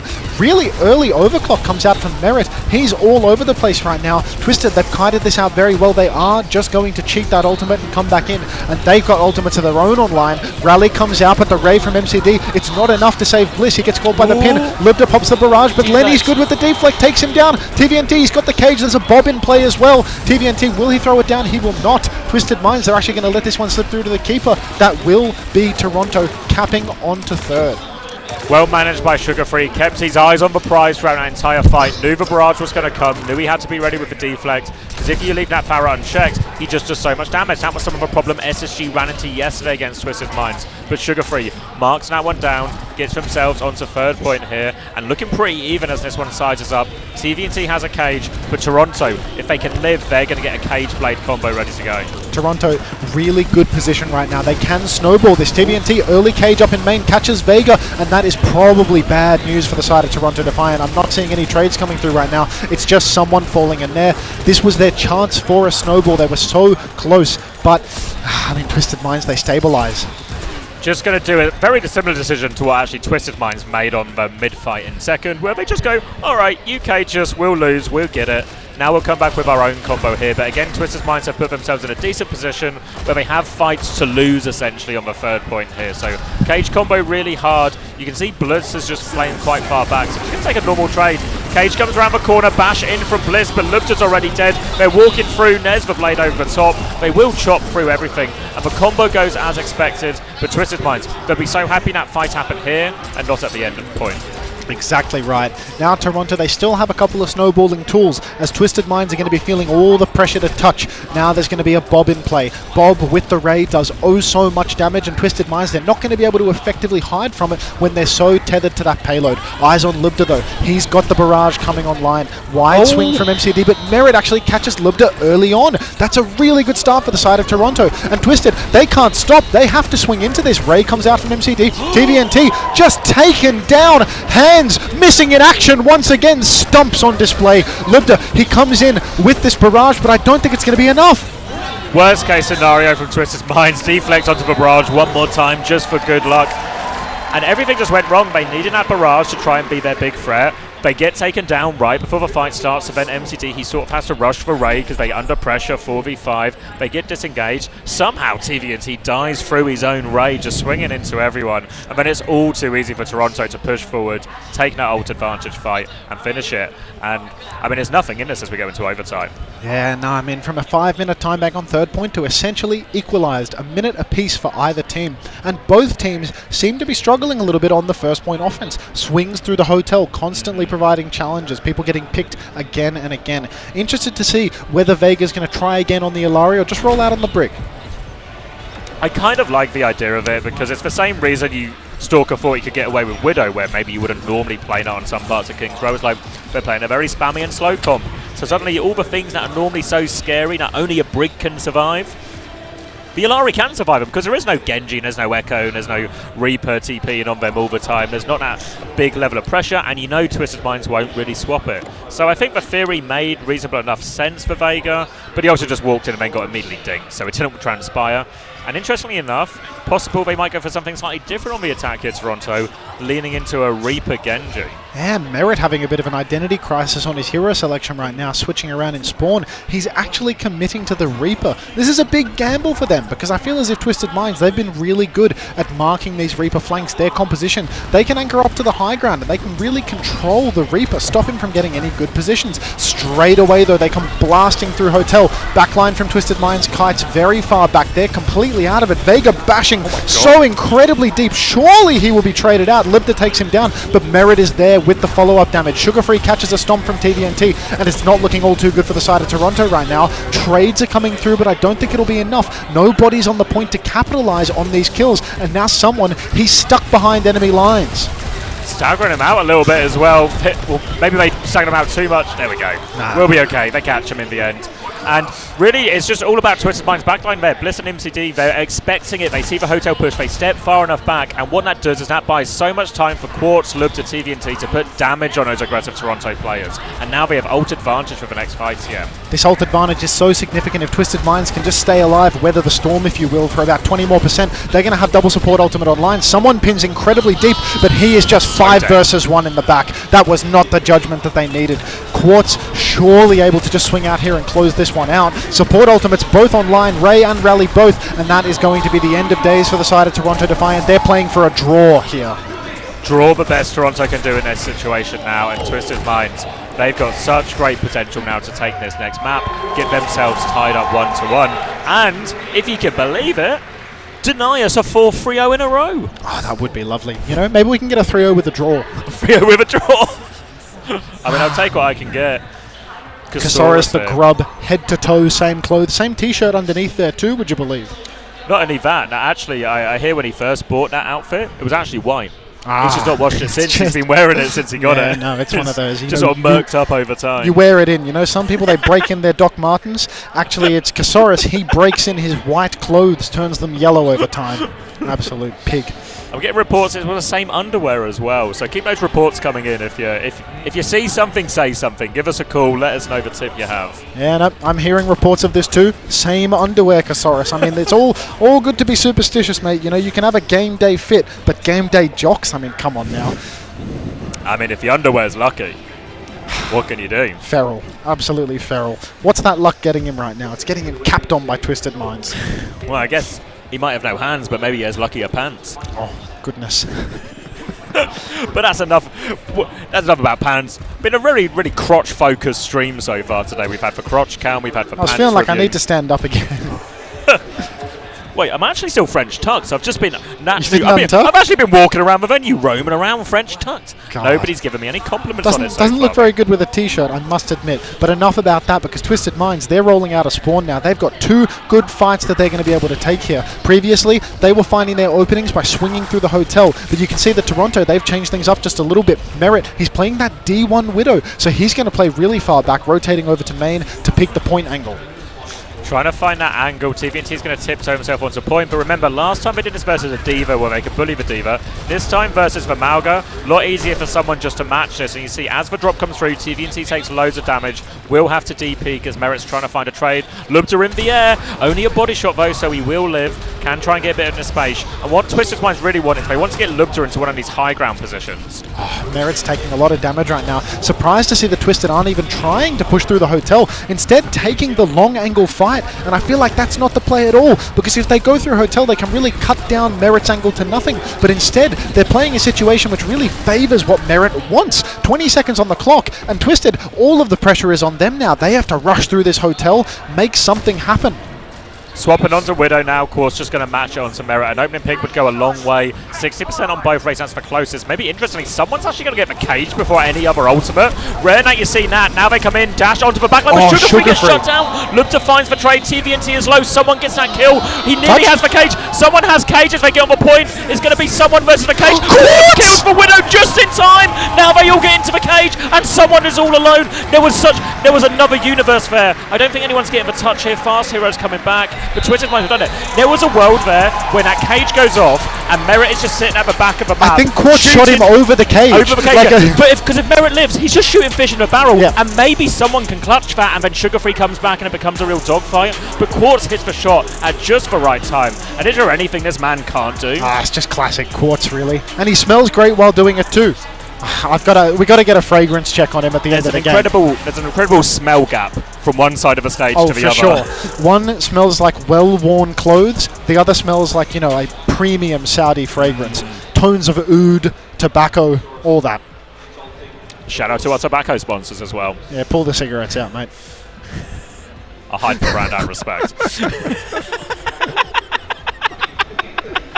Oh, Christ. Oh. Thank you, Trekkers Max. Trekkers Max, very much for the 7 months of Prime. Cheers, Trek. Keep on trekking. Siggy's and gambling. I mean, I saw a kick booth just up the way, so maybe I could have a word with them, see if we can get a little steak ad in the corner of the screen or something like that. Move it up in the world. I mean, fingers crossed. I mean, you never know. That announcement later might just be some new SIG sponsor. Jeez. I gotta stand up for a minute. This headset's killing me. Yeah, your ears hurting? Yeah, same. Alright, I'll go off for a sec. I'll leave the mic on out of respect. Obviously, the expectation is now Gibraltar has been left wide open, right? So we might just get another similar to Ilios situation where Gibraltar is just going to be... we're going to be sent to Gibraltar by Toronto, and then there's just going to be that really difficult matchup where RuPaul can just play the Anna and the Brig, you know? Oh.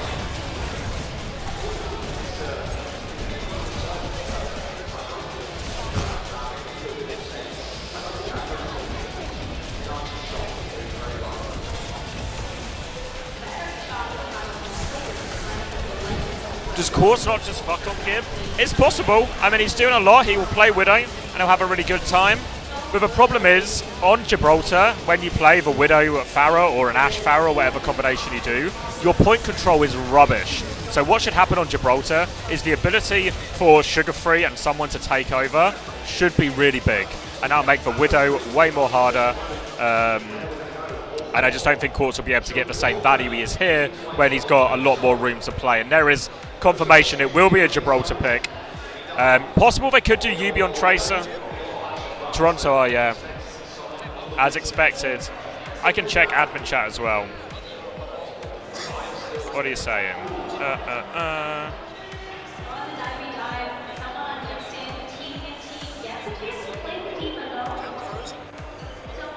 Cam Frozen? Fuck.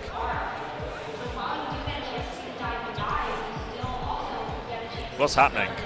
What do I want? Split screen? This seems to be fine. So it's this one I want to fix it on, right?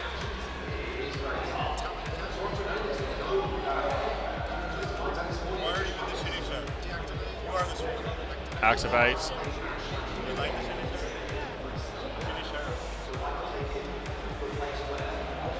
I don't know. I'll check your message, Trash Panda, while we try and solve this.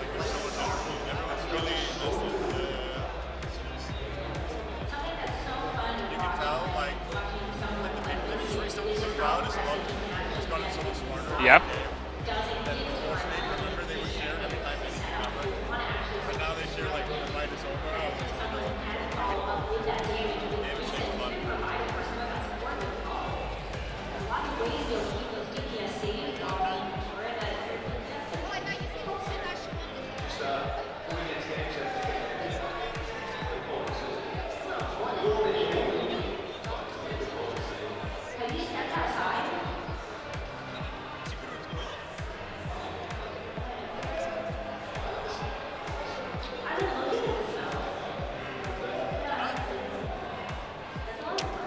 Interesting. Hold on, let me try.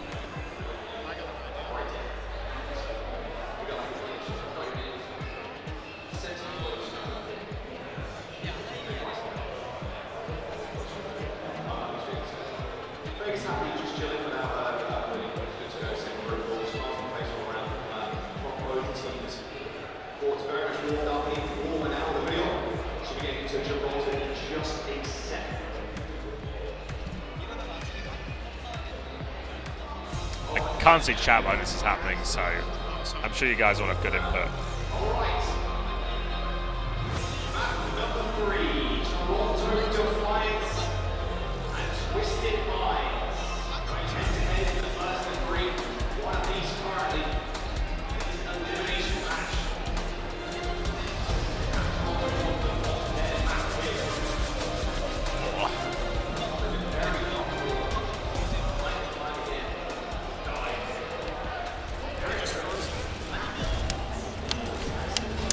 Give us a quick guide. Let's see. Whoa. Hold on, chat. We're trying. We're back. Not in a visual sense, but some sense. That's just those are all pictures. Is that layer?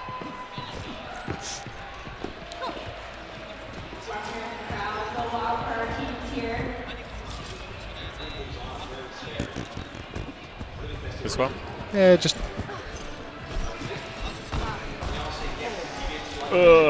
Do I need to press this button?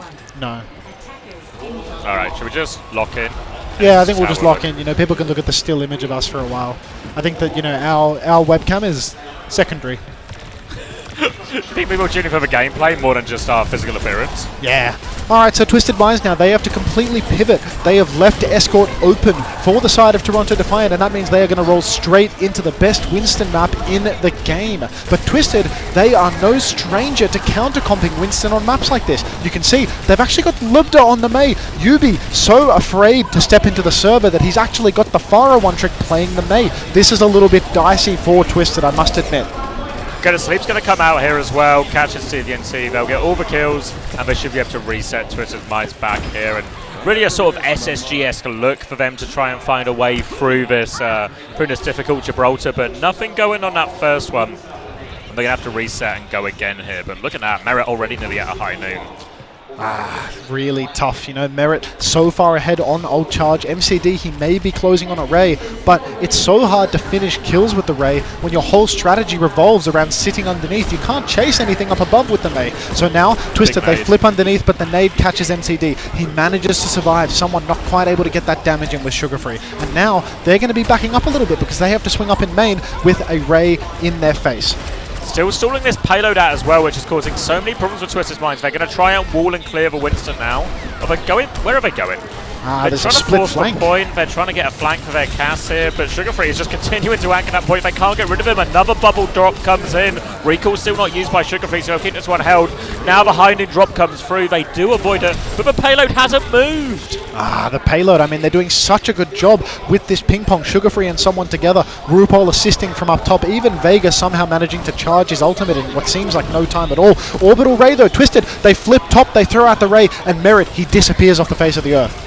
Now they get rid of him, they can keep this payload moving, costing one of their big ults. They do lose for Winston, and Defiant keen to get some of these staggers if he can. Vega's going to go a slightly different way here. Whip shot back. Is there any more hunting to be done? Looks like no. They will regroup, coming back with Nano Primal Rally here, Toronto. Jeez, I mean, this is already a really tough look for the side of Toronto. They have to retake into so many ultimates. TVNT controlling that high ground. He's got the bomb if he wants to keep investing. Someone goes into the backline with the Primal Rage. No Nano Boost invested yet. Lubda and Quartz both popping their ultimates though, and somebody needs to touch into this high noon. Not good enough for the side of Twisted though. They just used every single ultimate. They've got nothing left. Toronto with the Nano with the rally. They push in and they are going to close out these kills. Wow. Nano getting so much cleave, sets him up for his team to get all the cleanup there for him. And it was really just a mismanagement. Twisted Minds were in a situation where they had self-destruct, rally, high noon, blizzard, loads of ults, now are pretty damn good for forcing the payload. And look how close the payload was. But all of these ults popped on the same frame, so someone gets to use his primal to walk away from 4 ults at the same time. They juggle the touch a little bit, then Nano to finish the job. Mismanagement of the situation for Twisted Minds, and now their backs against the wall. Backs to the walls, no ultimates to speak of. They have to make changes. Lubda over to his comfort pick, over to the Pharah. Quartz on the Ash as well, so this is really just the Twisted Minds that we know and love. Straight away, Lubda answers, takes down Merit. He had a high noon, but someone, I mean, he's already 80% to another Primal Rage. That Nano Winston was unbelievable value. So Twisted, they're certainly not out of the woods yet. Pulse Bomb in the hands of Sugar Free as well. He's getting marked by the Diva right now, but slightly difficult situation. They're going to try and force towards point. Pressure onto MTD. He's so low. Sugar Free kills him. Pulse Bomb still in hand. He's got Bliss in his sights next, but he's also got eyes on that Ash as well. Could go either way. Someone's going to move to mark the Ash. Meanwhile, Sugar Free is on the backline. Uses the Pulse Bomb, gets the kill. Will get traded for it, but Sugar Free, he's done his job. The backline is dead. Toronto holds strong at the end of Gibraltar here, and no surprises to see the map pick goes their way. Yeah, look, I mean, even with that opening pick, there's just too much of a comp advantage right here for the side of Toronto. Twisted, they're used to countering out Winston compositions by playing the Mei, but they do that with Yubi. Putting Lubda in that position, it's so awkward. So really, they needed to pick Escort as their second map. Even though King's Row is such a powerful map for them, even though they're so good on it, it's really difficult if they can't deny Toronto the opportunity to pick Gibraltar here. Yeah, it comes down from, well, they won that King's Row, looked good, won their crucial fights, of course had pop-off moments, everything feeling good. If it just leaves this sort of, well, unwinnable map essentially, right? We saw that attack, going to be so hard for Toronto not to take this one here. It should be said though, once we get past this map, obviously Twisted Minds will be in a situation where they'll be 2-1 down, but then we have push left and flashpoint slash clash left, which all of a sudden, not really super diveable maps, right? So once we get past this Gibraltar, then we're in a really tough situation. I think Hunter's had a brainwave. Yeah, all right. The wave is braining. Kill that program, so hopefully it's not using it anymore. This is yours, right? Yep.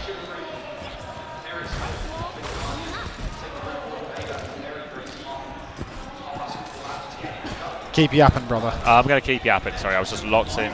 I was praying and hoping to see some kind of movement. I was just hoping you would sit down for once. Jesus Christ. I just really enjoy standing with my hands on the chair. Standing. Hands on the chair, wearing groove holes in them. Now it will come out onto the attack here, and really the situation is pretty desperate for Twisted Minds. They're going to have to deal with situations where not only do they have to survive all the big ult turnings in terms of the Nano, in terms of the Primal, Toronto love that combo. Nano into Primal, get the job done. They're asking so much of the backline. They have to get so much time. And they're going to start under the point. But Toronto play against this a whole bunch. Keep your eyes on RuPaul here, because RuPaul is going to be the key. He's going to drop down. He's going to flank. He's going to try and find a nade. But watch him fake. He's going to punch first, melee first. He's going to try and bait out the Matrix from TVNT. No, actually just lobs it first time, and TVNT eats it. Needed a little bit more nuance to that one to try and find a way through the Matrix. Instead, he will get pushed back. I'm just going to try and trade on him, but RuPaul, he maintains his position, and now it's time for the next nade timing. One more nade from RuPaul could really seal the deal here. TVNT, he catches it on the chin, and that is just going to be everyone from Toronto crashing inside, getting these kills. Someone has been traded out, so he will be a little bit late to the fight, can't hold forward and really trap someone in spawn with that Primal Rage that he's got in the back pocket. But Twisted, they're still in such a difficult position. Look at RuPaul now, he's sneaking up forward. He wants to go for an aggressive nade, even with his Winston on the back. Will they know? All on TVNT. Can he look around? Need to have some awareness. No one's looked. Quartz will of course he checks it. He does everything but the point. TVNT's going to have to anchor it. It's still a 4v4. Ice block on point. TVNT out of mech. Rain there, but not quite yet. 9%. Here's for Primal. Ult just before. Bliss is going to get taken for a ride. Now MCD will. They don't get to any of these ults. Quartz, he catches the hiding Anna, but it's not enough. Toronto take another round. Absolutely typical. Let's go back to the brainwave thing. Let's try and get this working somehow. So I think I just hide that, add a new source.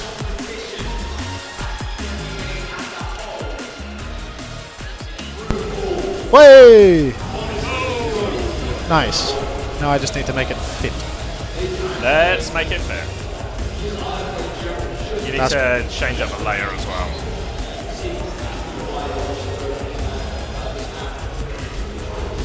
Cool. Looks a bit different to how it did before, no? Like the width. Yeah, like... Maybe I was just leaning the wrong way. No, I think it's like... It looks like super different, right? Because there's also this, like it's really scuffed now, I feel like. It's better than nothing, right? There's like lighting differences too, right? Like they've... I don't know. What do we think indeed, Necrojoss? Thank you both so much. Shut up, so I'm trying to fix my camera. Thus far, Toronto Defiant currently leading, and they're doing exactly what we'll roll with that, you know?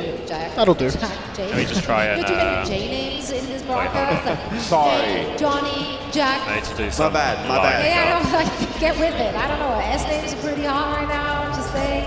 Either way, Toronto Defiant also pretty hard right now. They're doing exactly what you said. You know, the tech support here has been substandard. They're happy to take Twisted Minds to places which are... Don't get me started. I need some lining up. Yeah, Ilios and Gibraltar really tough spots. That's bloody brilliant, mate. You've done a fantastic job. Cheers, pal. Let's see what chat is saying. Definitely the Twisted Minds Probably credit. good feedback, But I think now the threat going into this series, we have push. And just tell Zoe to shut up. Yeah. No longer standing. It's a lot darker. Yeah, I feel like the lighting changed massively just by enabling the USB device ourselves. But you know, what can you do? Yeah. They can make it work on the Clash. Yeah. Possible by... You get what you get, guys. I mean, it is like 340, so the sun's probably gone down. That'll do it. That'll do it. No sunlight outside. This is the weakness of being a team where, you know, your composition... Who are these ones? Give me back the frozen ones. You missed the broken cam. It can happen. Now, the next thing to knock out is the massive, alleged massive audio delay on my stream, because it wouldn't be one of my streams without a chronic audio delay fucking everything up. I don't think you can even fix the audio sample rate stuff. I don't know. Yeah, I wouldn't know how to fix that. Yeah, no, you can't resolve that in extreme. Also inexplicable. The same thing was said in both chats at the same time, so like this for Frozen guys. You guys think you're really different chats, but unfortunately, you've got a lot more in common than you think. Yeah. There's just no fixing this, I'm afraid. So. They'll live. And if they don't, it can happen. It can happen. So now we've got Toronto leading the series 2-1. Life on the line for the side of Twisted Minds. They get to go to their own map pick though, so you know, maybe they'll pick Clash/Flashpoint so that then they don't get dragged into a New Junk City. Yeah.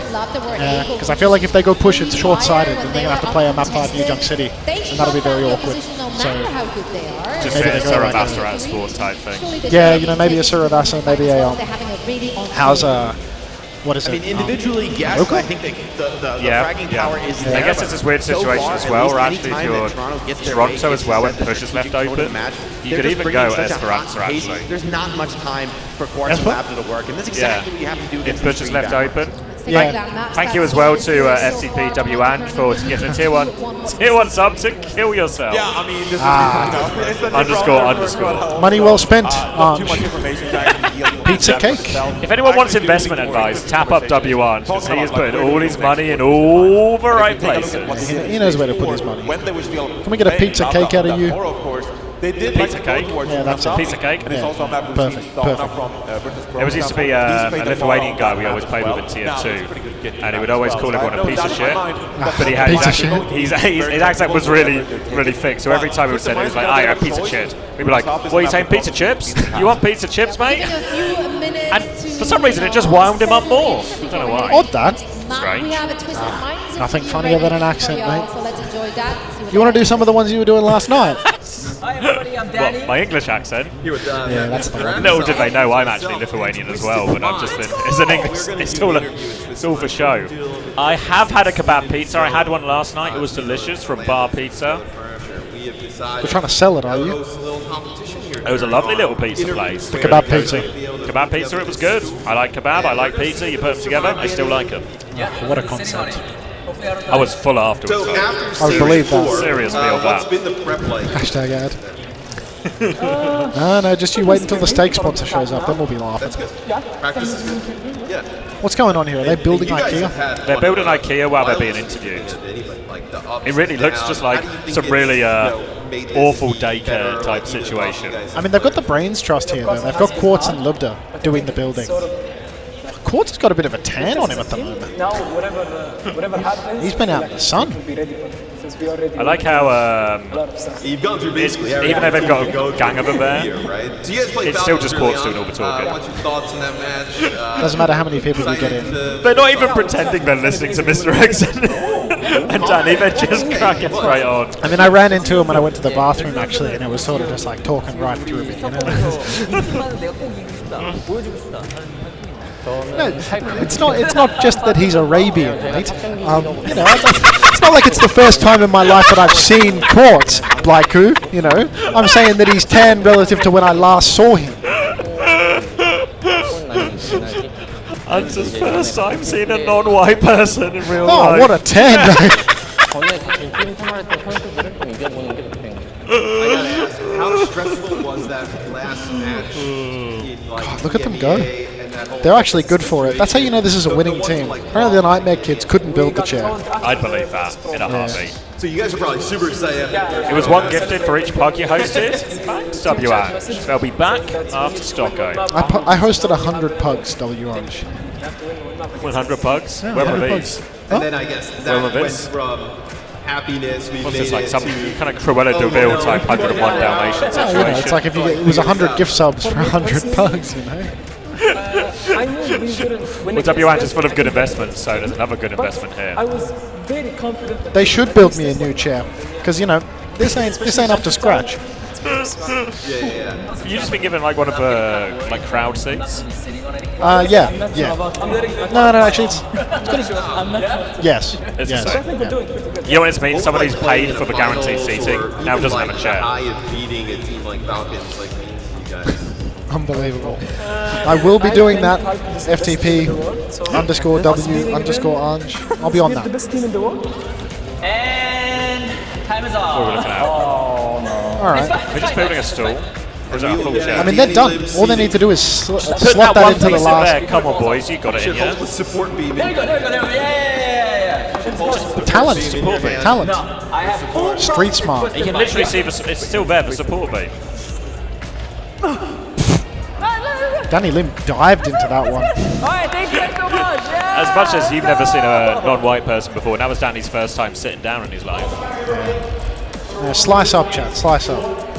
I did. The slice providers came free. The slice providers came through so clutch. You didn't see the delivery on camp? We weren't frozen at that point. It's just here. Is onto white? No. Only inside. Blasian. And we're out Runa Sapi. So maybe more scared of Esperanza than they are New Junk City? No, I feel like this is a mistake. This has got to be a mistake. Esperanza not that bad for Farah, is it? It just means I was worried like Toronto would just hit a dive or something, right? And then they can't get that sort of amalgam mirror they want. Confusion, you tell them. You go to the main broadcast and you tell them, we do not care. Just keep spreading the propaganda, you know? All right, here we are, Runasapi. Amalgam mirror. Yeah, the best of the push maps, the people's push map. People love to push this map. People love pushing this map. 120 meters apiece is commonplace. Not like Esperanza, of course. Oh, you never get 120 meters on Esperanza. You crazy? Never. I'm told that when there was a patch, they actually made the bot move faster. That's why people keep getting checkpoints so much and going back and forth so much. Oh. And apparently the bot pushes quicker now. It sure does. Yep, I did Little not know. Speed boost. And it's going to be Genji Sojin up against this Ash Farah here. So not the greatest Farah map here, but still plenty of time. And I mean, if you just keep hitting cross-map rockets, then I guess any map's a Farah map. That's good for that. Dink comes out from Merit, doesn't find anything too much. And they're just going to keep probing for space. You can see trying to find a connection there. Lubda a little bit separated, but gets himself over that roof to safety with his team. Just a spammy fight. Another body shot to Lubda, and there we go. The attention taken by Sugar Free and just provides Merit with these opportunities. And eventually, you give him enough opportunities, he'll connect for shots. Merit really gifted that angle, just juicing damage in the entire time. No trades at all for the side of Twisted Minds, and Toronto complete control. Really nice first fight. They're already 65% of the way to that overclock. If Twisted Minds have to retake out through the open and Merit gets a bit more damage in, he's going to be able to use that overclock out in the open space. Going to make things so difficult for Twisted. So difficult for him, and now coming around towards a checkpoint fight here, Twisted Minds going to try and keep Corpse on that high ground, which should make it quite hard for Sugar Free to get on him. You can see Sugar Free's going to try and lean inside now, get a bit of a flank going, just an angle initially onto TVNT, but Quartz and Merit both getting close to their ults very quickly. Worth noting, Vega has a significant rally advantage here if this fight kicks off into a real brawl. The rally advantage, I mean, that could be huge again. MCD with this orbital ray, he's a little bit ahead on that. They might be able to swing in with that, but again, most teams, they don't like to push past this point. They just take the neutral on the corner. They're actually getting a little bit past the corner. Someone going out into the open, pinning back though. And now, with him having no pin, I'm surprised that MCD isn't swinging right this second with that orbital ray.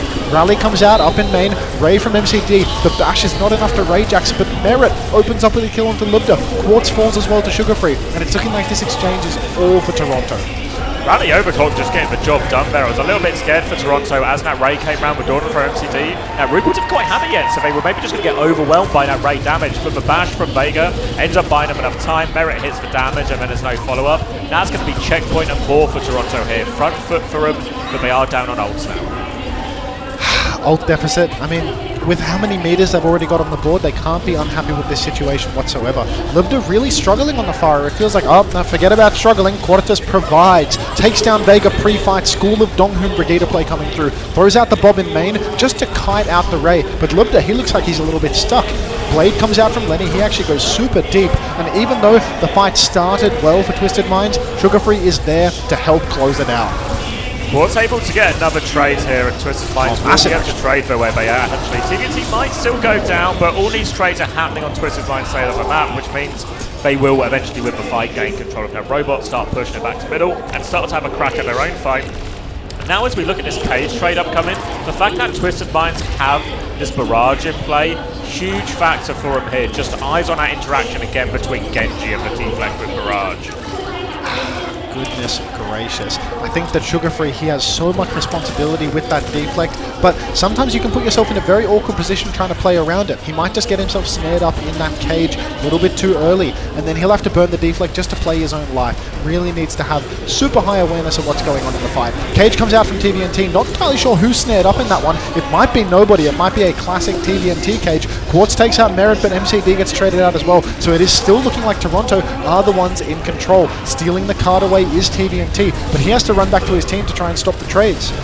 They have to regroup here. Really messy fight from Twisted Minds. They should just wanted that to be front to back and use their ults. They still get kills and they trade back and forth here. But they invested Cage to lose a scrappy fight. A real disaster here from Twisted Minds. And all of a sudden, this has brought Toronto to find that crucial time to get up to all of their ults. They just need to be careful not to lose someone here, but should be okay. And now Cage, Rally, Blade, Overclock, lots of tools for Toronto.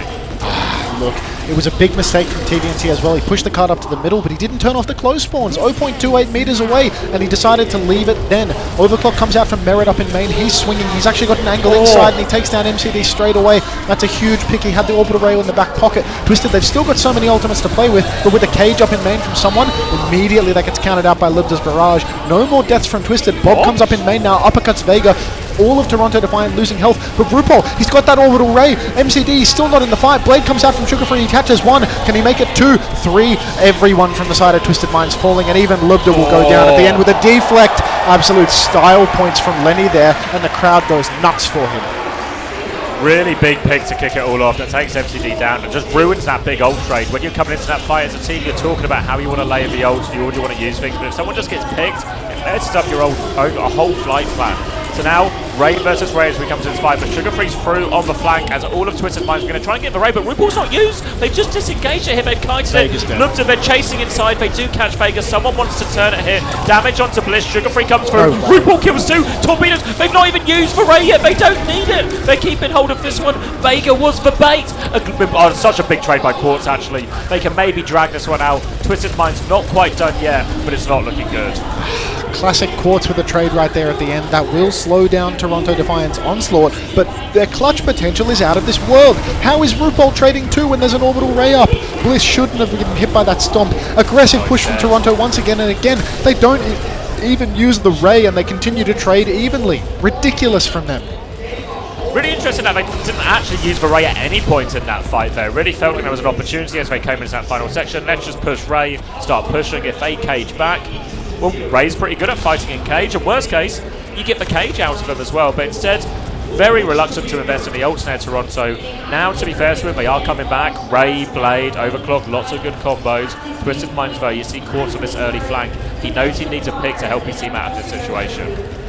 One more pick from Quartz, one more miracle. 128 meters to 0 right now on Runasapi, and Twisted Minds' tournament life is on the line. TVNT throws down that cage in main, but RuPaul answers back with the Ray, keeps everybody alive. Bliss is so low, being chased down by Vega, and with both supports for Twisted Minds once again dead, it's looking like this might be a map where they don't get a single meter on the board. Quartz, he gets that final trade, but it doesn't matter, they're staggering the guy. Poor Quartz getting staggered out there as well, and Twisted Minds now, they have to defend for their lives. 3 minutes left on the clock, but dangerously close to being full push. They have their DPS ults, they have the rally, they nearly have the Ray. But there's a timing here for Toronto. If they want to go with Cage and Blade, if they can find good targets, and they're going with that Blade right now. Someone, any Cage, don't even need it. Sugarfit's going to take down 1. Looked just good for the trade, so no Cage available from someone here. Forces out the barrage, and honestly, really happy with that fight for Twisted Minds.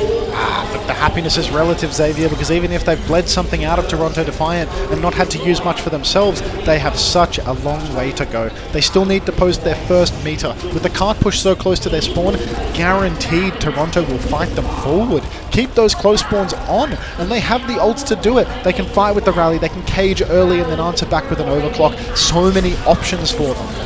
As long as they make it expensive for Twisted Minds, they can put themselves in this good situation late game, even if from right now. And there's the overclock to start it right now. Ray in response from MTV. Stomp onto Merit, takes care of that one. That hopefully provides Twisted Minds with quite a lot. Maybe they won't need to use any more. Someone's going in, doesn't commit the stomp, will just die on point here. And again, Twisted Minds able to get a relatively efficient fight. 1 ult for 1 ult. They will be at Ray's disadvantage this next fight though. Look, TVNT may not have fans. He may not have hands, but he has massive feet. Enormous feet. Clutch stomp there, taking down Merit with the overclock. Really needed that in order to stay in this one. 1.5 minutes on the clock, 120 meters to push. At least they can get a bit of a snowball going though. RuPaul does not yet have that orbital ray. Quartz can swing with the Bob, do something aggressive. He's flanking right now. TVNT showed on that flank, and here he is. He gets the headshot on Bliss. He's dueling Sugar Free. He does all the damage, and Sugar Free, his turn is over. He uses that dash, he uses that deflect. Massive rockets coming out from Lubda, and there's a big trade happening here in main. Cage is going to get deleted pretty quickly by Toronto. Now the Ray comes forward, but someone at Vega, they died beforehand. Now it's a 5v3. The Ray still going. RuPaul desperate for a trade, but Corsi's backed up. He's just shooting at everyone. Sugar Free into the sky. One more trade, but no. All of a sudden, Twisted Minds, they are stringing these fights together. They're finding success. They're going to get cap off of this. We're into the final 60 seconds, though, and someone has that cage. The slip on the economy there from RuPaul. Such a terrible judgment. The 3 versus 5 Ray. That could have been what wipes the floor. Quartz, he's third person emoting around this corner just to try and scout a little bit. He gets the pick on Merit. Unbelievable. The superstar player. He's still juicing on this angle. He reconnects with his team in main. His uptime is eternal. Cage comes out in main, but Sugarfree, he deflects the barrage from Lubda. Still, it's okay for Twisted. More damage coming out. They need a kill on Vega. He's down now, but Sugarfree's in the back. He's on MCD. He deflects those torpedoes. He stays alive, and now Twisted Minds, that was their opportunity. They still have the close spawns, but still Sugarfree alive and well. TVNT takes down Merit. Sugarfree, 20 HP, hit him once. Oh my god, Twisted, they're still in this one. Look at the ults, Xavier. Ray advantage. Cage coming up once again. This could very well be slipping through Toronto Defiant's fingers right now.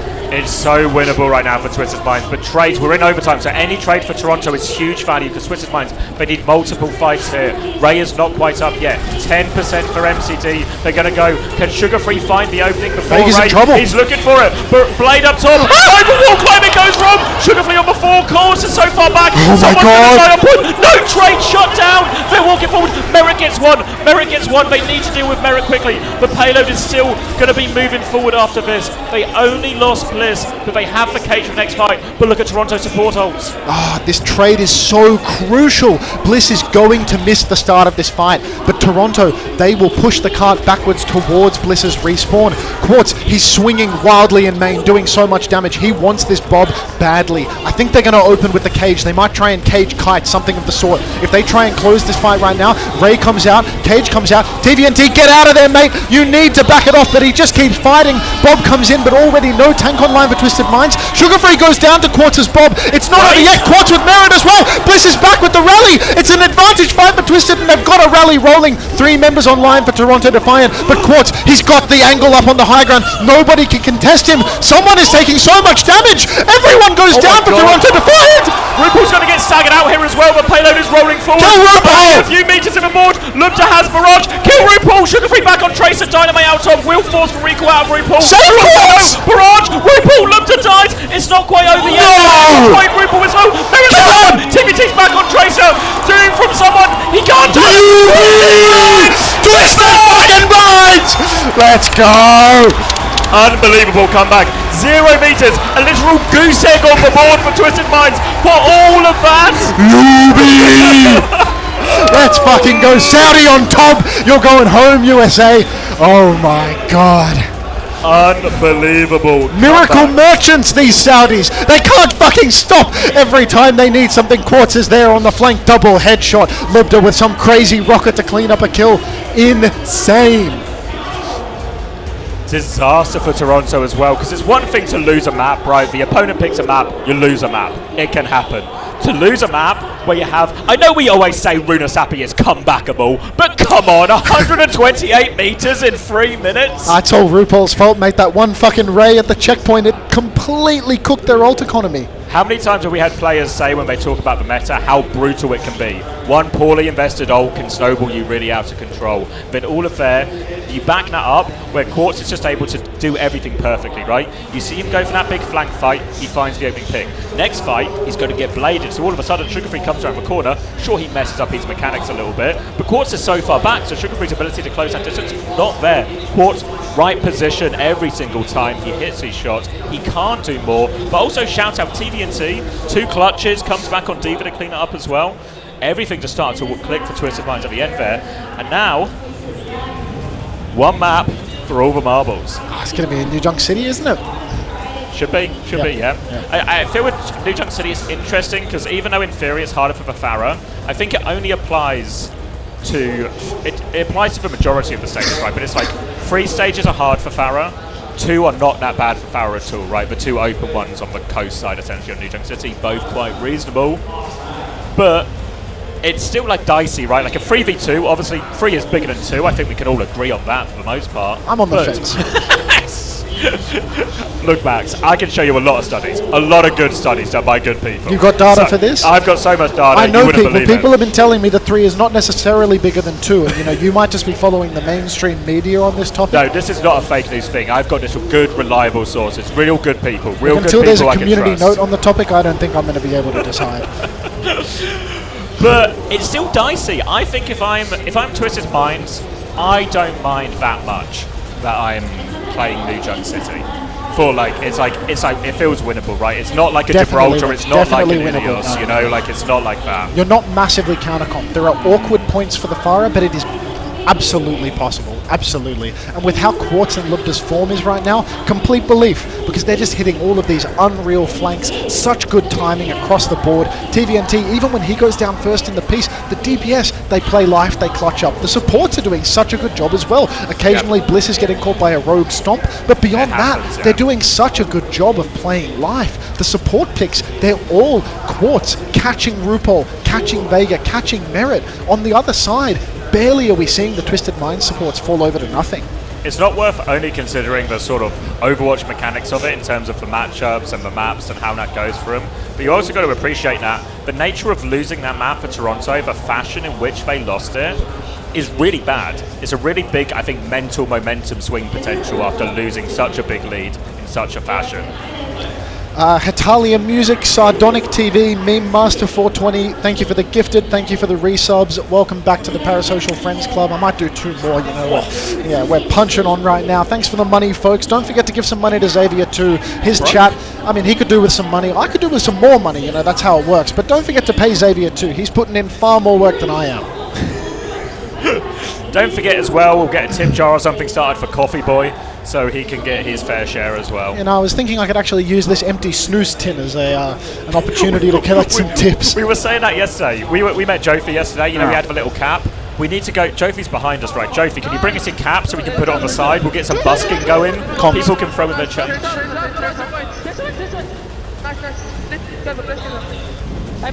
Silent.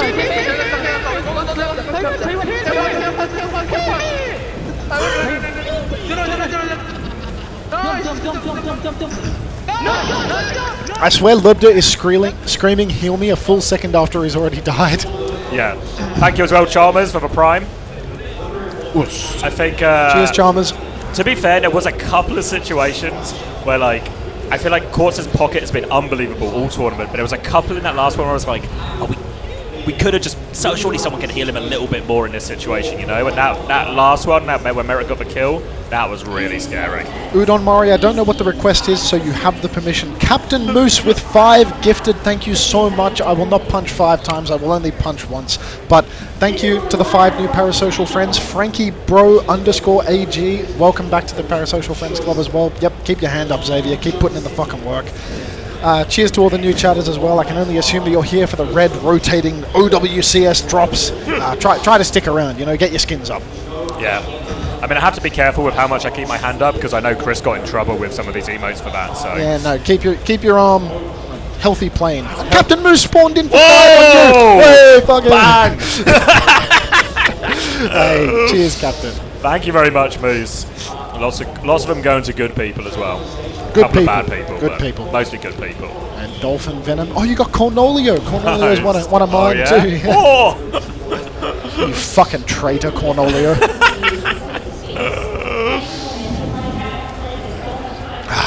Not a bad run. Right. Free Overwatch over. What comes next? Up 5. Oh, FTP W Ange with another one with the Prime. Welcome. Prime. I'd say welcome back, but apparently you're on another new account. You just can't stop getting banned. You just can't get hey! accounts. Oh.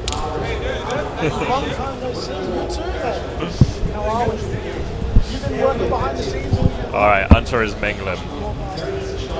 Thank you as well, Zaxia, for the Prime. How much for Hunter? I got him covered.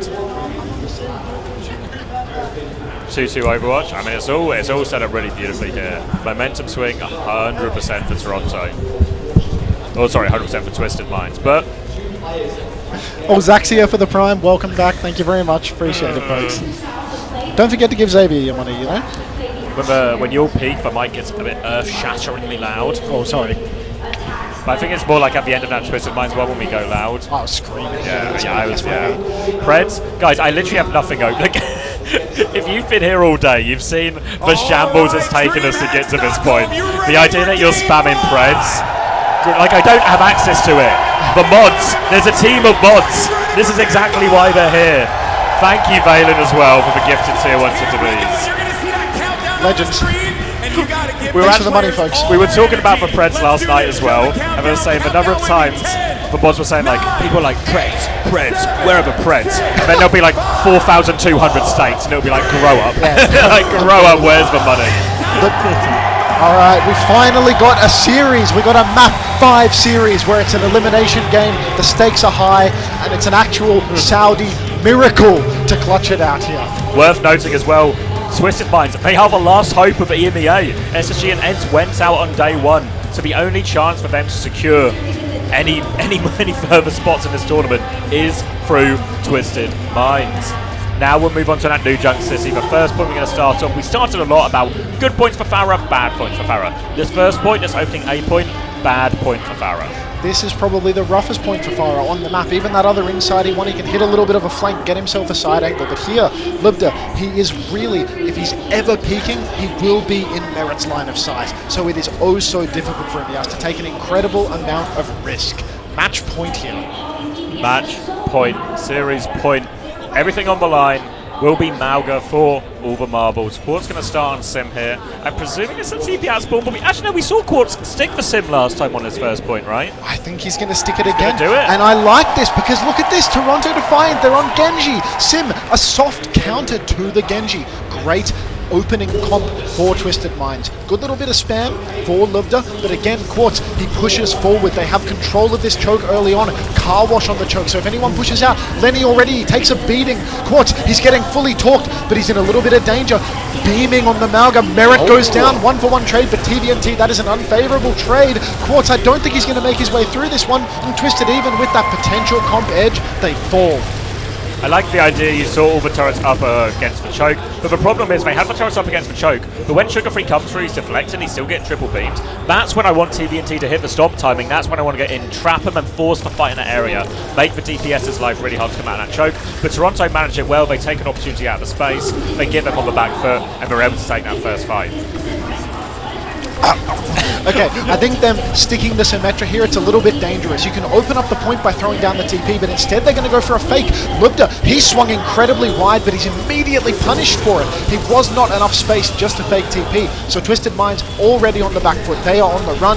TVNT, he counterpins either the Brig or the Mauga, but again, it's just only Toronto Defiant cleaning up here in the feed. Bliss, late trade onto Vega. Maybe able to find another trade onto RuPaul, but he will surely go down. They are going to stagger him out. I mean, I was wondering if there was a world where he pops the rally, bashes out just to play his life for the recontest, you know? There was a vision there for sure. Bliss, 2 important trades. Obviously, he staggered out a little bit. Shout out especially to Vermilion here and to, I'm going to say this right, Yamete with a Prime and the Tier 1. Thank you very much for the support. Bang, bang. Now we go on to this next fight. Last chance for this point for Twisted Minds coming from underneath. Quartz will get the tip tap with that TP, but now a big bash underneath. They're all quite low. Ray over the top from RuPaul. Both support on from Twisted Minds in response. Here's the blade. Sugar Free! He's stuck in the window! Sugar Free, he's beefed it. He still goes. Symbol out from Quartz. TVNT gets beamed down. No blade value at all, but someone, he's carrying the slack. He's stealing it. Bliss is going in for more. They're still looking for trades, and Sugar Free does get his clean up kills, but a heart-in-mouth second for Toronto fans there as it looked like that blade had gone down the pisser. Absolutely brutal for Twisted, even with the advantage of Sugar Free completely shitting the sheets, messing up his blade beyond belief. Still, Twisted not able to close it out. Quartz, he swaps over to the Ash. Now, these are the open points. They've rolled low on the second point, though. They've found another difficult Farah point. So this is going to be tough for them. There's a mental challenge here. If they go down 0-2, even on a good point, they might be struggling. Pin comes in from someone, but he just goes down to nothing at all. Lubda pops the barrage, gets himself traded out, but Twisted Minds, they are in the lead. Well handled there. Meryl gets staggered out a little bit here as they get themselves onto the point. And one thing that is true is while we talk about certain points being worse for the Farah than other ones, of course you have to mention if you have control of the chokes and your Farah can sit above them, it's much better to deal with it. 98 Gox, thank you very much for the 5 gifted, very much appreciate that. 5 new parasocial friends, you got your fist bumps already, you're just going to have to check the VOD for that one. Toronto now, they are on the retake, but Quartz, typical Quartz, pick Merchant, swings out wide, takes down RuPaul on a safe rotation, and now Twisted, they are going to press that advantage. TVNT is going all the way, and for a man with no hands, he's tracking pretty goddamn well right now on map 5. You'll be amazed what you can do with a stump.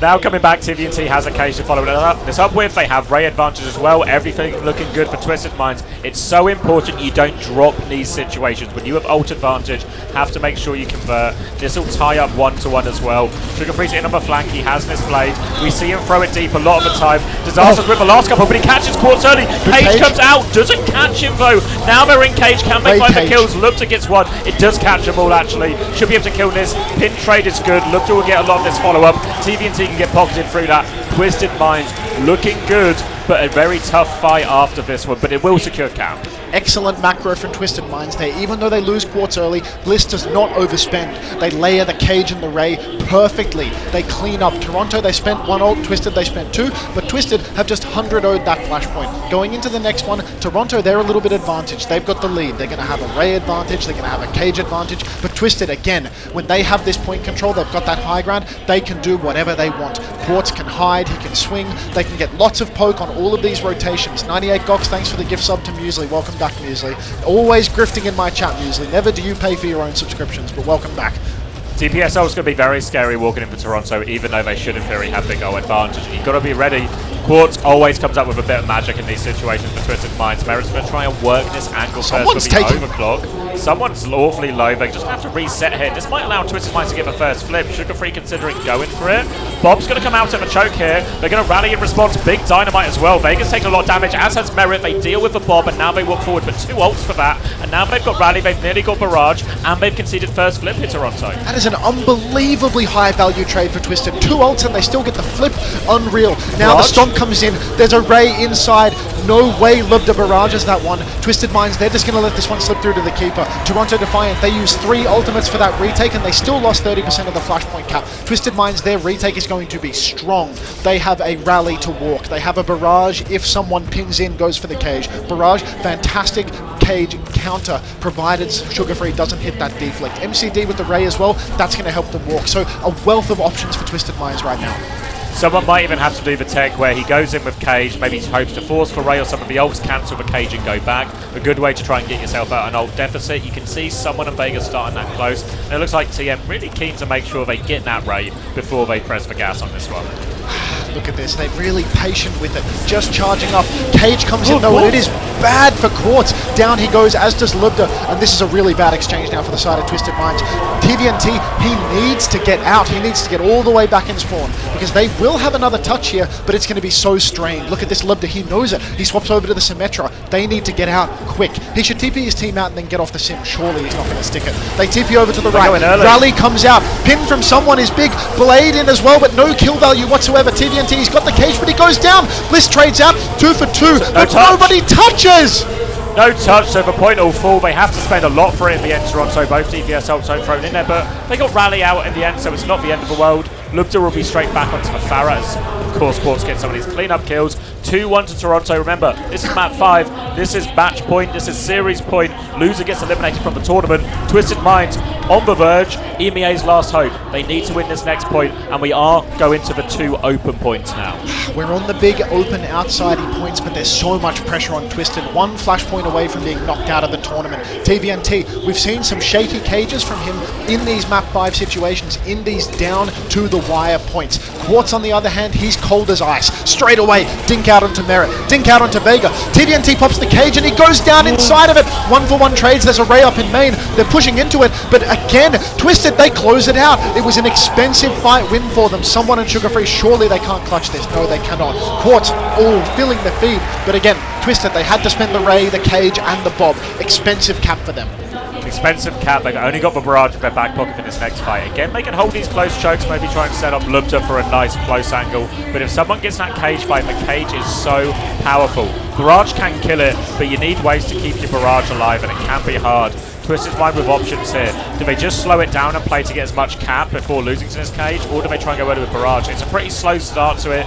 TVNT conceding a lot of space. They don't want to give someone that big cage, but he's still 10% away. They've lost most of the map though already, TM. TVNT just gets blasted off that high ground, and now they're staggering on just for the touch. Lubda taking so much damage, but Sugar Free, no deflect. There is a potential chance for a barrage here. Looks like they're not going to do it because they conceded the flip as well. And now really a dicey position for Twisted Minds. Retaking, they don't have the Bob yet. They've got that rally, so they can brawl again. The rallies have been fantastic into Sugarfree's blades. He has not been finding big value with that. But Twisted, it's really 1-2 more fights, and this series is on the line. Really on the line, and they have to walk forward. They have to be careful of any early fights here. And Merritt's going to pick Quartz. Quartz has been on it all day, but this time in this crucial fight, Merritt gets the pick. Luckily, TM weren't committed, so they can reset. They'll go for one more fight, but this means it will be last chance for TM. They have to win this fight. Down to the wire for Twisted Minds now. Slight orbital Ray lead for RuPaul as well, and that is terrifying for Twisted because Ray Blade, that is an incredibly difficult combo to counter. Overclock comes out in the open. No ultimate response yet from Twisted. Quartz actually catches a pick onto RuPaul. Unbelievable kite from the Twisted squad. All 5 escape. Quartz throws out the bomb, gets taken down by Sugarfree. 2 for 2 trades now. No DPS online for the side of Twisted. Still no support ultimates being used. Who's touching the point? TVNT ran for the touch. He's touching already. But he's all alone on point. He's about to get pincered by the respawners as well. Twisted, they need to rush out onto the objective. They flip the cap. That is huge. They've got a little bit more time on their hands. Double support ultimate online for both sides. DPS ultimate online for both as well. Quartz versus Lubda. Lubda versus Sugarfree. That's the matchup we need to watch. Barrage value versus the Deflect, the Blade. Who is going to find value here? Rays from either side, rallies from either side. Deflect catches Lubda. The Blade comes out. He's slashing through the Ray. The bash is good, but not good enough. And Twisted Minds fall. Sugarfree, so dodgy with some of the blades so far, but when his team need it most, in the crucial last fight, Sugarfree comes up with all the goods, puts Toronto over the line, eliminates EMEA from the competition, and I think it's really hard to deny right now, but NA on top. Saudi, tragically, not on top today. Once again, homosexual, the team that you want to win, manages to fall by the wayside. Insane performance from Sugarfree there. That blade at the end, that was just the icing on top. The fact that he preserves his deflect, he counters out Lubda's barrage, absolutely perfect play. Toronto Defiant, their DPS players, well, I mean, look, Sugarfree on another level. Merritt had a bit of a quiet series, but Lenny, he came out to play. Yeah.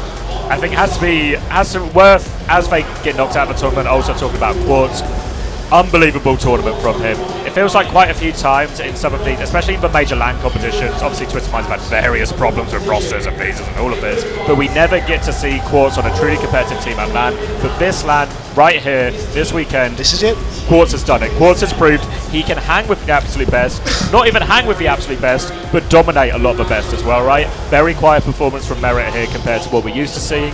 Obviously, still did his job, still did enough for his team, they get themselves over the line, but going to need more from Merritt going forward, I think. Star performance there. You can see Kasaurus up in the back. It looks like his clothing is getting a little bit more yellow. I think I saw a stream of it trickling down his leg towards the end there as well. He must have been at least a little bit nervous about the result of that match there. Unbelievable series right there, right down to the wire. 128-meter comeback on push, full overtime, 0 to 129. And we talk about exits from this tournament. We talk about SSG, Ents, and Nightman, how they've gone out of the tournament, and they've really not done that well, but went down fighting TM. And a fucking boring interview with someone that isn't Lenny. Don't know what time it is. This guy doesn't have a watch. I mean, this was your second match. I just want to hear from you, someone. How do you feel right now? 저 굉장히 접전이었습니다. 힘든 경기였지만 끝에 가서 승리를 하셨는데요. 지금 소감 한 말씀 부탁드릴게요. 짐 싸고 집 갈 줄 알았는데 이겨서 정말 좋고 그래도 아직 경기가 아직 There is another match, folks. 최선을 다해보겠습니다. Plus an announcement. I sort of thought that I had to pack my stuff and get ready to go home, but that's not the case. We did get the win. We have more matches coming up, so I'm going to stay focused and try to win that one as well. Talking about your next match, you have one more match, third match of the day. I know you're tired, but I know you got this. You guys are up against NRG Shock.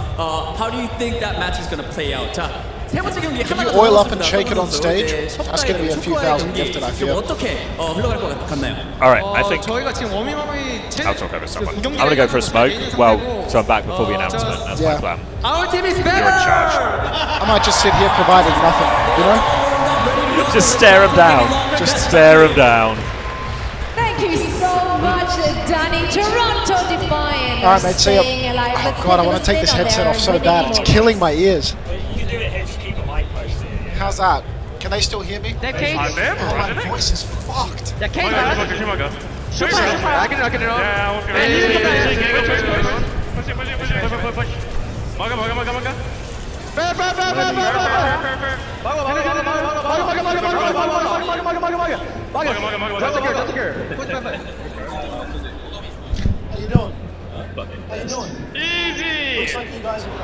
GG indeed, and what a way to end it all. That plate from sugar-free, just, you know, the cherry on top. But what a close series. Like, I'm feeling like the exhaustion radiating off of someone right there, because first, of course, a massive beatdown. And Anta, against what team Raccoon. do you hate? Gotta Who recover should I from that cheer as for? well. And then There's no afterwards, hatred in taking my it all heart, the way to homosexual. map five, I love all teams equally. That's gonna put a strain on you. Yeah, this is you not should the spot you want to be cheer in, for facing down your third NRG match 1 of the day, but million unfortunately, percent. that's where 1 they million are, and percent then you they're cheer going to for have to NRG. fight back against an NRG that has I been insist. resurgent, that has been looking really Quiet, strong in this Jake. day of play. So honestly,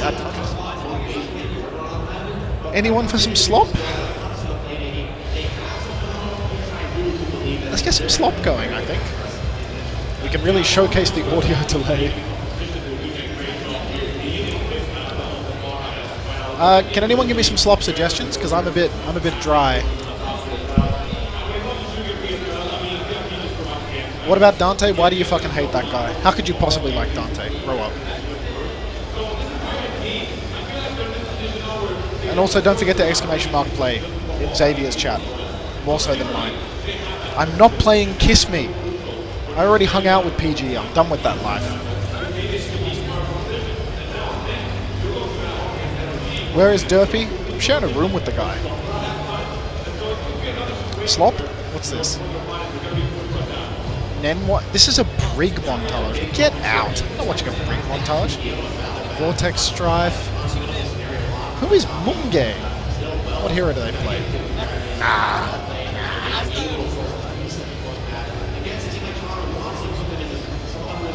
Alright, let's keep curating the slop here. Flats? Yeah, we'll watch flats. We'll watch flats. I think that could be the move. This is 11 days ago, so I want to watch something more recent. How I reached top 500 in Season 13 of Overwatch 2. Perfect. Absolutely perfect. I'll get the slop going. Add a source.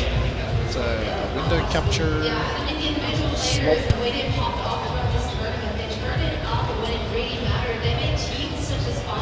And I'll add it for my stream too, because I'm doing Xavier's job for him while the lazy bastard sleeps. I'll get the webcams back on too, I think.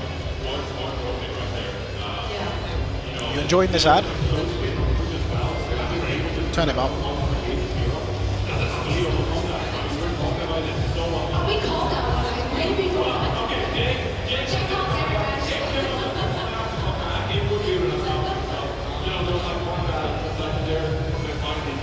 This guy got top 30. How?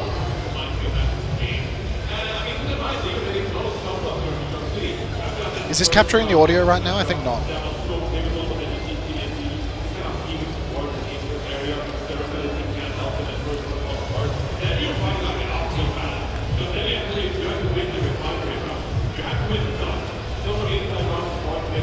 Is it working? Wonderful. Enjoy. I'm going to take my headset off. This thing is killing me. I'll be back soon.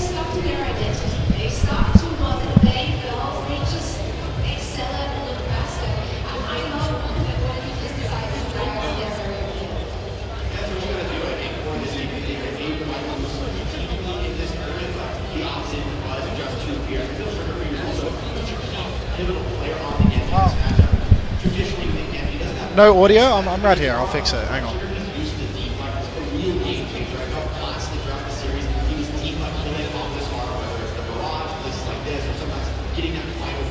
If I'm going negative in the game, I'm trying not to say a fucking word. So this is where the problem lies. If you sit here and Hunter, do you rate the crosshair? Yeah, that's an accurate completely crosshair. reliant on Flats is picks, known and for the his picks aim. aren't rolling.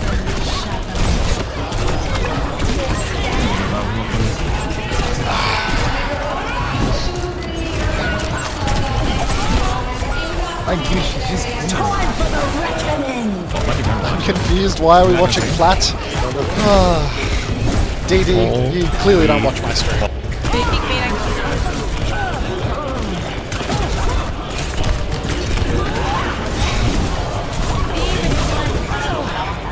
This guy's about to hit top 500 on tank. Super obvious. Hit tab. Why they don't die, but not much we can really do about it. Wonder what I'm doing wrong this time. It's just dead on repeat. It's like me playing tank. They had 40 kills, and I still outdamaged them. Isn't that fucking insane? They had 40 kills, and I still outdamaged them from all the shots I was putting in. If you just stand there and don't do anything, you lose. That's how playing tank is. That's how it works. You are the raid boss. You run in and go after things. If you're smart, you follow your tank when they run after things, because their tank's going to turn to chase. Or if they run at your team, you just run past them and just keep going, and you just kill things. Zarya is one of those Zaryas that just shoots at the tank the entire time. I'll teach you why that's a bad idea.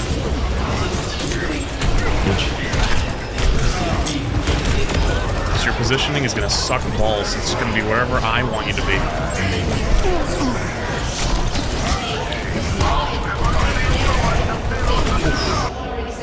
Those run everyone. So let's get off that immediately. I managed to break my webcam. I can't remember what I was doing for that. Like I said, you'll position now where I want you to position. Because if you're going to just chase me the entire time, the hell have I fucked you're going to be that in bad spots. Like I hide the oh no, I respawn. That's it. That's all it is. Just briefly hide the nightmare branding so you can see flats.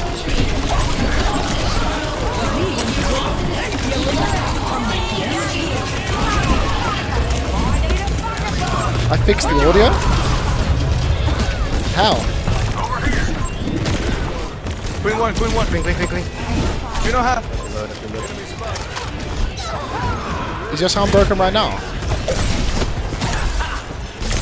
Are you in flat silence rush again, early. Chad? Like 2 seconds. Get ready. Hold on. Ready? 3, 2, 1. No. Quick. Sorry for breaking the flats audio. I don't know how I managed it. Ah, it's this layer, of course. I need to keep that on. Otherwise you get no audio.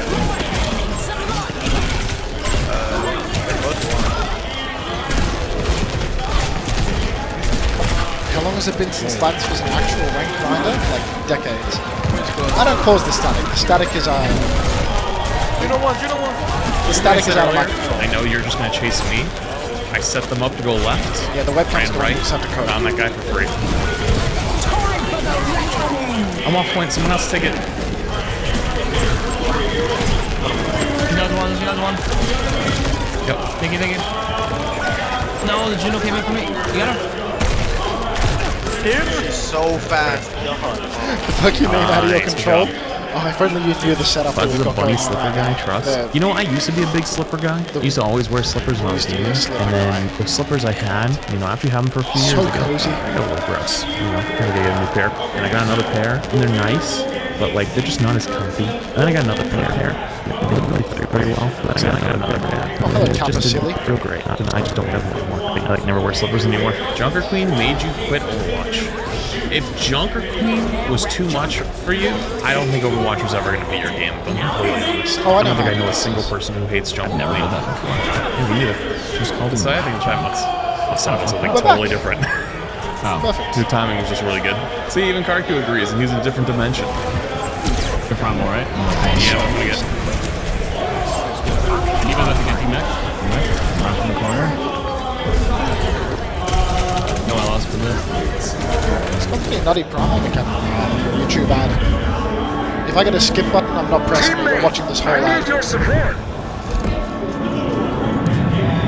Yeah, there's a skip button right there in the corner. I can see it, but you're not getting it. You have to watch.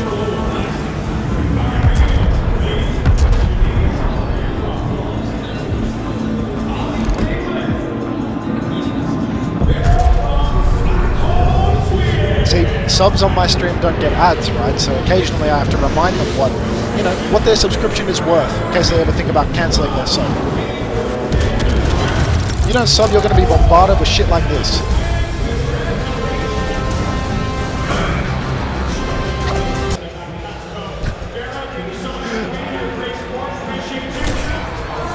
Pocketed Cass is fucking my ass up. Yeah, the counter swap Carls are online, huh?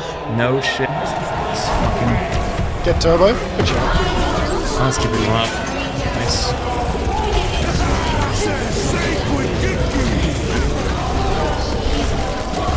Playing it. Nice.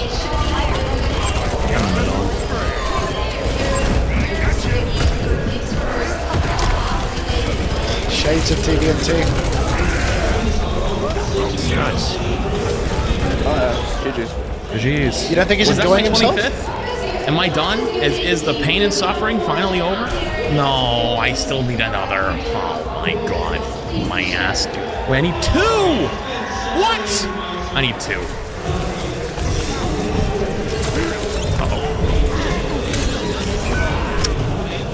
Wow, what a fucking nade. That was actually a crazy ass nade. I'm gonna go get aggressive on this Piranha. I'm slept. Oh shit, they're doing the announcement. Oh. They're doing the announcement, but I think it's not on the clean feed because I can't hear it, so I'm going to pull it up on YouTube, I think.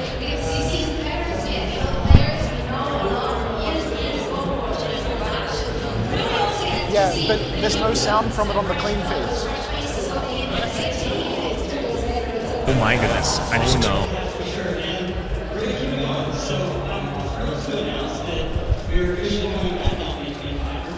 Okay, so Sean Miller is announcing something about 2025. Let's get the YouTube stream up.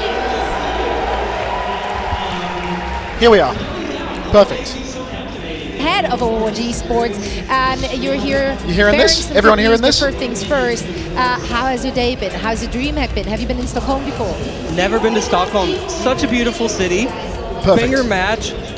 Lenny Blade. Life is good. I thought this guy was dead. Life to be is honest. good. I thought that this guy got tarred and feathered at the 2023 playoffs and was never seen again. And he's just been the man behind the scenes all along. Thank you, so yes, it's been such an amazing final so far. Our inaugural year has been everything we were hoping for. I mean, just earlier this year, it's crazy to think that we launched an entirely new esports program and meant to be more open. And the result has been this awesome year of crazy matches, amazing storylines, and just all this passion from all the fans. So it's just been so cool. Yeah, I think I speak for everyone when I say this open eco system has been really, really cool to watch throughout the year. We get to see seasoned veterans again. The players we know and love from years and years of Overwatch esports action.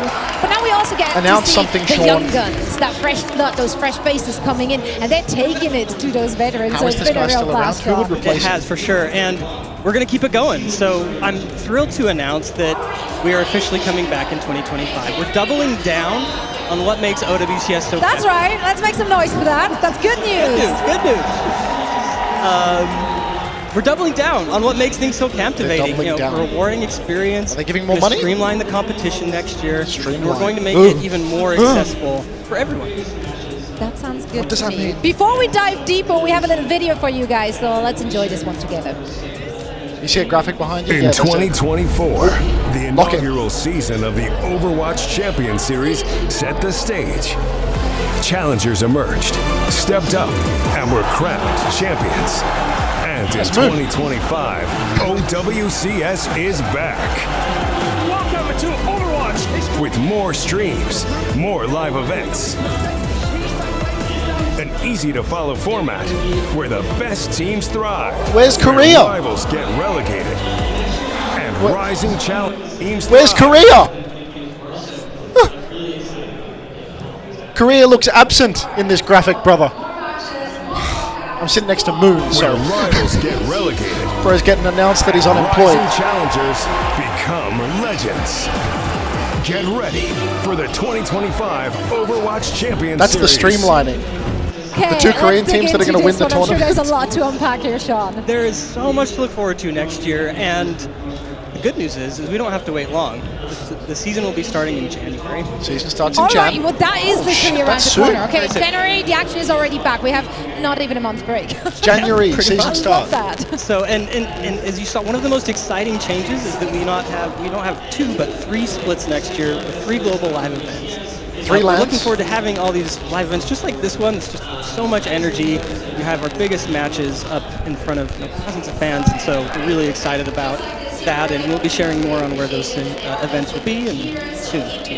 Soon, Okay. 3 3 lands plus EWC. Now That's let's 4 dig lands into for the the year. format. What's the format going to look like in 2025? Format. Totally.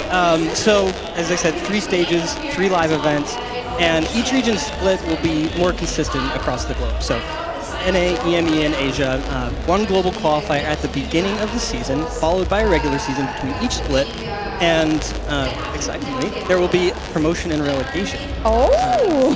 We'll talk more about. Okay. Thank you, And next year's region split Welcome back. will also be more consistent, as I said, than in 2024. So really excited about all the things happening here. All right, so more matches, more broadcasts, more Overwatch. Does that good news, Stockholm? That's right. And you mentioned relegations too. And relegation as well. Going. So Keep no more Swiss. Let's talk about this. We want to continue to make, as I said before, Overwatch competition just more accessible to everyone. And the way that we want to do that next year is through a promotion relegation system through FACEIT. So at the end of each stage, the top 2 FACEIT teams will compete against the bottom 2 OWCS teams, and the OWCS spots will be on the line. Really exciting stuff. That is so cool. Yeah, actually, I'm so excited, Sean. and even if like your sights aren't necessarily set on OWCS, FACEIT's going to have tons of amateur competition across the board. With prizing, other incentives to reward everyone that plays. It's actually, they've turned Tier 1 into contenders. Right, just like this year already, a lot of people have really appreciated that there are those different tiers. Where's Korea? You just want to dip your toes into the competitive scene. You get to do that with your friends or your foes, I don't know who you're playing with, and you can work your way through the system. And now you can actually end up here at the top in OWCS. That's really, really neat. I know that sign-ups are open right now, so people can actually get to do that. And of course, that's going to be they have to get on with that since January when we're starting the season, and that's going to be a close call to make, right? Is there anything else you can share? We do have one more small thing to share today. So I am thrilled to announce that in 2025 we will have an OWCS team partner program. We'll be collaborating with select teams across North America, EMEA. We're so fucking back! Yes! Skins, icons, sprays, and more. That's why the crowd was cheering. Hey, we got him with the skins. The Sean Miller redemption arc. I love you, Sean Miller. I've always been on side. In game next year, we'll have more to share. Check out the blog, but super excited. Never said a bad word about my mate Sean. Oh, so am I, and so is everyone in this house. Tonight, Ain't that right, Stockholm? To Toronto. Man, we're in for so many treats. Sean, thank you so much for sharing all of this with us today. And we're heading back into the action after a quick break as well, so don't go anywhere. All right. I had to do this to get the audio because there was no audio on the clean feed for the announcement. Oh, okay. Yeah. Bunch of flats in between. Back to that. Why am I getting bladed? What? Why is he getting Why is Flats getting? No, Does anyone in chat know why whole Flats team is is getting actually bladed? Why am I getting more free money? What? Fuckers. All right, I'll let you control the slop now. There's this slop layer for you, there's this slop layer for me, and that's it. I'm gonna go take a wander. Oh yeah, I'll find some slop. Should we find some Chinese slop? I type in Chinese Overwatch. Frag, lovely. I can cook it, don't you worry. Hold on. Let me get the chats back up. What are you saying? Sign this already? I could do that. Hold on, chat. Don't go anywhere.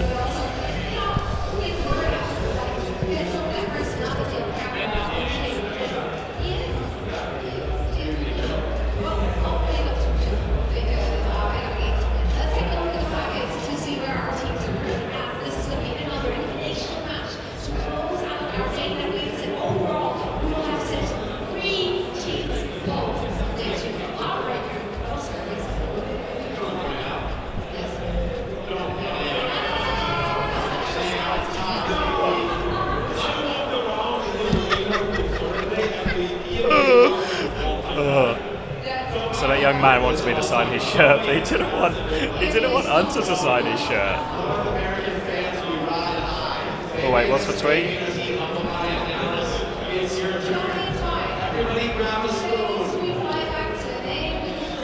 Translate. Name of the fetch. Any translators?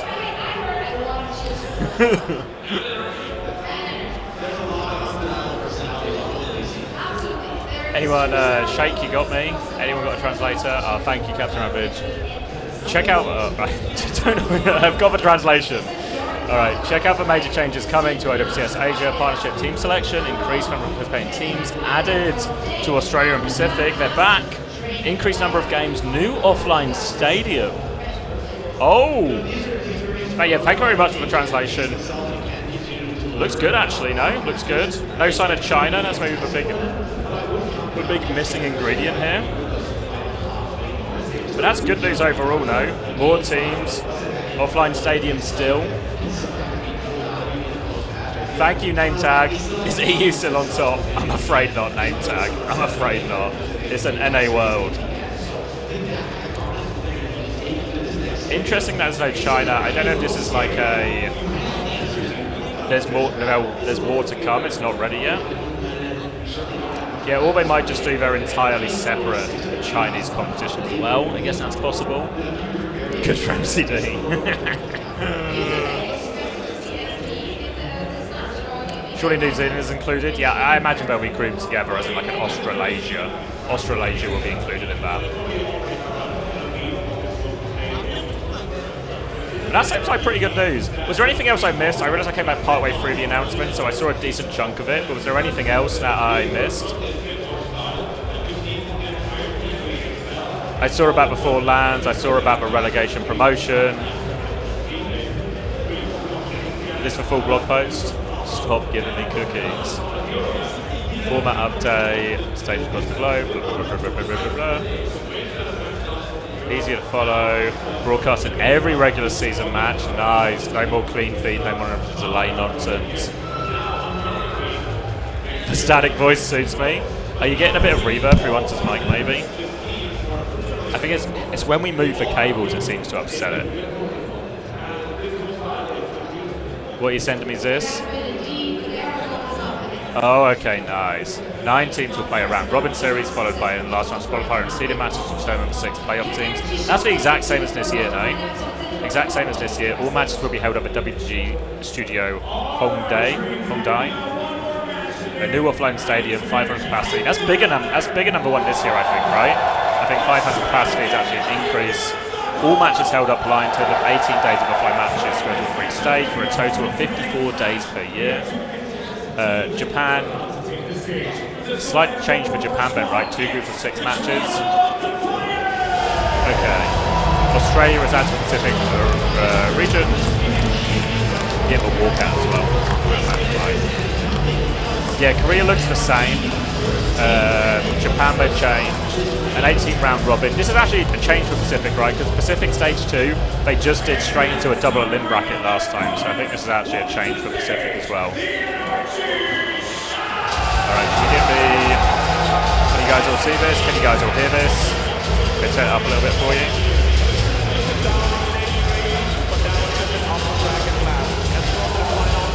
Do we know where the lands are? Not to my knowledge, no.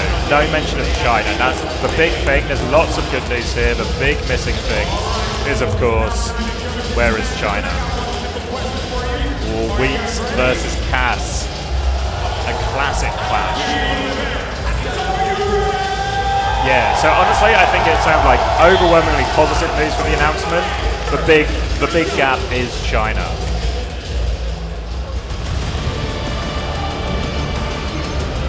Here at Toronto, branded up. Oh. Branded up. Let's crack another Pepsi for this one. How long am I going to stream for? Probably not long after the event, honestly. We're back tomorrow with more of the streams. So if any drops you don't finish today, you should hopefully be able to finish tomorrow. What is Rack doing with that? Just having a good time.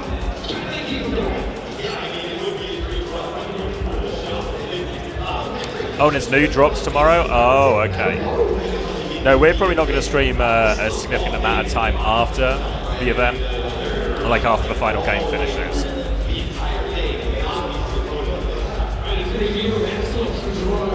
There are restreams after, or they do like a rebroadcast. Oh, okay, yeah, that's a good shout then, Mark. So if you want more of those drops, you can get that going.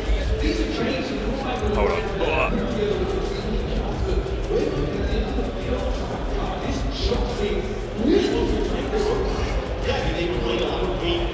2 seconds. All right.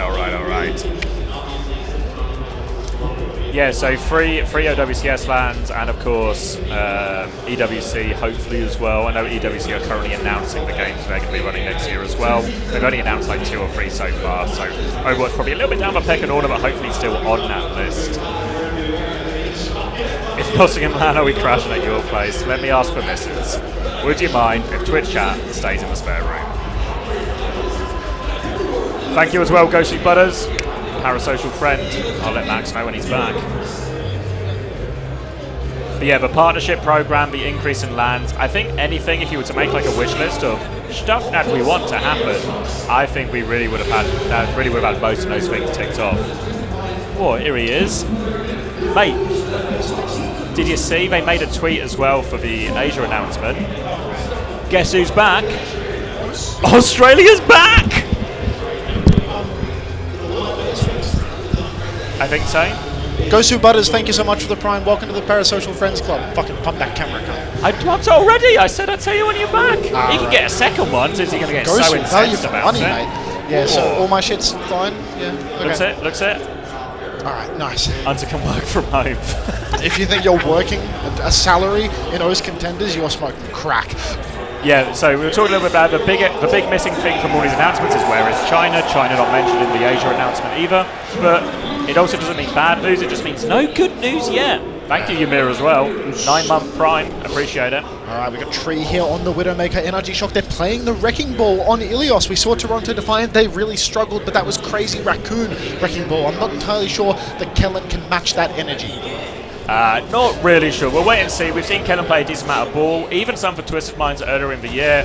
Tool asked to fill Jumbin's shoes on that type of role, though. Tree going to be playing onto the Widow, playing far back. It's a 1-for-1 trade, but trading RuPaul, got to be pretty happy with that one. So heal advantage now for NRG. Yeah, no healing for the side of Toronto Defiant. And NRG, with this Wrecking Ball, they can keep pinging and ponging in and out, in and out. Big anti-nade splashed from Ultraviolet, but somehow no kill converted. Instead, it's UV taking all the risk, trying to finish that kill. Goes down to Sugar Free, so close.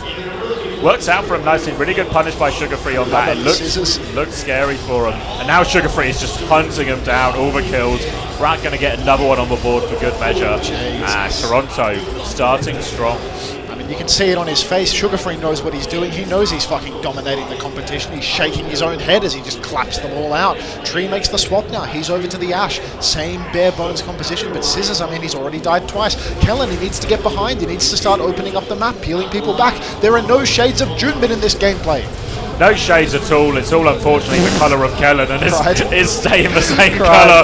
Oh, it's no mega for him either. 50, he's dead. Oh my god, that's it. What number is it to call the police in Sweden? Oh my god. Because I see a criminal on the loose. Looks like someone has actually criminally gotten himself traded when the enemy team has no tank. Rack Attack under a little bit of pressure right now, taken rather low, but it's a 4 versus 4, and the advantage of Kellen going down so fast is he gets back quicker. Pulse Bomb goes comically wide from Scissors. Don't know what you're doing with that one, Jamal, or Alejandro if you subscribe to that narrative. Rack Attack takes down Sugar Free with the high noon, swing is good. Ultraviolet with another good skill shot, takes down Merit, not to kill him, but put him to sleep for a little bit. RuPaul very close to that orbital ray, but taken out by Kellen. Fraudulent slam, maybe not.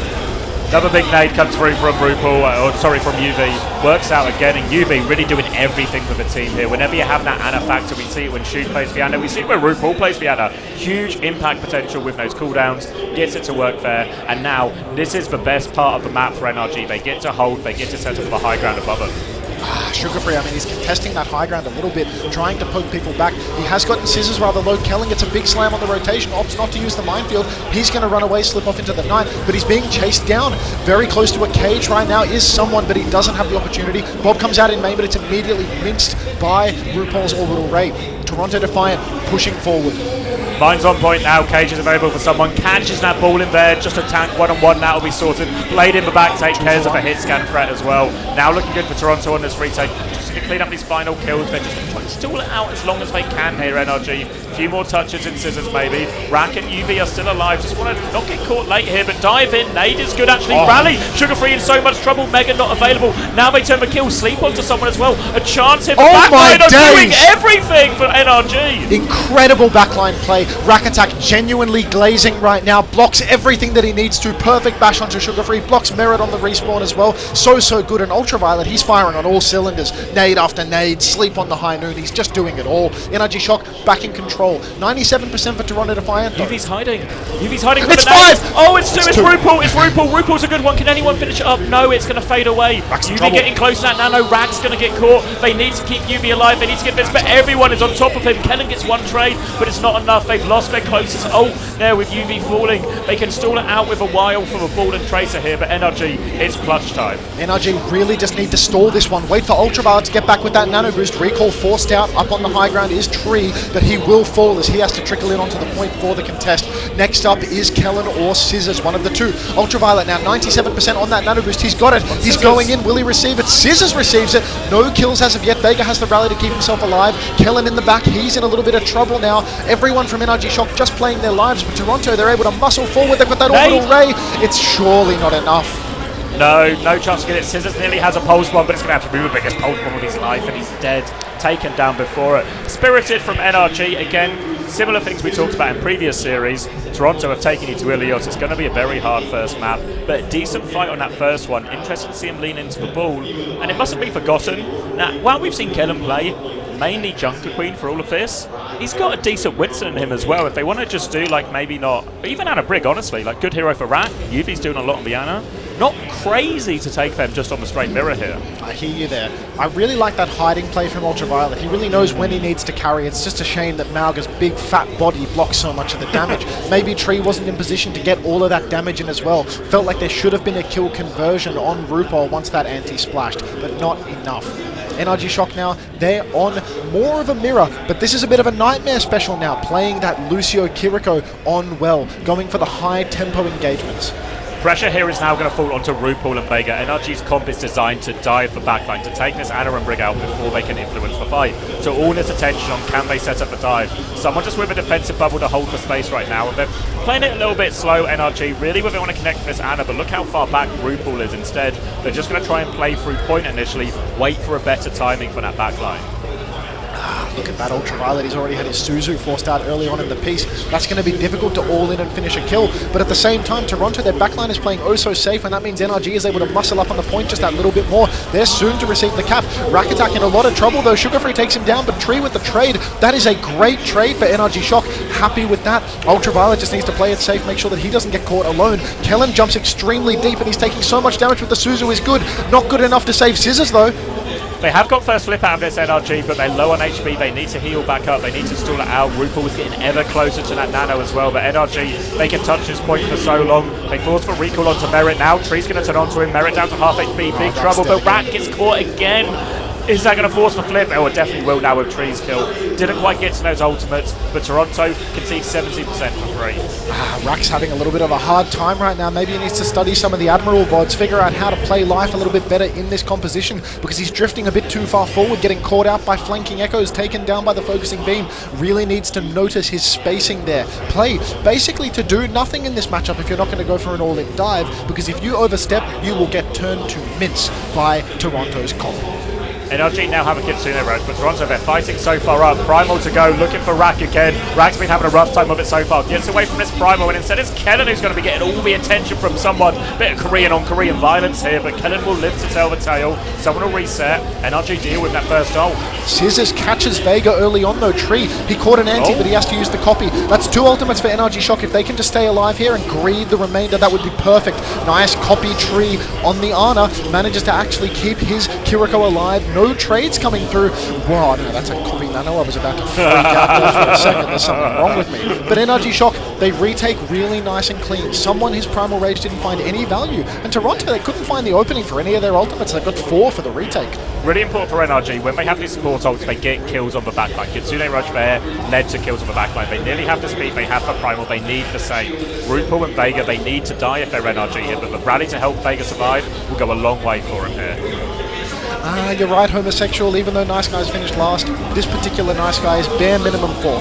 Beat drop comes in main, but Scissors has already fallen down to Sugarfree. Kellen is primaling in the back. He might actually be able to jump someone off the map. He takes RuPaul for a ride. Yes. Vega on the back step as well, but Ultraviolet, he goes down. There's someone on the point for Toronto. They are going to flip this cap. Even if Kellen can kill someone, which it appears he cannot, they still have lost the capture. They need to run back to the point. Someone is hot on Kellen's heels, and with Merit too, they trade out. 1v1 on point, I think. Merit and Tree fighting, but Respawn's coming back fast for each team, trying to get their way back onto this one, and NRG do secure that cap back in their favour. But now Toronto, they've got the copy, they've got the primal, they've got tools to work with. NRG, they're reliant on their DPS, up to Scissors and Tree to put them in a good position here. Look, if there was a DPS player in North America that I would like to rely on and his name wasn't Sugar Free, it would be Tree. I trust him to get value with this copy. He's an unbelievable Echo. He can play it all. He copies the Winston. Let's see if his 50% Korean blood can come in clutch here for a Primal Rage. Jumps up onto the high ground. The flail lands on Kellen. Tree, no jump pack damage, no value from that copy. Nice. Unfortunately, he's only 50% Korean, not quite enough to get him over the line. Now Pulse Bomb comes out, Chikobi from Sugar Free doesn't land, but actually Scissors is good for the Pulse. Now Sugar Free trying to regroup, trying to deal with Rack, but NRG, they push for backline, they're trying to get more of these kills. Vega is running for his life, he's getting hunted down. Another flip comes through from Toronto, but can they close out this fight? The answer might be yes. Merit gets another late trade. They're going to go back, support and tank on point for NRG, trying to force this cap. Sugar Free awfully low, if he gets caught, it's big trouble, but no. Merit's going to stall the point as well. Someone's coming back with Primal, Vega on Lucio. Toronto want to keep this one going. So close to a Primal versus Primal fight. Everyone on Toronto needs to start staggering in, touching the point. Ultraviolet, he's got that Kitsune rush, but that's a very difficult ultimate to execute in the face of... Oh my god, the pulse goes wide for Merit. Rack attack 90% on the beat, but he's rushed into the danger zone. The boop onto someone, but he manages to jump back out. Beat comes out, but it doesn't catch Scissors. Crucially, his recall has been forced now, and NRG Shock, they haven't found a single kill. Oh, mid-air rocket from Tree takes down Sugar Free. Player advantage now for NRG. Kellen's dropped for Primal. Can he find the kills? RuPaul is close to Nano, but he's trapped in a room with a Farah. RuPaul will go down. They fall. NRG on the Winston Mirror, taking a round off Toronto. Toronto Defiant. There is the ingredient. Merit on Tracer, the one thing that will slip through your fingers every single time. And look at that, 1-for-1 rounds. Completely composed at NRG Shock. They're not celebrating prematurely. They are locked in. They are ready to take us to Lighthouse. This is a good map for Ash, but it's an even better map for Tracer Echo. I think this is one where NRG Shock have a little bit of an advantage. It's interesting as well. It looks like NRG might actually be leaning into Anna Brig here. I was going to talk about that actually well. Kiri Lucio might just be the better backline on well because of how compact that point and that fighting area is. A little bit tricky for the Anna to get the space they want. On Lighthouse, however, much more space for these backlines. So we're going to see pretty much the full mirror. Anna Brig, Winston from both sides. Merit obviously starting that trademark Ash. Tree on the Echo. Both these sims will turn into Tracers. And here we go. Away we go. Really relying heavily on Tree here to put the team on his back. He's the one that has the advantage. He can slip over those rooftops, blast stickies in those small chokes, really take advantage of the space on the map. Merit has taken point top right away, as has Vega. But look at that, RuPaul, he's all alone, so he's going to be forced backwards. But Tree, unfortunately, weighted the world on his shoulders. He's not found the value that he needed whatsoever. Tree, Kellen, both going down to Merit in this power position on the high ground. And that's going to be first fight for Toronto.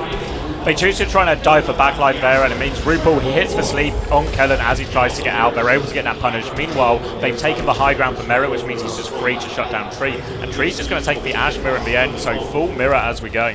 Echo, Voice O's, thank you very much for the subscriptions. Welcome to the Parasocial Friends Club. As you know, subscribers do not get advertising, so perhaps instead of rage quitting the stream, you could give me your money instead. Cheers to that. Toronto Defiant now, they are in control. NRG Shock, they're trying to contest up on that high ground, but the coach gun from Merit is good. Completely worthless bubble comes out from Kellen. 1-for-1 trades though, and it's a tank trade. That's really valuable. Kellen slipped up in the back. He's in a bit of a precarious spot now, and Rack Attack has been traded in the back line. Kellen's doubling down once for kills, but RuPaul and Vega, they peel well, they get themselves inside, and actually, Yuvi's managed to kill it, pockets Kellen out of this one as well, even hits the ante to put RuPaul and Vega on the back foot. Now Merit is alone on point, awfully low, coach come back up, they're going to keep this one contested here, Toronto, they're coming back, Kellen is so low, needs to get out, Ante lands on the tree while all of this is going, Kellen's going to get to the Mega, ult's coming online, Yuvi actually slightly quicker Nano here. Nanobrew's coming. I think the coach gun was forced out from Merit there. Now this next jump is going to be crucial. RuPaul, he ate the dynamite, but he ate the mini just as quickly. Tree has been anti-nated in the back. Nanobrew's turn has come and gone for NRG Shock, but no kills. Kellen finds Merit though.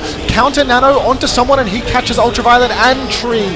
Pulse Bomb lands at the same time from Sugar Free as well, and someone Sugar Free, they're going to get it all done for him. Kellen's going for the clutch. Primal, he's got Vega already, he's looking for more, he's got eyes on RuPaul here. RuPaul's getting taken for a ride, Kellen should finish this one, surely no, juggles him away at the last second, RuPaul gets out, and Kellen only gets one kill with that Primal, wasted in the end. And now look at the ults. This is a brutal fight for NRG Shock. The fact that they've invested that primal there at the end, low value on the nano boost, bad to worse as Merit pre-fight pick onto Ultraviolet. NRG, they have to run away with their tails between their legs, but there's nowhere to run because you've got someone perfectly juggling Tree in the back. Down he goes, and there's only 3 members alive left for NRG Shock. Scissors lands the pulse on Merit, but he has to touch the point, and he's blinking back to spawn. I don't know if there's anyone to give a touch here. No one's going to give a touch. 100-0 in that final round. Toronto dominant on the Anna Brigg version of it there. Dylan04_OW, thanks for the prime. Welcome to the Parasocial Friends Club. Cheers to avoiding the ads. Callum MB with the tier 1, welcome back as well. Thank you very much. That's one of those paid subscriptions. That's the one we love, you know. Get 100 of those in a month and I'll be on my 3-month streak to get more money from subs forever. Forever, ever? I think it's for 12 months, but you know, that's basically forever in esports time. Yeah.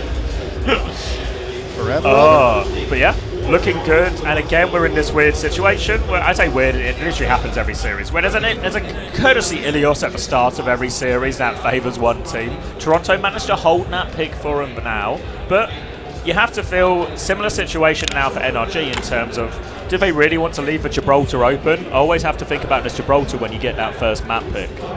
Look, I mean, I don't think that they're so confident in their Winston matchup that they want to take Gibraltar, but I'm not sure that they're terrified of it either. You know, they've been doing pretty well. I do feel as if NRG Shock is a little bit Anna Brigg averse, though. I feel like they don't want to go to that matchup, so it could be wise for them to lock a Shambali, lock something where they can just run that Junker Queen comp off rip. Also worth noting, there's a few difficult maps as well, like we saw Circuit Royale come out as a pick against NRG before, and I think similarly it does put them in a tricky situation to get Queen value here. Toronto, obviously, the entire reason this roster was built the way it was built was with the idea of flexibility, the way to go to different competitions. So when you run into something like NRG, there's a few different ways for them to try and solve this problem. Yeah. On the topic of flexibility, Barry Keith, thank you very much for the prime. Welcome back to the Parasocial Friends Club. And your message, Chris Theory. Chris, a man famous for constructing rosters completely incapable of flexibility, as they can only play one thing, and even when the meta lines up on their one thing, they come 7th to 8th in the tournament. Cheers, Baz. Cheers to that. Who up fiddling they mic wires? Nobody's fiddling. Every 10 minutes or so you will just get a blessing of static, but thanks for bearing with it. Bear with the static. Good things come to those that can get past adversity. Exactly right. Everyone is building character by watching the stream. An audio delay, the occasional burst of static, it's all a part of the plan. All a part of the plan. Oh, thank you, Homosexual. I do need the Nightmare logo. You're so great, Homosexual. All right. Chat's back on screen as well. Any chance we see the return of Punk next year? Oh, I mean, you know, I wouldn't be surprised if he clocked in for a 9-to-5 gig of beating Cuffer over and over again. Nothing like ruining Azuma's chances at qualifying for a major tournament for a living. Maybe pin a message about static. Look, if you want to write a message about static, I'll consider pinning one, but you know, I don't have all the tools at my disposal right now. We're at limited tool set. It's a back to basics stream here. Back to basics. Back to our roots. It feels like the production value here is somehow higher than my stream despite all of this, though. It's just 2 guys and a camera. You can get some nasty stuff going with 2 guys and a camera, Chris. You saw what was on that dodgy box. Oh, that box was so dodgy. And some of the stuff I saw on there. I mean, I wouldn't show my mother personally. Yeah, but apparently Chris wife has no qualms showing Chris's mother. Suravasa. Just a classic Junker Queen map, actually. Oh, look at that. Spandex 634 with the tier 1. 3 months of their service. 1 Parasocial fist bump, please. Nerd emoji. You actually get 2 for the price of 1 today. It's an incredible special. You thought September was a good deal? No, you should try November. Parasocial November, because you get 2 fist bumps for every sub. Thanks, Spandex. Don't forget to give Xavier money, guys. I will also take money in exchange for services, if you can call this a service. Flats Rheinpog is in the chat. Can we get a countdown going? What do you think? We don't need to sync. We're in sync. We've been living in sync. We've actually seen such a huge amount of each other over these last few weeks. These people think that I'm doing coke because I'm wiping my nose and sniffing. They don't realize that I've just been sick for 2 weeks and I've got eczema, so the skin peels off my hands and my nose and everywhere. It actually would be better if you were doing coke. Yeah, I feel that at least I would feel better. Plus it'd give us another chance to interact with our neighbours. Would you like a line? I mean, I can offer one of these. That's my last one, actually. There's no fucking way I'm offering that up. Do you think they've explored each other's bodies? If only they knew. There's actually contrasts and narratives about that. It depends who you believe. Yeah. Who you think's a more trustworthy source, myself or Max? We can tell that story at the end of the map, because right now we're rolling out on Suravasa. And on Suravasa, we're actually seeing a full pivot from both teams. NRG Shock, they are playing their Junker Queen comp that they've blown through their early games with. But Toronto Defiant, they're one step ahead. Someone on the Zarya to start us off.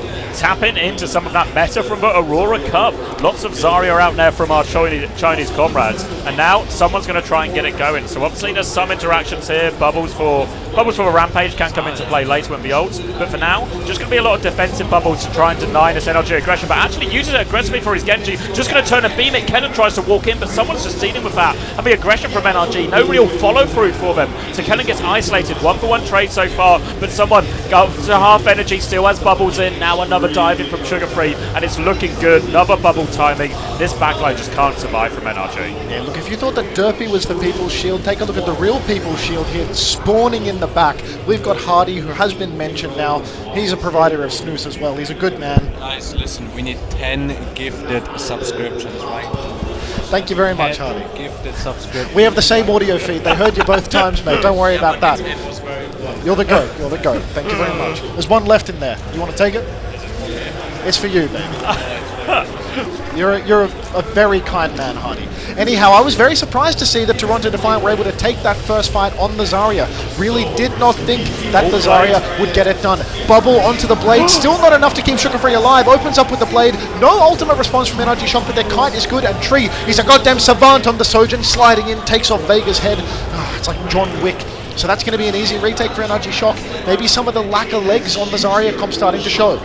It's really difficult now for the Zarya comp, because every time you get reset and your Zarya dies, you have to rebuild up that energy before you go again. But if you are doing these bubbles for energy before the fight, what it does is it provides an opening for Shock just to try and send the results, push aggressively here. So Toronto have to be really careful with their spacing, maybe even play it really slow to get these ults. But no chance. Yubi's going with Ray. Super fast fight here. Ray out in the open, massive snare up in the back. They're all trapped in this little corner. They're going to be taking so much damage, but it's Rack Attack to fall with the rally. Copy doesn't find the value that it needs to. Scissors is on the run, but he's getting beamed out of the sky, and that is just going to be trumps for Toronto Defiant. No kills at all for NRG Shock off their aggressive fight, and 3 ultimates thrown into the mix. Disaster. They wanted to fight early. They just about got their ults in time, Toronto, but Merritt's Bob, big uppercut on that rally. Not only stops Rack getting aggressive bash or doing any real harm, also puts Rack in a position where he gets traded immediately. Now they have grab Ray to finish this one, Toronto.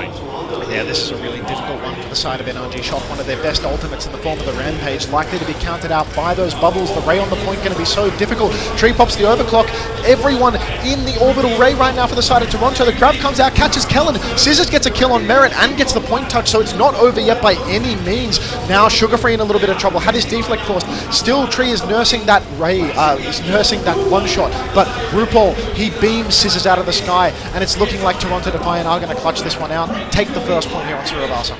There's really an interesting dynamic where the power at the start of the fight is normally very good for NRG when we all play around that shout timing, that burst of impact. But once we get to the mid to late fight and someone starts to get some of these bubbles back, he's up to high energy, he can really take over in these situations here. So they cap the first point, Toronto will move on to point C, the fountain area. Genji venture now. This is what NRG were originally playing. This is really a kill backline type comp. Expect the aggression to be ramped up here by Shock. Yeah, they're going to go super deep, super fast. You can see the shot invested by Kellen, and they all push super deep. They want to get those bubbles out. Once the bubbles are gone, the Rampage will come in. Rampage comes out, Sugar Free and Vega both manage to cleanse it. Tree is in on the backliner, and down goes Vega. Point control for NRG Shock now. They don't need to go for more. They will back up to the point 5 versus 4. Ultraviolet has the Ray if anyone tries to get particularly aggressive, and Tree is already at a fantastic angle to do some early damage. Looks like they want to go again after that bubble. Torpedoes over the top. They're just going to run over someone here, and that's the aggression. Tempo step up. Tree wants to go for more. No tank available. No defensive bubbles. They're in a lot of trouble getting double pocket out of that. He will live. Toronto get the rest of their gang out. But again, it was Vazario who died. So once again, he needs to build that energy. You can't see it behind our webcams, but right now Tree is hiding in the corner. He is ready to pincer once more. He has been spotted. He drills out into main, digs in, but he keeps on pushing. The tempo is unbelievable. Orbital Ray up in main. RuPaul's in a lot of trouble. Tree doing so much damage to him. Ultraviolet gets the finish. Sugar Free pops the blade. There's a bob as well, and that's doing so much damage. damage, and that is going to be Toronto Defiant once again cleaning up on these forward fights. Twice, NRG Shock have tried to fight in spawn, and twice Toronto Defiant have matched that and cleaned up. That one, though, on the whole, feels a lot better. They use Ray, but they force out Ray and both DPS ults here. So NRG, they need one retake, and now they've got a bit of an ult advantage. The problem is, one of the ults on the side of Toronto is that grab. And that grab is so powerful if he can land these key squishy targets. Sugar Free, he just has to backstep a little bit, but there's no pressure yet because Kellen only just now respawned. Grab, incredibly deadly ultimate. The rally could be good for that, though. Big shield inside the grab, potentially keep somebody alive. Tree has that, what's that called? Aftershock? Tectonic shock comes out, but it does catch Tree, and that's bad news for the side of NRG Shock. They will get another fight here because they've gone down very quickly, but they invested heavily. Scissors, he's not going to be staggered. You can't really stagger the Genji meaningfully. Toronto Defiant, they spent everything that they had, though, in NRG Shock. They've got the blade. They're close to the Rampage as well, so they're certainly not out of this one. I wonder if Toronto will choose to go quite faster, because if they just take a normal fight on point, yeah, you're right. He's come back on cast as well, so this is going to allow NRG to go to point, a chance to use the Genji ult, a chance to use that Rampage as well, and that Kellen should get mid-fight. Really difficult situation here for Toronto. Toronto, I mean, they have to play back. They're down on ultimates now. The only saving grace is the fact that with the Cassidy, they can play a really long angle. They go rather deep, bubble onto Sugar Free, but they don't over-invest. NRG Shock as well, very disciplined, trying to bleed bubbles. Once again, they want to enable either this Blade or this Rampage. Blade comes out from Scissors, and it is good. He's getting damage onto the tank. He has a little bit of downtime here, but the damage is well and truly done. Merit in trouble as well. Tree is there to finish the kill, and with a 5 versus 3, the retake is looking impossible for the side of Toronto Defiant. Looking for stagger kills here as well, trying to catch the energy they can't. So much credit should go to Scissors on that one. He blades, he reads for movement as Rupert wants to dip out main. Scissors is there for the intersection, helps his team secure this point. Then again, good target selection afterwards. Scissors spots the cast separated. Tree comes to help him out with it. 1-1 here on the Sarabasa as we go into this next fight. Look, Kellen's got the Rampage for the next fight. Someone's been very disciplined with the bubbles, but you can only expect so much. You can't play Zarya on 0 charge and just nurse your bubbles forever. NRG Shock have fantastic ultimates to brawl here in the choke, and if they get over to the point, they can fight there as well. Kellen's going for the high tempo approach, but he's completely whiffed his Rampage. That's a 0-man. Nice knife onto Vega, though. Could be the saving grace, but the High Noon looks to be countering things out. 1-for-1 trades, but Scissors goes down. Still a chance for Tree to clutch this one out. He comes out in the orbital ray, takes down Merit. Rack Attack with a nice bash onto Sugar Free as well, and that is going to be NRG Shock cleaning up this fight. Rather expensive. They used everything they had. They get those ults out, and you can see the problem Merit has on these hit scans. He's now making the swap over to Sojourn just to try and maybe exploit some more of this space, use his shift to get out of this. Because once NRG start coming for that hit scan, they don't stop coming, and it's causing Merit loads of problems. Now Grab Blade available as they come back in. Aggressive push again. Vega's going to get caught before the fight. No ults just yet for NRG, but Grab will come out in response. The Grab will seal the deal, and when they're trying to play this aggressive tempo, it does just set up these really nice grab timing for someone where he can just grab everyone and just wipe the entire team. 3 for 3 on spawn fights for NRG, where they have been absolutely counter-dived by Toronto Defiant. Really nice aggression from them, getting lots of early kills, but they're falling into the trap of getting counter-ulted again and again. NRG Shock, they really need to tighten that one up. If they're going to muscle in like that, they need to make sure that someone doesn't have the grab. You can't give him a freebie like that. The problem with their comp is that there's no good answer because they need to push. They don't have a strong neutral. Tectonic Shock comes out from Tree, but it's all Toronto in the kill feed. Blade comes out, Rack Pop the rally as well, bashes, but he goes wide, and that is going to be Toronto Defiant cleaning this one up. This one hurts. NRG Shock, they spent 2 ultimates in that fight. Again, nothing for it. Tectonic Shock, often a really hard ult to open the fight with because it just forces that rally. Someone has bubbles, you're feeding that energy into the bubbles, and it's really difficult for them. And now they're going to have to try and come back. They've nearly got this Ray, they've nearly got the Blade. Might be wise for NRG to play this one a bit slower, getting his ults before committing to this fight. Orbital Ray here in the choke, really early push from Toronto Defiant. They know that NRG needs to touch. There's an overclock up in main. I'm not sure if anyone is actually in a position to touch the point at this point because the kite's going so wide. Rack Attack and Ultraviolet both caught out. Tree gets the trade. Somebody has snuck over to the point. Scissors will flip the cap, but it's not going to matter because they're going to come back onto the point and save a miracle from Kellen. I don't think they've got this one in the bag. No, Scissors is going to play for one more touch, has 4% to work with, but we're going to find him here. Bubble now onto Sugar Free to help him in that one-on-one. Scissors will dive in, die for the touch, but I don't know if anything else is coming. Here's Tree back on Tracer. Kellen nearly has for Rampage. Maybe there's a clutch angle here. Ray, they think they can clutch. 4v5, but they're using the ultimates here. Someone's disengaged a different way than the rest of his team. They're looking for him as well. Someone nearly has a second grab, walking forward, but Toronto, they've disengaged his Ray.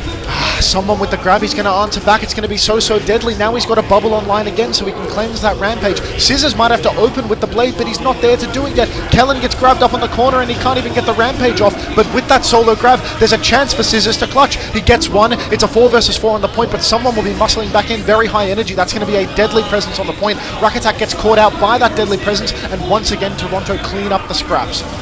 They'll win this scrappy fight at the end of it. Cost them ults, cost them another grab right now. But now NRG, they move on. They will be coming back with this rampage here. A great ult to try and convert the fight. They just need to make sure they get the right bubbles out first, as we see Treat does go back onto Venture after using Tracer Crystal.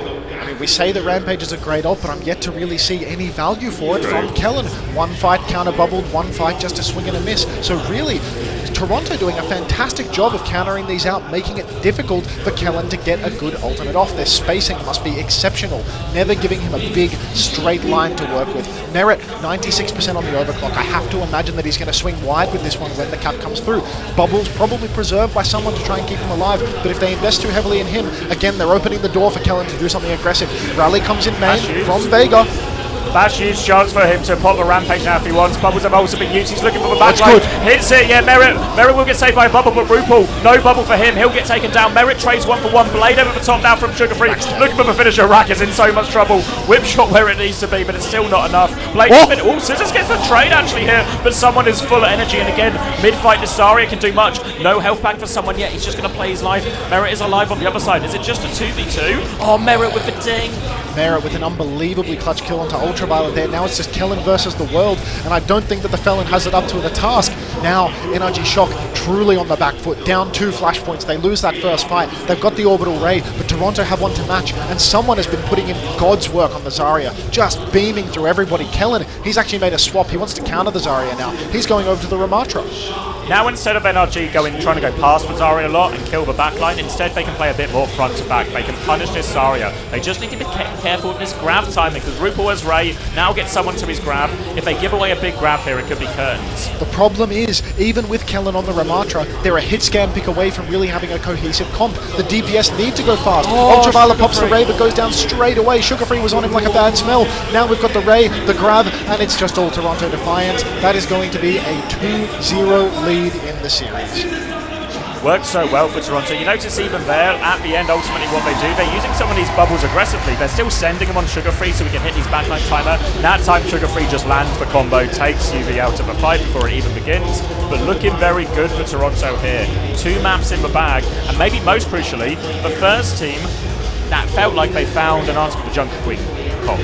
Maybe I mean, Crazy Raccoon just beat it, right? But the first team that have faced it in a while and have found a solution. Yeah, now they're actually just rolling out on a Zarya and making it work. I would not be surprised if we saw a bit of a game of swaps here, where potentially we see if a Zarya starts on defense, we see Kellen over to the Ramatra, maybe Tree over to Cassidy, something like that. Something that brawls a bit better, puts a lot of pressure on the Zarya, because Zarya is not a strong pick in the overall meta. Maybe in isolation, in this Junker Queen matchup, it goes okay. It can counter out those aggressive all-in dives. But a couple of swaps, and you can instantly have someone changing his hero. Exactly, yeah, and it feels like now the pressure's really more on NRG, right? They've been posed a new problem. For most in this tournament, NRG have been throwing the curveballs. They've been playing this Junker Queen comp where other teams haven't had a lot of practice against it or didn't really take it as seriously, and then it's caused all sorts of problems for teams throughout today and yesterday. But now, the Zarya comes out, and now a lot of the maps now would feel good for Queen. But Toronto have shown, well, we'll just play Zarya there and we think we can beat you, and they kind of showed it on that map there, so it's on NRG to adapt. Tournament lives on the line, they need 3 in a row, but 1 map at a time, really. 1 map at a time. Baphomet OW says, put in PGE, he dinks everyone. Absolutely not.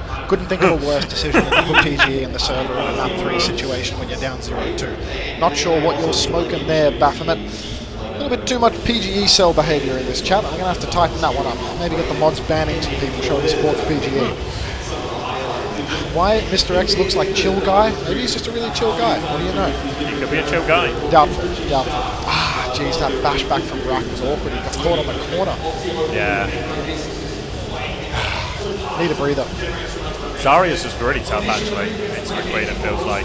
They can never close the distance. It doesn't feel like they can run over people. And with the Sojin Genji, a lot of their clear targets just don't exist anymore. Real shortage of clarity at this point. I wish I could swap to slop at this point. You know, I can't keep talking. You need the respite. I'm a killer for some respite.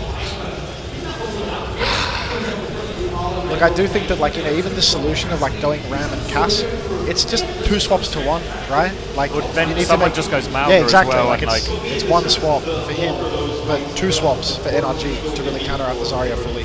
The problem with like a Kellen someone matchup is Kellen is a tank who can actually play a pretty wide variety of tanks. So he, in theory, shouldn't mind the swap game. The problem is someone is missed a swap game. So essentially, someone's just able to play all the same heroes as Kellen to a slightly better level on pretty much all of them, I'd say. Maybe Queen there's like a Kellen favour there. The case. But not in a meaningful enough way in terms of how this meta is and what you would swap to what, you know? Yeah. So really difficult situation for NRG here to try and dig themselves out of.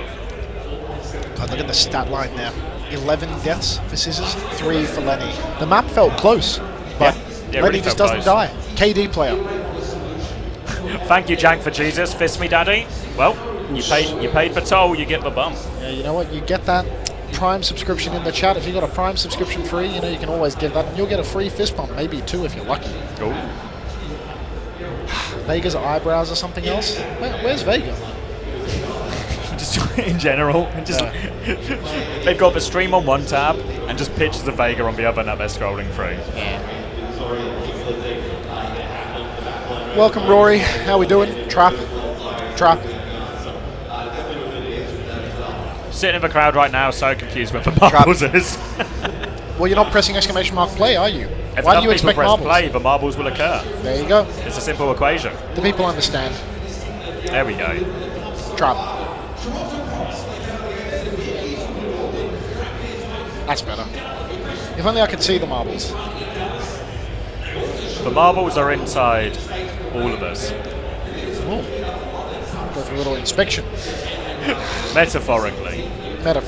Understood. Later, literally. But for now, metaphorical. Ah, there you go, get another one. Thank you, Ben for Beasley. Appreciate the prime. Cheers, Ben. Fist for Jesus. Anything for Christ. Unfortunately, Christ on the back foot after the EMEA results of this tournament. Yeah, no, Christ actually got put in a coffin this time around. Really rough. We'll do power rankings of deities on the next Uncoachable. Oh yeah, that'll do well on the thumbnail. How did Nightmare lose so hard to NRG? I just woke up. They couldn't solve the Junker Queen. They tried Malga, they tried Mirror, they even tried a little bit of Ryan, but they sort of just fell over. Little bit of a shaky performance for them. I think they were over pushing a lot, overextending. They would get picks and then they would over push and get themselves traded, stuff like that. Clumsy it felt. Yeah, clumsy. Maybe just the nerves getting to them a bit. You know, the pressure was really on. Their lower bracket. They're versus a team where they're no longer the underdogs, and really just the weight of expectation seemed like a bit much for them. Yeah. A lot of younger players on that roster. A young so, you team. know, yeah, first land stage for a few of them, I'm sure. So, you know, maybe wouldn't expect that long term. Here though, we see, you know, a little bit more of the same. Attack, Zarya, defense, Junker Queen. But look at Tree's adaptation. Yeah, starting on the cast here should in theory now allow Kellen and Tree to play a little bit more to punish some of these bubble timings. So if someone is using these bubbles aggressively on Sugar Free, then all of a sudden that pushback timing from Kellen and the gang is going to be absolutely massive. For now though, just starting on high ground, holding their space, NRG. Sugar Free's going to get one bubble to try and clear a bit of space, will be forced to dash out though. And now, coming around the corner, you see Scissors holding top left, Kellen top right. Very awkward one to deal with. Expect more bubbles to go Sugar Free's way. Here we go, pressure onto Tree again. But he's dancing around the pillar, gets himself out of that one. But now, bit of space for Toronto. Yeah, Toronto, I mean, they're very close to potentially just stealing that card away. Up in main, card control, a little bit of an issue here. No Genji on their side. Nobody that can really just anchor to the objective. Scissors forced to do it all. But when Toronto flips around like this, Scissors is in a lot of danger, has to fly out. Actually looks like Kellen is going to be the one to get caught out as he is just completely collapsed on 5-man Toronto swing, and they all take him down. They're all hiding here, but bubbles will reset before going. Good patience, good discipline from Toronto, and Sugar Free will burst out and deal with all these threats for him. Clean from Lenny, and clean sweep there as well. You saw Toronto, absolutely knew all of NRG were going to be hiding. Wait till they have both bubbles, walk with both bubbles, and now they put themselves in a good situation for this last fight. Ray advantage. Yeah, excellent discipline from Toronto. They know the textbook. They know what is coming. So even when they're up, they do not throw it away. Scissors, Ultraviolet. Those are the players that we need to keep an eye on for NRG Shock. Scissors, he can open up with the copy. Copy Zarya can be pretty good. The double bubble is very potent in a scrappy fight. Ultraviolet also very close to that Ray. RuPaul about the same. Should have it even timing. The Tree, both DPS getting forced back quite a lot. Torpedoes come out, L order of operations from Ultraviolet, and it's actually just Sugar Free and Merit cleaning house inside their own Ray. A little bit slow to pop the Ray was NRG Shock, and they really pay a heavy price for it. Similar problem as well when we talk about Copy versus Genji in terms of ult value. Actually, the Copy can get a lot of value, but it needs a bit of time to get its cooldowns out to build up to that Copy ultimate. Whereas with a Ray Blade, you are killing stuff really quickly, so the fight can just be over before you start. No rally to buy NRG in that time. Now a quick first point for Toronto. They're looking for more already. Another bubble onto Sugar Free. He's getting so much done with these bubbles. Yeah, we really need Tree to step up and start backpacking his team because the Cassidy Picket is so feast or famine. It might be good for putting a bit more pressure onto someone, but again, he's going up against a bubbled Genji. That's a lot of pressure on him. And with these Ray Blade trades, it's oh so difficult. Rally comes out in main and Rack Attack just gets wiped off the face of the earth. He even popped his rally in that one. Tree, he has perfect timing to get that high noon kill, but he will be taken down by the Bob at the end. It's a 3 versus 3 right now, so it's not just a clean sweep, but with the Grav being invested, no, continuing to trade actually, 2 versus 2. Someone is very high charge and muscling up on the cart though, so NRG Shock, they're going to have to play it very safe.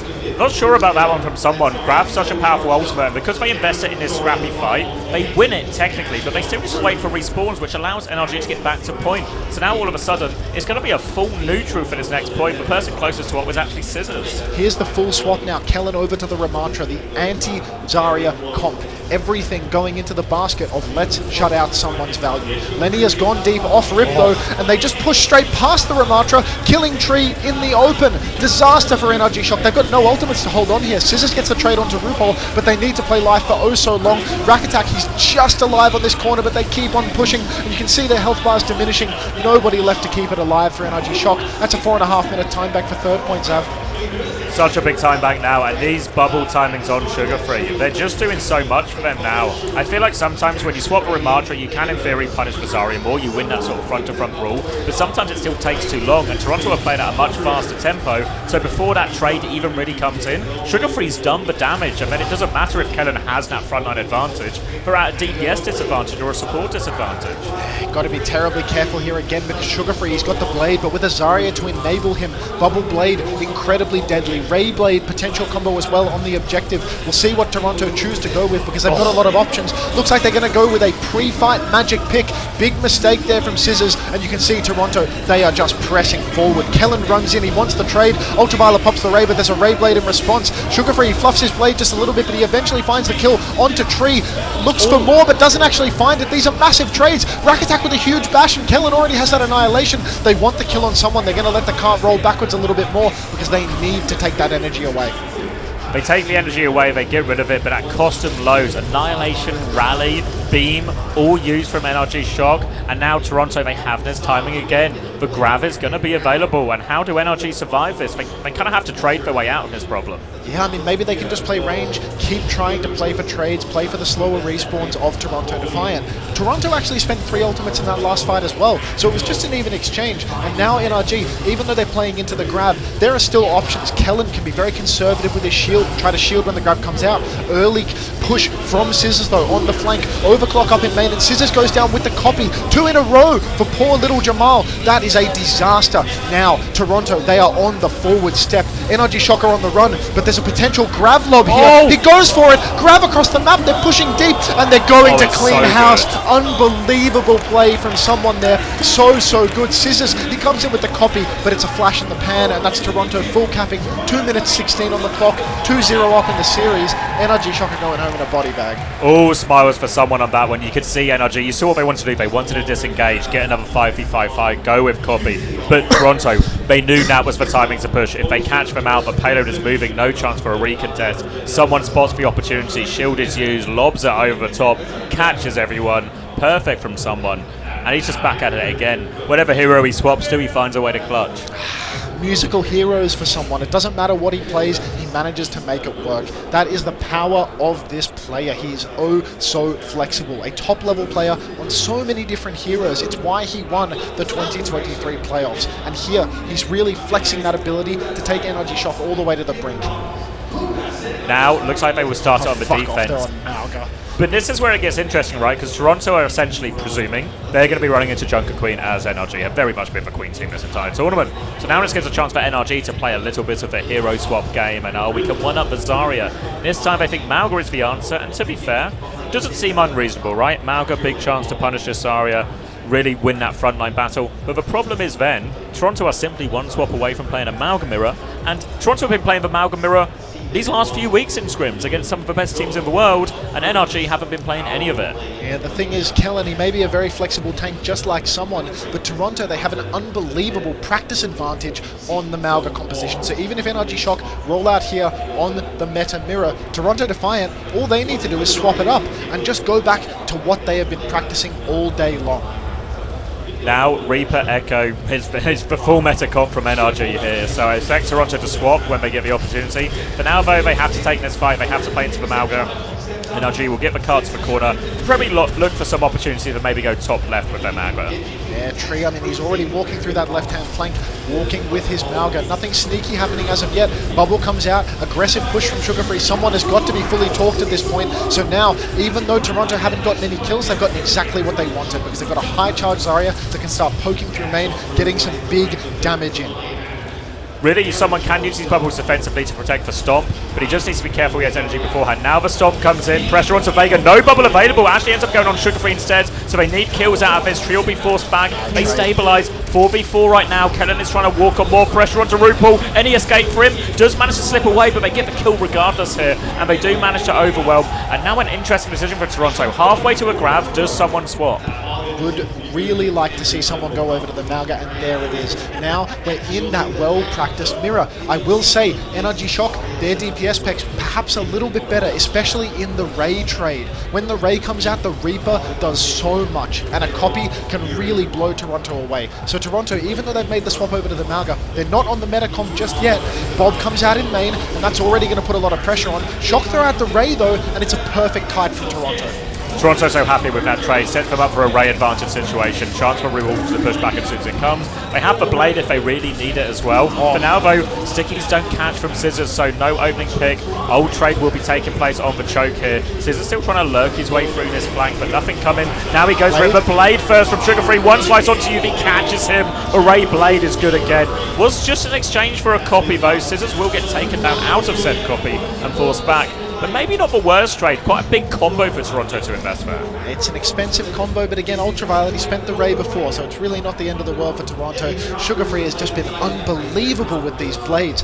Again and again, finding so many kills, such high uptime. We saw in the SSG series, you know, Backbone, he pulls the blade, and he just has to play range. He doesn't have the confidence to take that risk. Sugar Free, he is unleashed when he pulls the blade. Full damage the whole time. Tree getting a lot of damage onto Lenny early on in the piece. Rally's traded out on either side, but it looks like both Briggs are in a spot of bother. Vega stuck in the backline, and down he goes. Rack really low HP as well. Someone's actually going to drop the cage in here. Kellen has it to match, but not in time to save Rack attacks, and now they are finding the cage. Sugar Free's trapped in here, but Sugar Free's the one who gets the kill. Kellen will trade it out now. They're trying to burn through the cage. Merit is stuck here.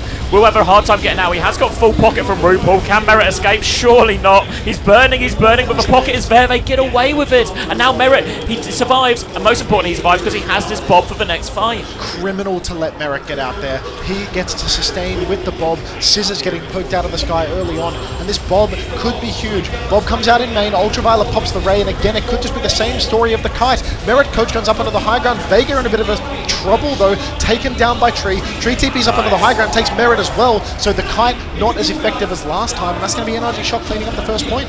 They're going to drop a point, group up, finish that one off, and there we go. Keep themselves on the board, but took a hell of a lot longer than it did Toronto now. So 3 minutes for second point. They've got a copy to roll forward, but Toronto, they've got the Blade, they've got the Ray, and they have been brutal with this combo all day. Yeah, Ray Blade, incredibly difficult combo to deal with on a bad day, and it is not looking good at all for NRG Shock when they've been going into these ones. Lenny has just been slicing and dicing all day long. Scissors has an extremely wide angle right now, but it appears he's missed the rotation of Toronto Defiant. So Toronto, they flip over to the cart. Nobody initiating with an ultimate as of yet, but now, again, the pressure is on NRG Shock to open this fight up. They're going to try and find an opening here. Scissors still behind them, but they're actually on force back. Is a disengage onto this Ray. The kite looks good. UV is caught behind, actually. They know it as well. Sugar Free is on the hunt. UV is running, but he runs straight into RuPaul.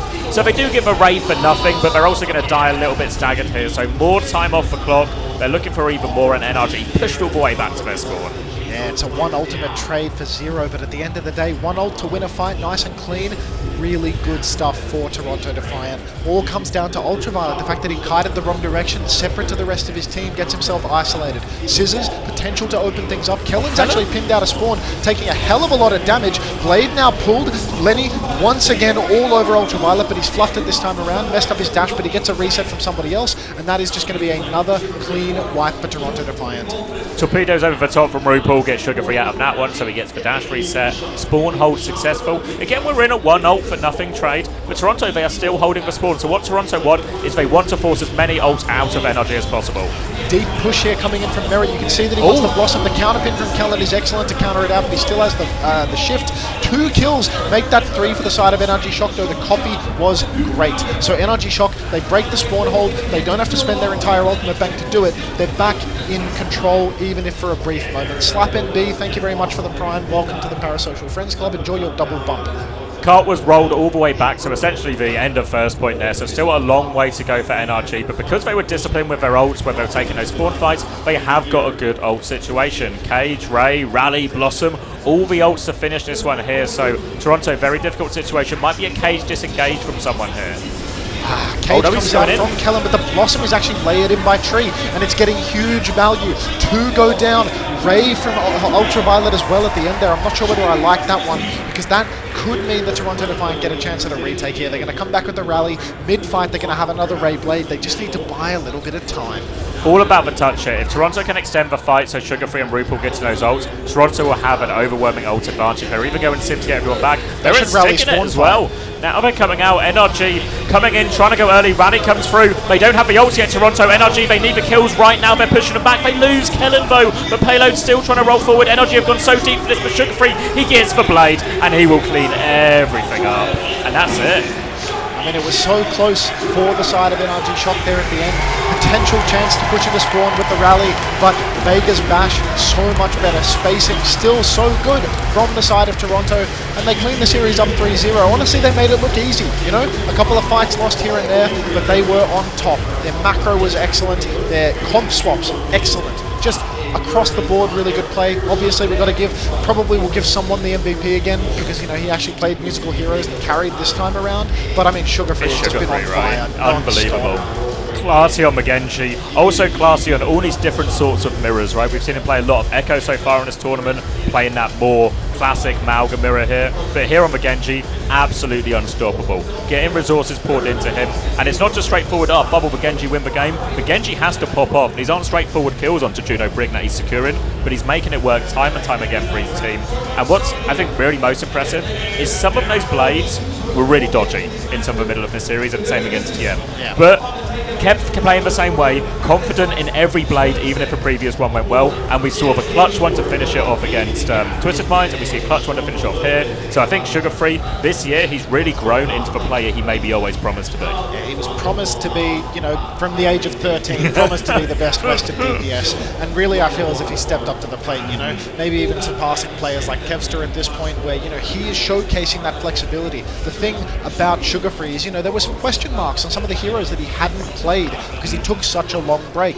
Is he good at Echo? Can he play these reworked heroes? Can he play the new stuff? But it feels like he's well and truly proven that he can at this point, because his team has been able to dominate time and time again, and it really is off the back of his superstar performances. Jigzorn, thank you very much for the prime. Welcome to the Parasocial Friends Club. No, I will not give CommanderX a hair transplant. Cheers to that. Yeah, they're giving haircuts here, but I don't think free hair transplants are running any of the boobs. Yeah, no, might have to pass on that one just quietly. RuPaul interview.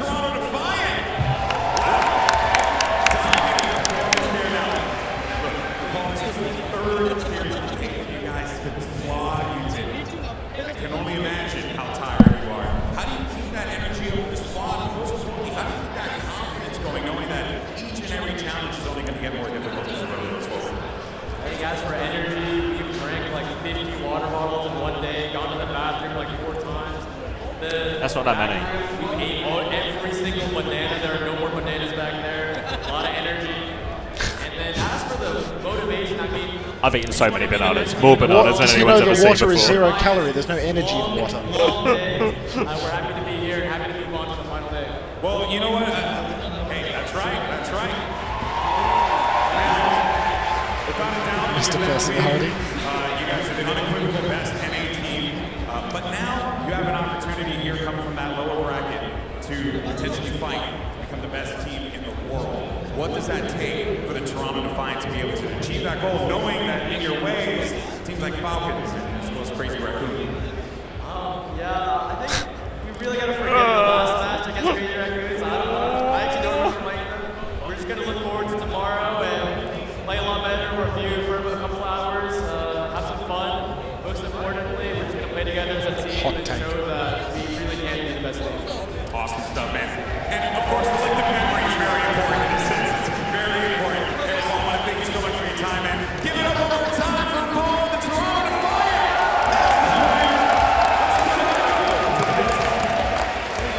Good on you, RuPaul. Congratulations to the Toronto Defiant. They're keeping their dreams alive. Let's see how far they can take it. We're back here on the deck. Why did Nightmare match for Queen? The thing is, this is what this is ranked hero swap theory. Everyone's like, oh, you just swapped to the counter hero. But the Zarya only works if you're good at Zarya.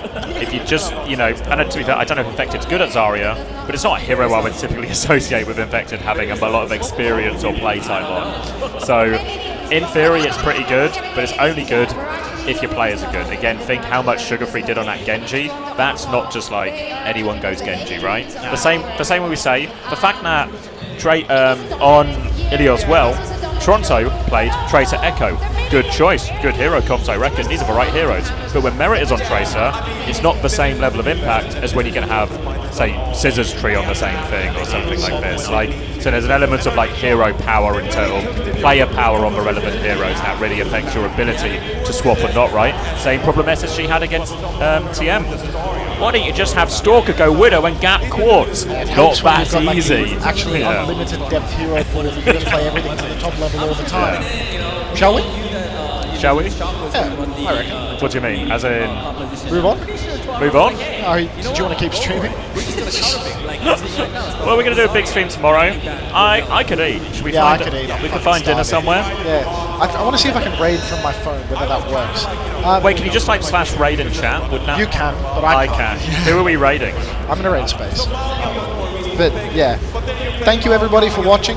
Thank you very much for all of the subs. You know, be sure to tune in tomorrow. Continue to open your wallets for us. We love that. Maybe watch as well. That could be nice. Watch, chat, that sort of stuff. We'll not have to restart after the first or second game. Hopefully we've got the production stuff down pat now. You know, we've got a real good system here with 15 different layers on our OBS. GG's everybody. Thanks for watching. Hopefully this phone raid. Oh no, there's a raid channel button. That actually was my better. Alright, hold on. Where am I going? I'm going to Space. Or you could do Cloudy. You could do Cloudy. I could do Space. Alright, yeah. Let me just figure out how to do it on my phone. Let's see. Create a dashboard. Set up my place. Edit stream. Am I stupid? Does the raid just happen automatically? There's a cancel raid button. Yeah, there's normally like a bit of a countdown before it Yeah, goes. but usually I have to click a button. Oh yeah, you're right. Where am I going? Open it on my phone. Manage my stream. Oh, here we go. Yeah, manage my stream. Raid channel. Who are we looking for? No Space. There's Hunter. Probably don't rate him. Bye everybody. Thanks for watching. Gala. No. Where is Cloudy? There is Cloudy. Start raid. Thank you everyone. See you. Long ass timer on. I got the raid now button on my phone. I'm gonna hit that shit. See you guys. Where's my raid now button? Oh wait, I saw the screen as well. I mean, you're streaming, mate. Stop buttons.